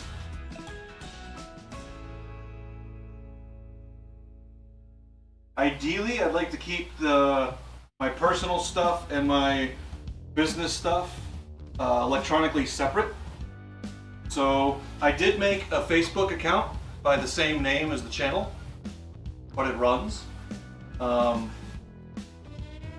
if you wanna direct them there, I haven't logged into it in a couple of days, so I need to make sure I keep that in my head that I need to regularly log into that guy, check it. But I'm gonna weld this up real quick.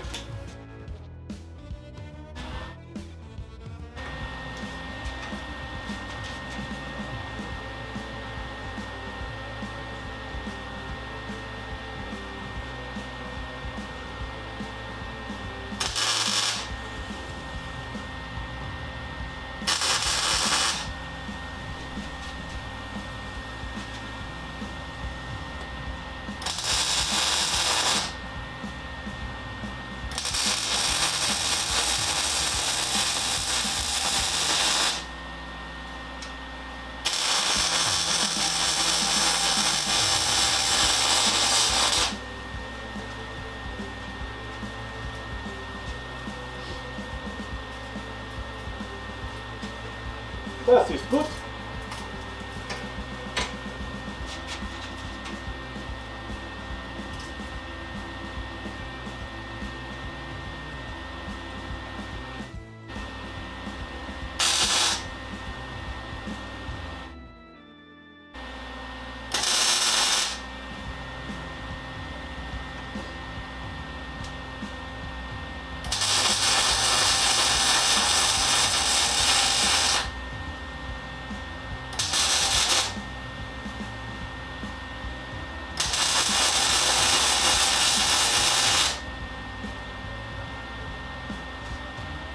Hey!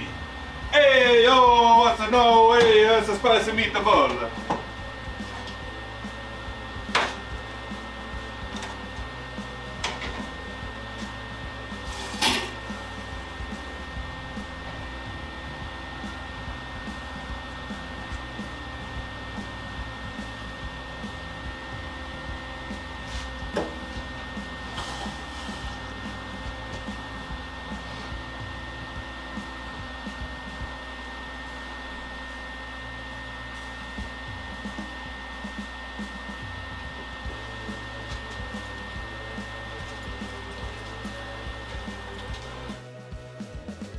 Taking a look at these welds here. I don't know why I'm walking over to the laptop.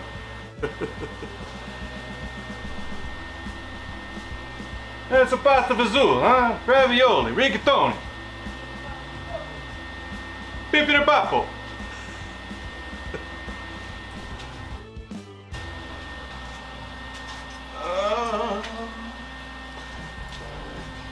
Did you get you one of them Gay Man gas cans?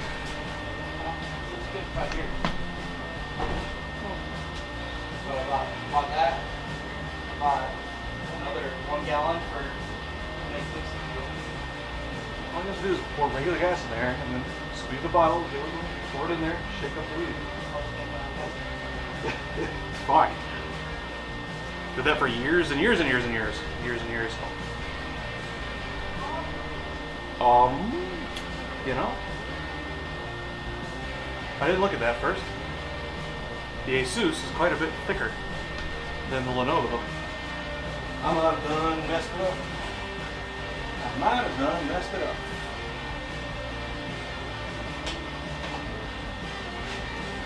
The Lenovo is fun. If I ever want to take the Asus, this won't hold it.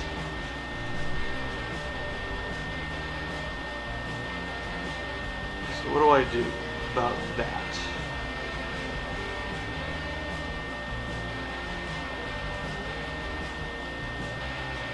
I'm going to extend these tabs just a smooch.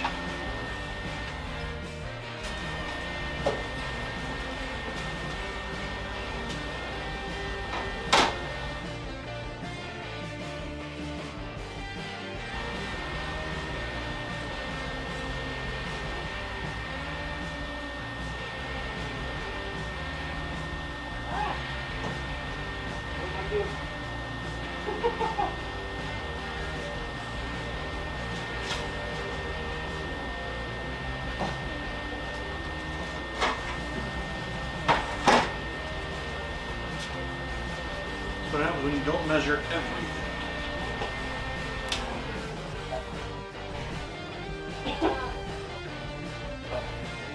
I've set lawnmowers on fire before, it's fine.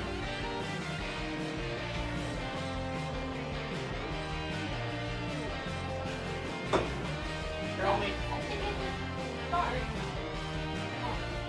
Yeah, tough look at it. I'll make the next one. You don't know how to do it. This chart could be a chart. 50 to 1, whatever 50 to 1 is. The one is 2.6 So you gotta figure out. ounces of oil per gallon of fuel. So, gotta do all those. Buy the one that your dad gave us, remember? The one, this one, measuring cup on the side. Oh, I didn't know we had one.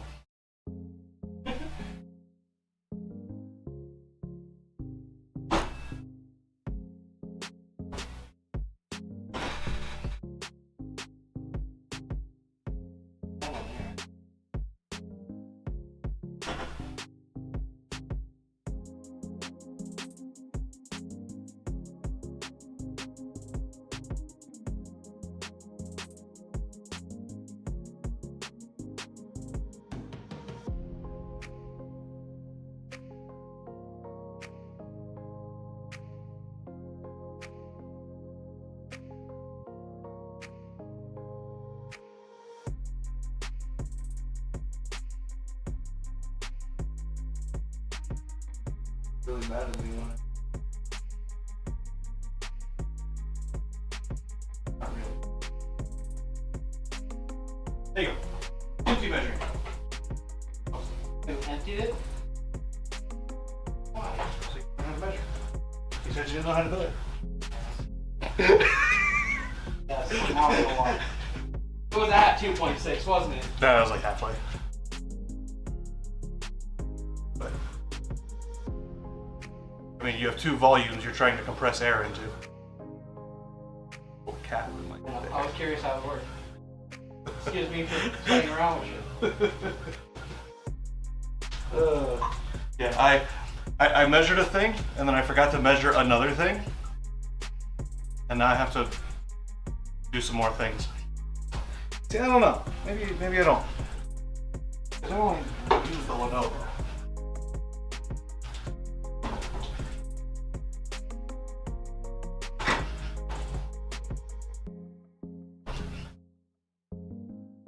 Oh no, it's round 2.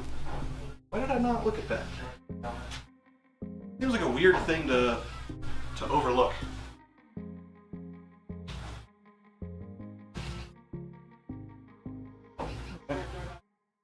So, I did it wrong. That's fine. I can.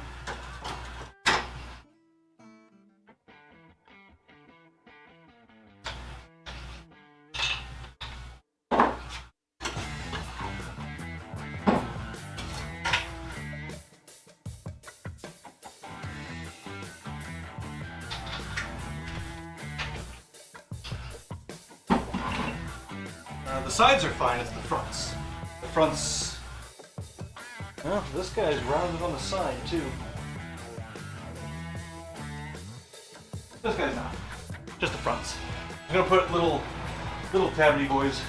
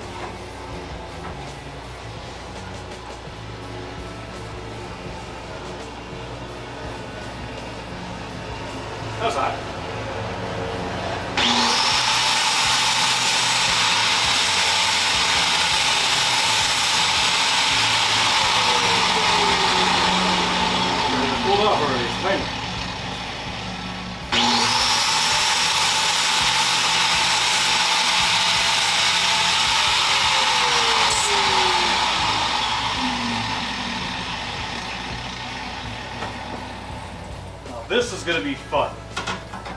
And by fun, I mean not fun at all.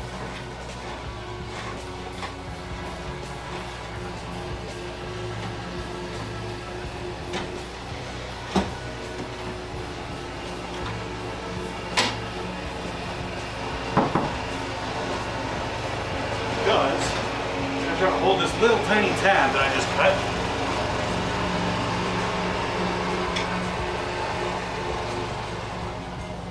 And weld it on top of this other little tab, not burning through. Turn the heat down a notch.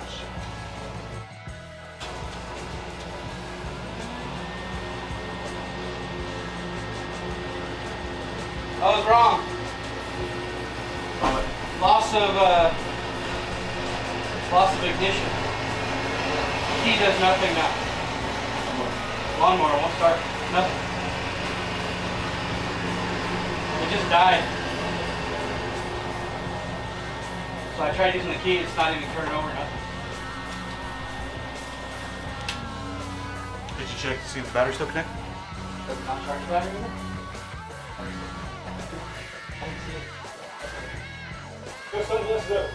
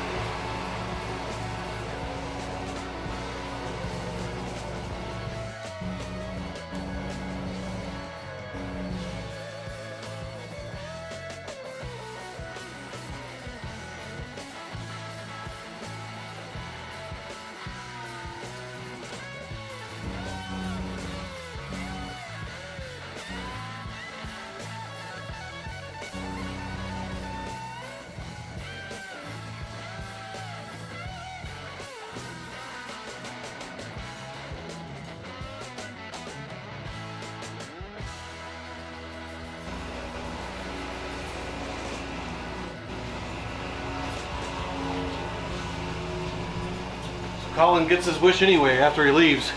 Gotta use the push mowers to mow everything because riding mower won't start now. I don't know why it came this way.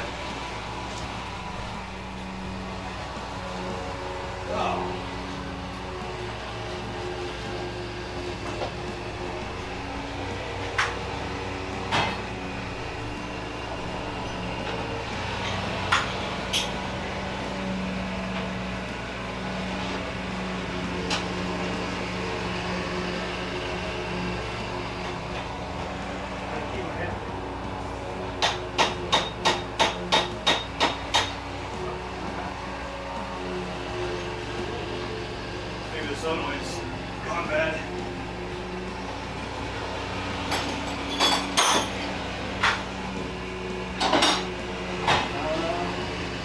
Here. There's a hammer. Try to whack the solenoid. Are you Which solenoid? This one right here on top? Yeah. The only solenoid on the thing. Nothing. Where the heck did my little red multimeter go? Like the digital multimeter. Oh. If it were I think it would have bet me, George.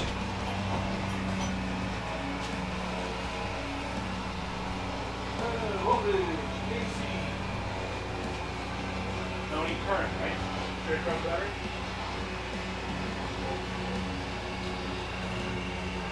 I don't know. I don't know how to do this stuff. Apparently.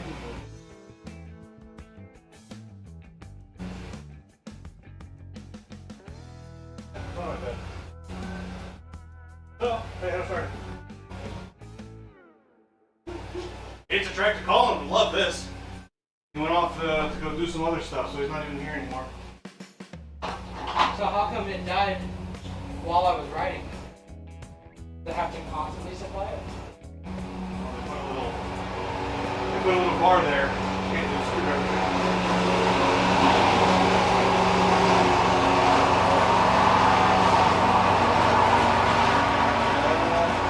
Make it cool.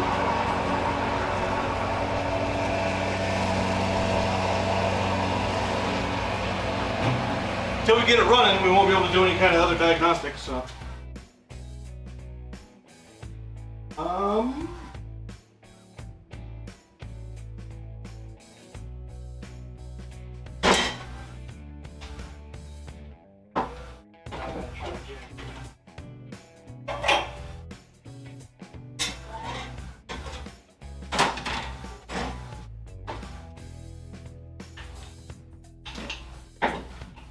Gotta make a redneck tool real quick. Oh, sorry.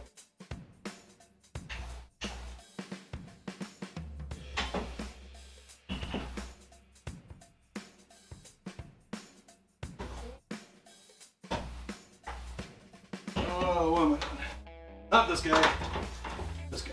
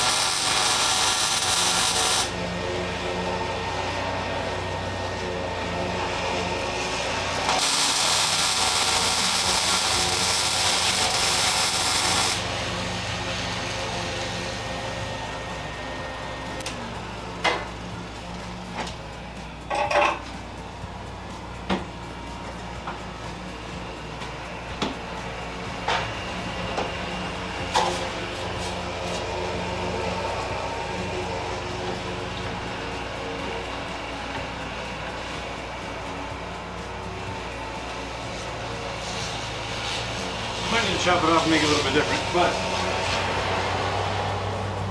where is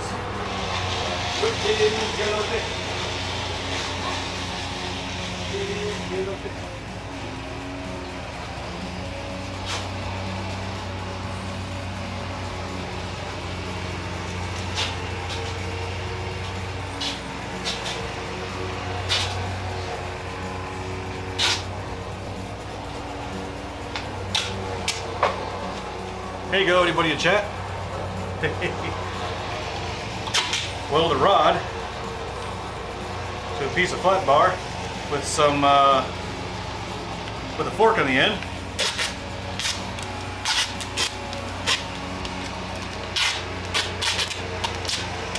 Tape up the handle a little bit just to be slightly safe.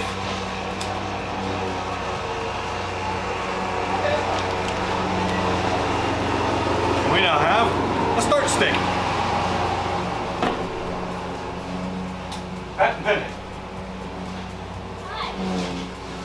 That's a tree. Careful.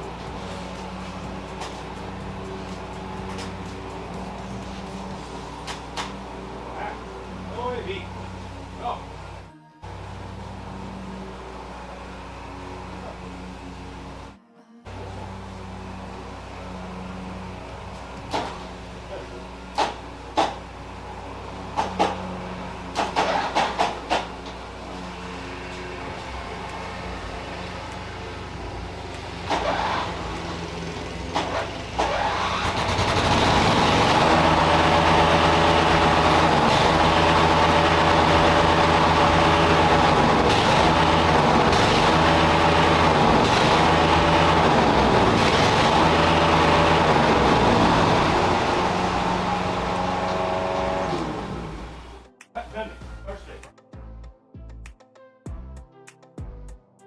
How you do it with the seat up there? I'll say Good check. Quick.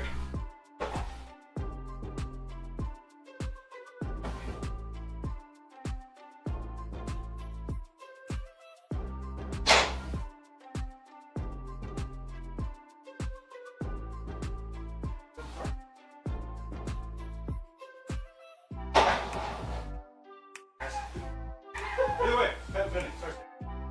Use a tie rod or something.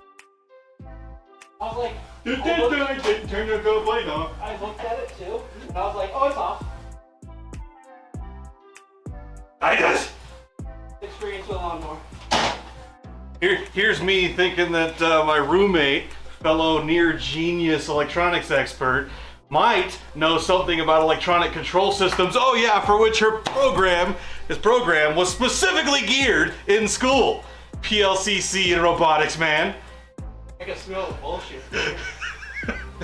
I took you at your word that it was something else. Hey, Didn't think to check the switches first. I did look at it. I looked at it, it was wrong, and I thought it fine. That is what happened. That's how God made the earth. Look at us today. He thought it was fine. Turns out, well, apparently it isn't. People make mistakes. Oh, what the fuck happened to the flight? I took it off, and then I didn't have anybody turn their PCs off so I could check breakers. Well, we have the other license. That's what I already told him about it. Yeah, but we need to turn everything. You turn everything that's like mission critical off so that figure out which fucking breaker is. It's all fun. Shut I mean, we can shut the power. It's as long as you're not in the middle of anything. You gotta scratch the paint. Yeah. No. I know he doesn't care about the I know. paint, That's not bad. I know. but She's just like I had flash. paint. No, I didn't. I tried to set it. Yeah. That's good.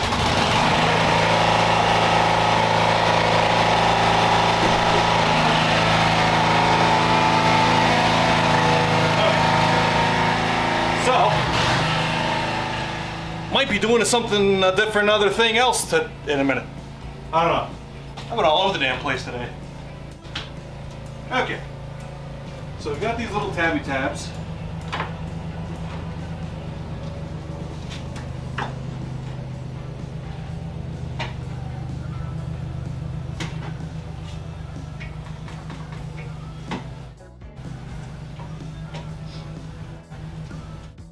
just gonna kind of weld them up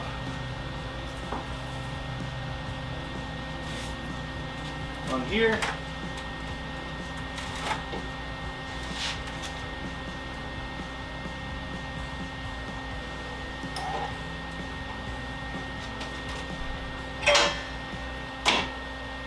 Done.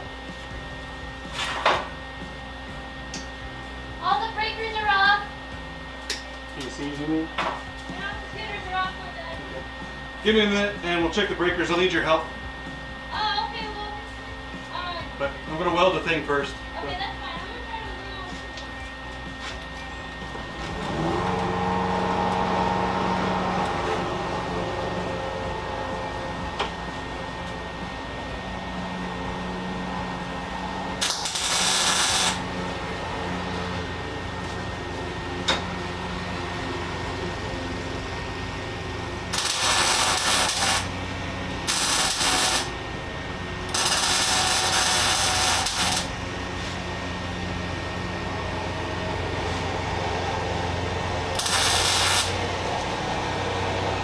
That'll work.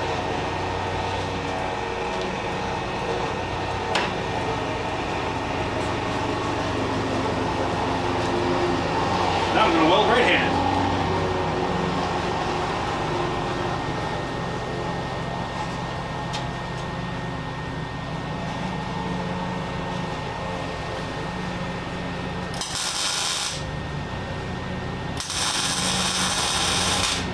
Oops.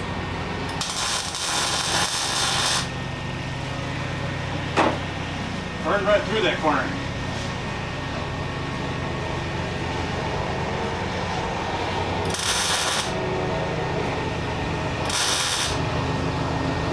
Build back up a little bit. Build a weld workshop. That's where we're at today. Build a weld workshop.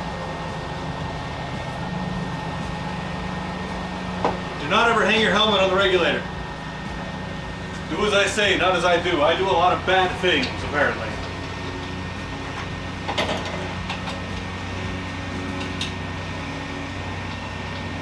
Like not using the guard on my grinder. Not using the wrench to tighten the nut. Not using proper approved hearing protection.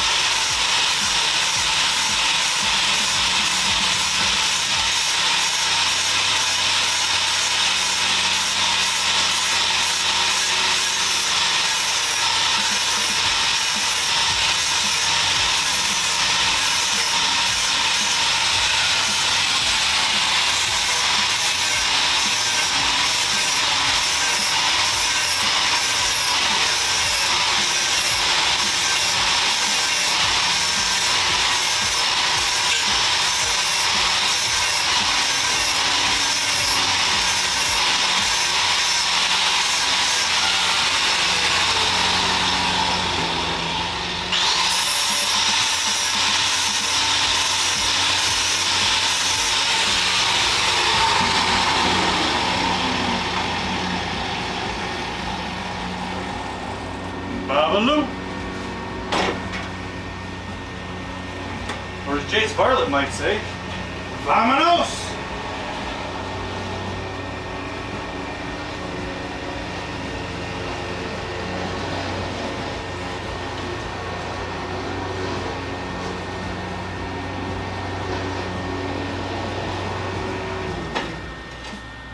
Alright. Now, all I'm going to do real quick is weld that to that.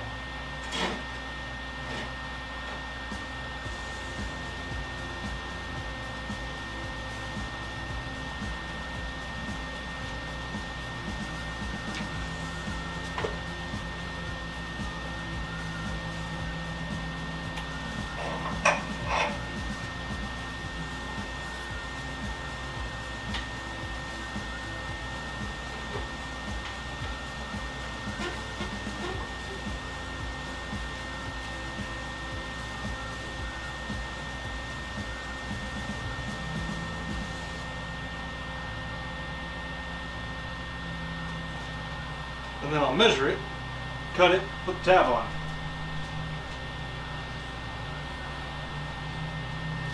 First, actually, we'll weld the short side. And lamb.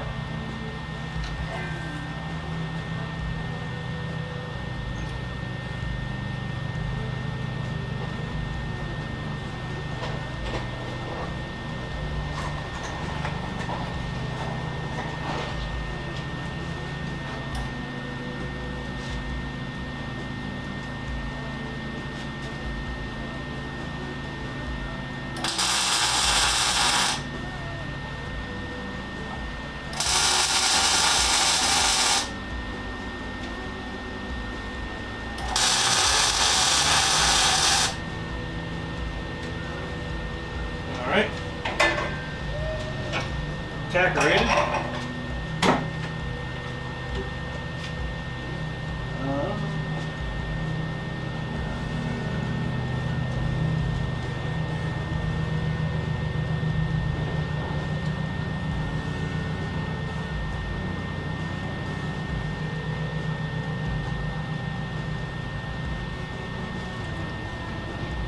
Bug, go away.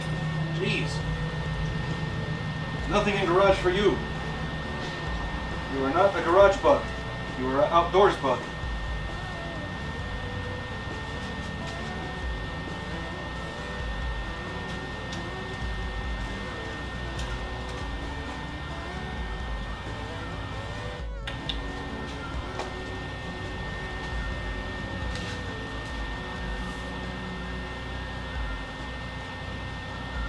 Yeah, look at that.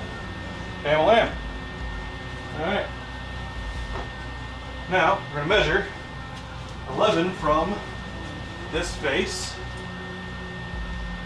I'm going to discount, double check, because I made this mistake just a second ago, not having the correct measurement. That's there. And that's 11 and a half. We're going to go 11 and a half. And this should give me more than enough room.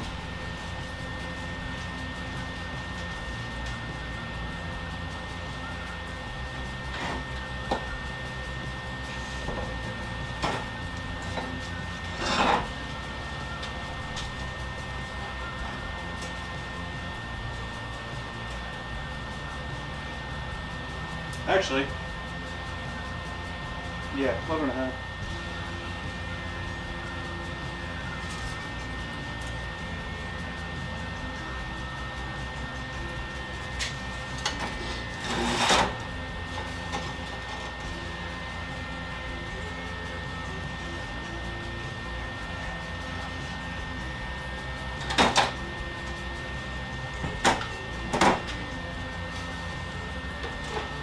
I know I could have planned this out all at one go, done all the cuts at once, done all the welds at once.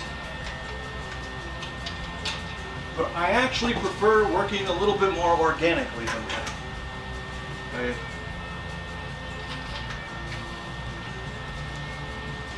My preference is to be organic. I use logic too many other places. I want this to be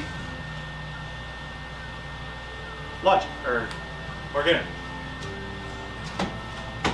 Your name is on the guest list. No one can take you higher.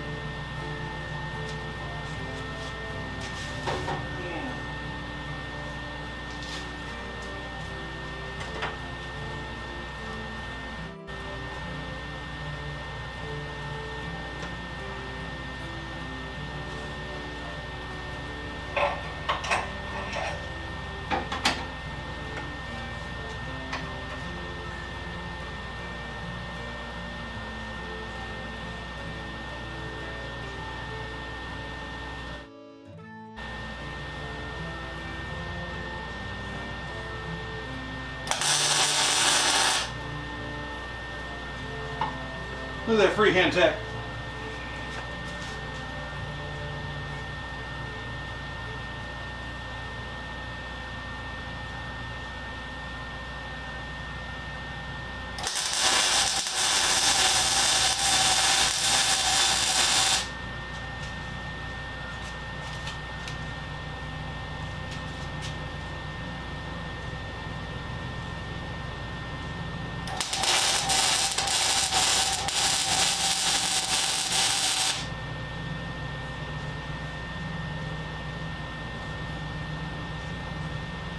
I gotta send a picture of that to Mr. McGee.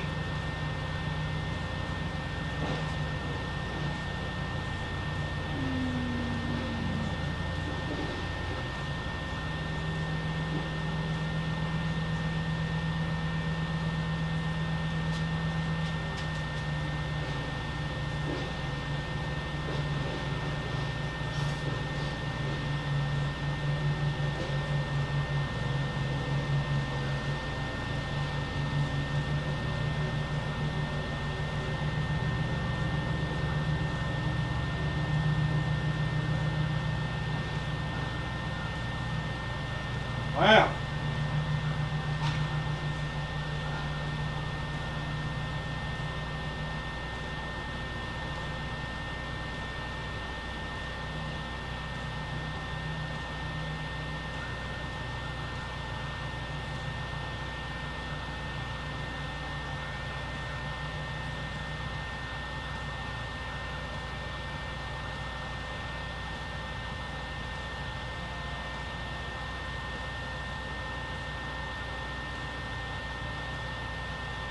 Really?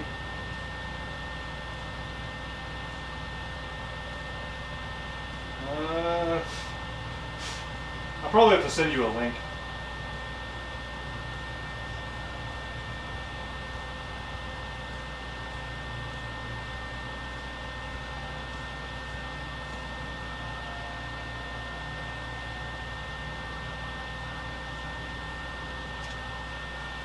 Oh.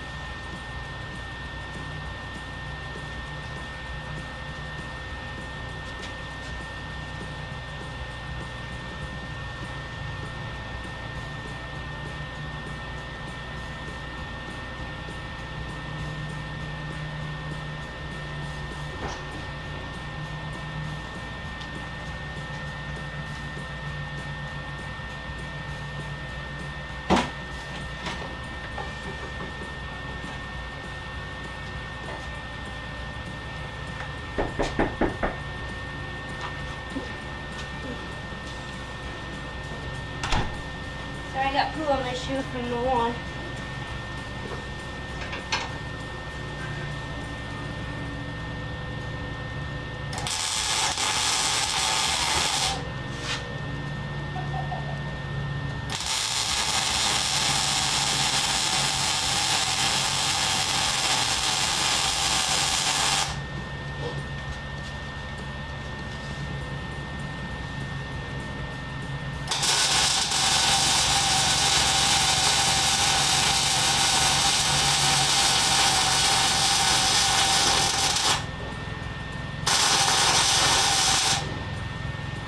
A little bit of dirty there.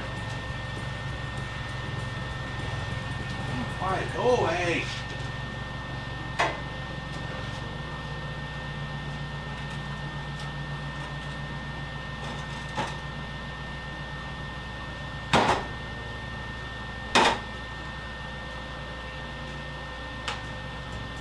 Much great large dislike for flies.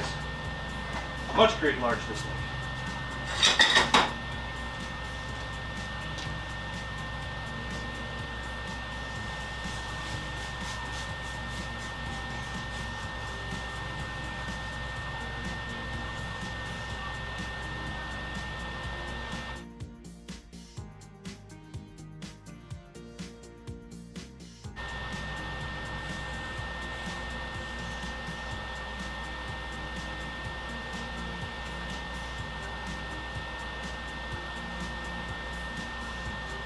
Away, away, fly. We don't like you around these parts.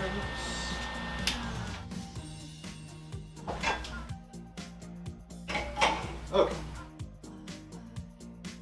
That's still there.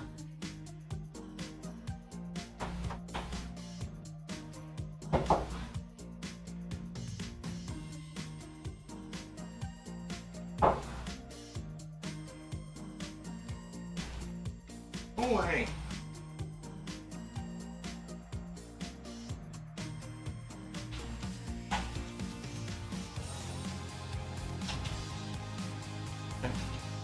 Ready to do a thing?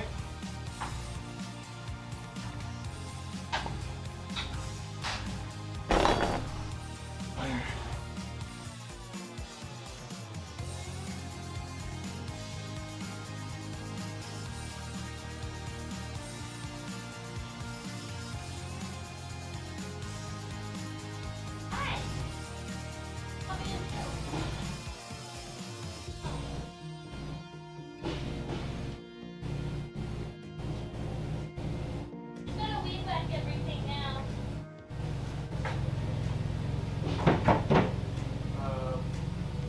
Yeah, don't stand next to me. Yeah. Alright, so, I was thinking a few times while we were. both of these guys are, this is ground turned, this is hot. So, doesn't matter which way you stick them in here. Ladder might be very close. Yeah, I'm a little worried. Just need to hold that in there, and like, hold that in there. Actually, if I go there, hold that, and get this guy to stay in here. Alright, I'm gonna start flicking breakers. Don't jiggle it around. Hold it kind of steady. Tell me when it goes off. Okay. 1, 2, 3, 5. Oh, we're 1, 2, 3, 4. Woo!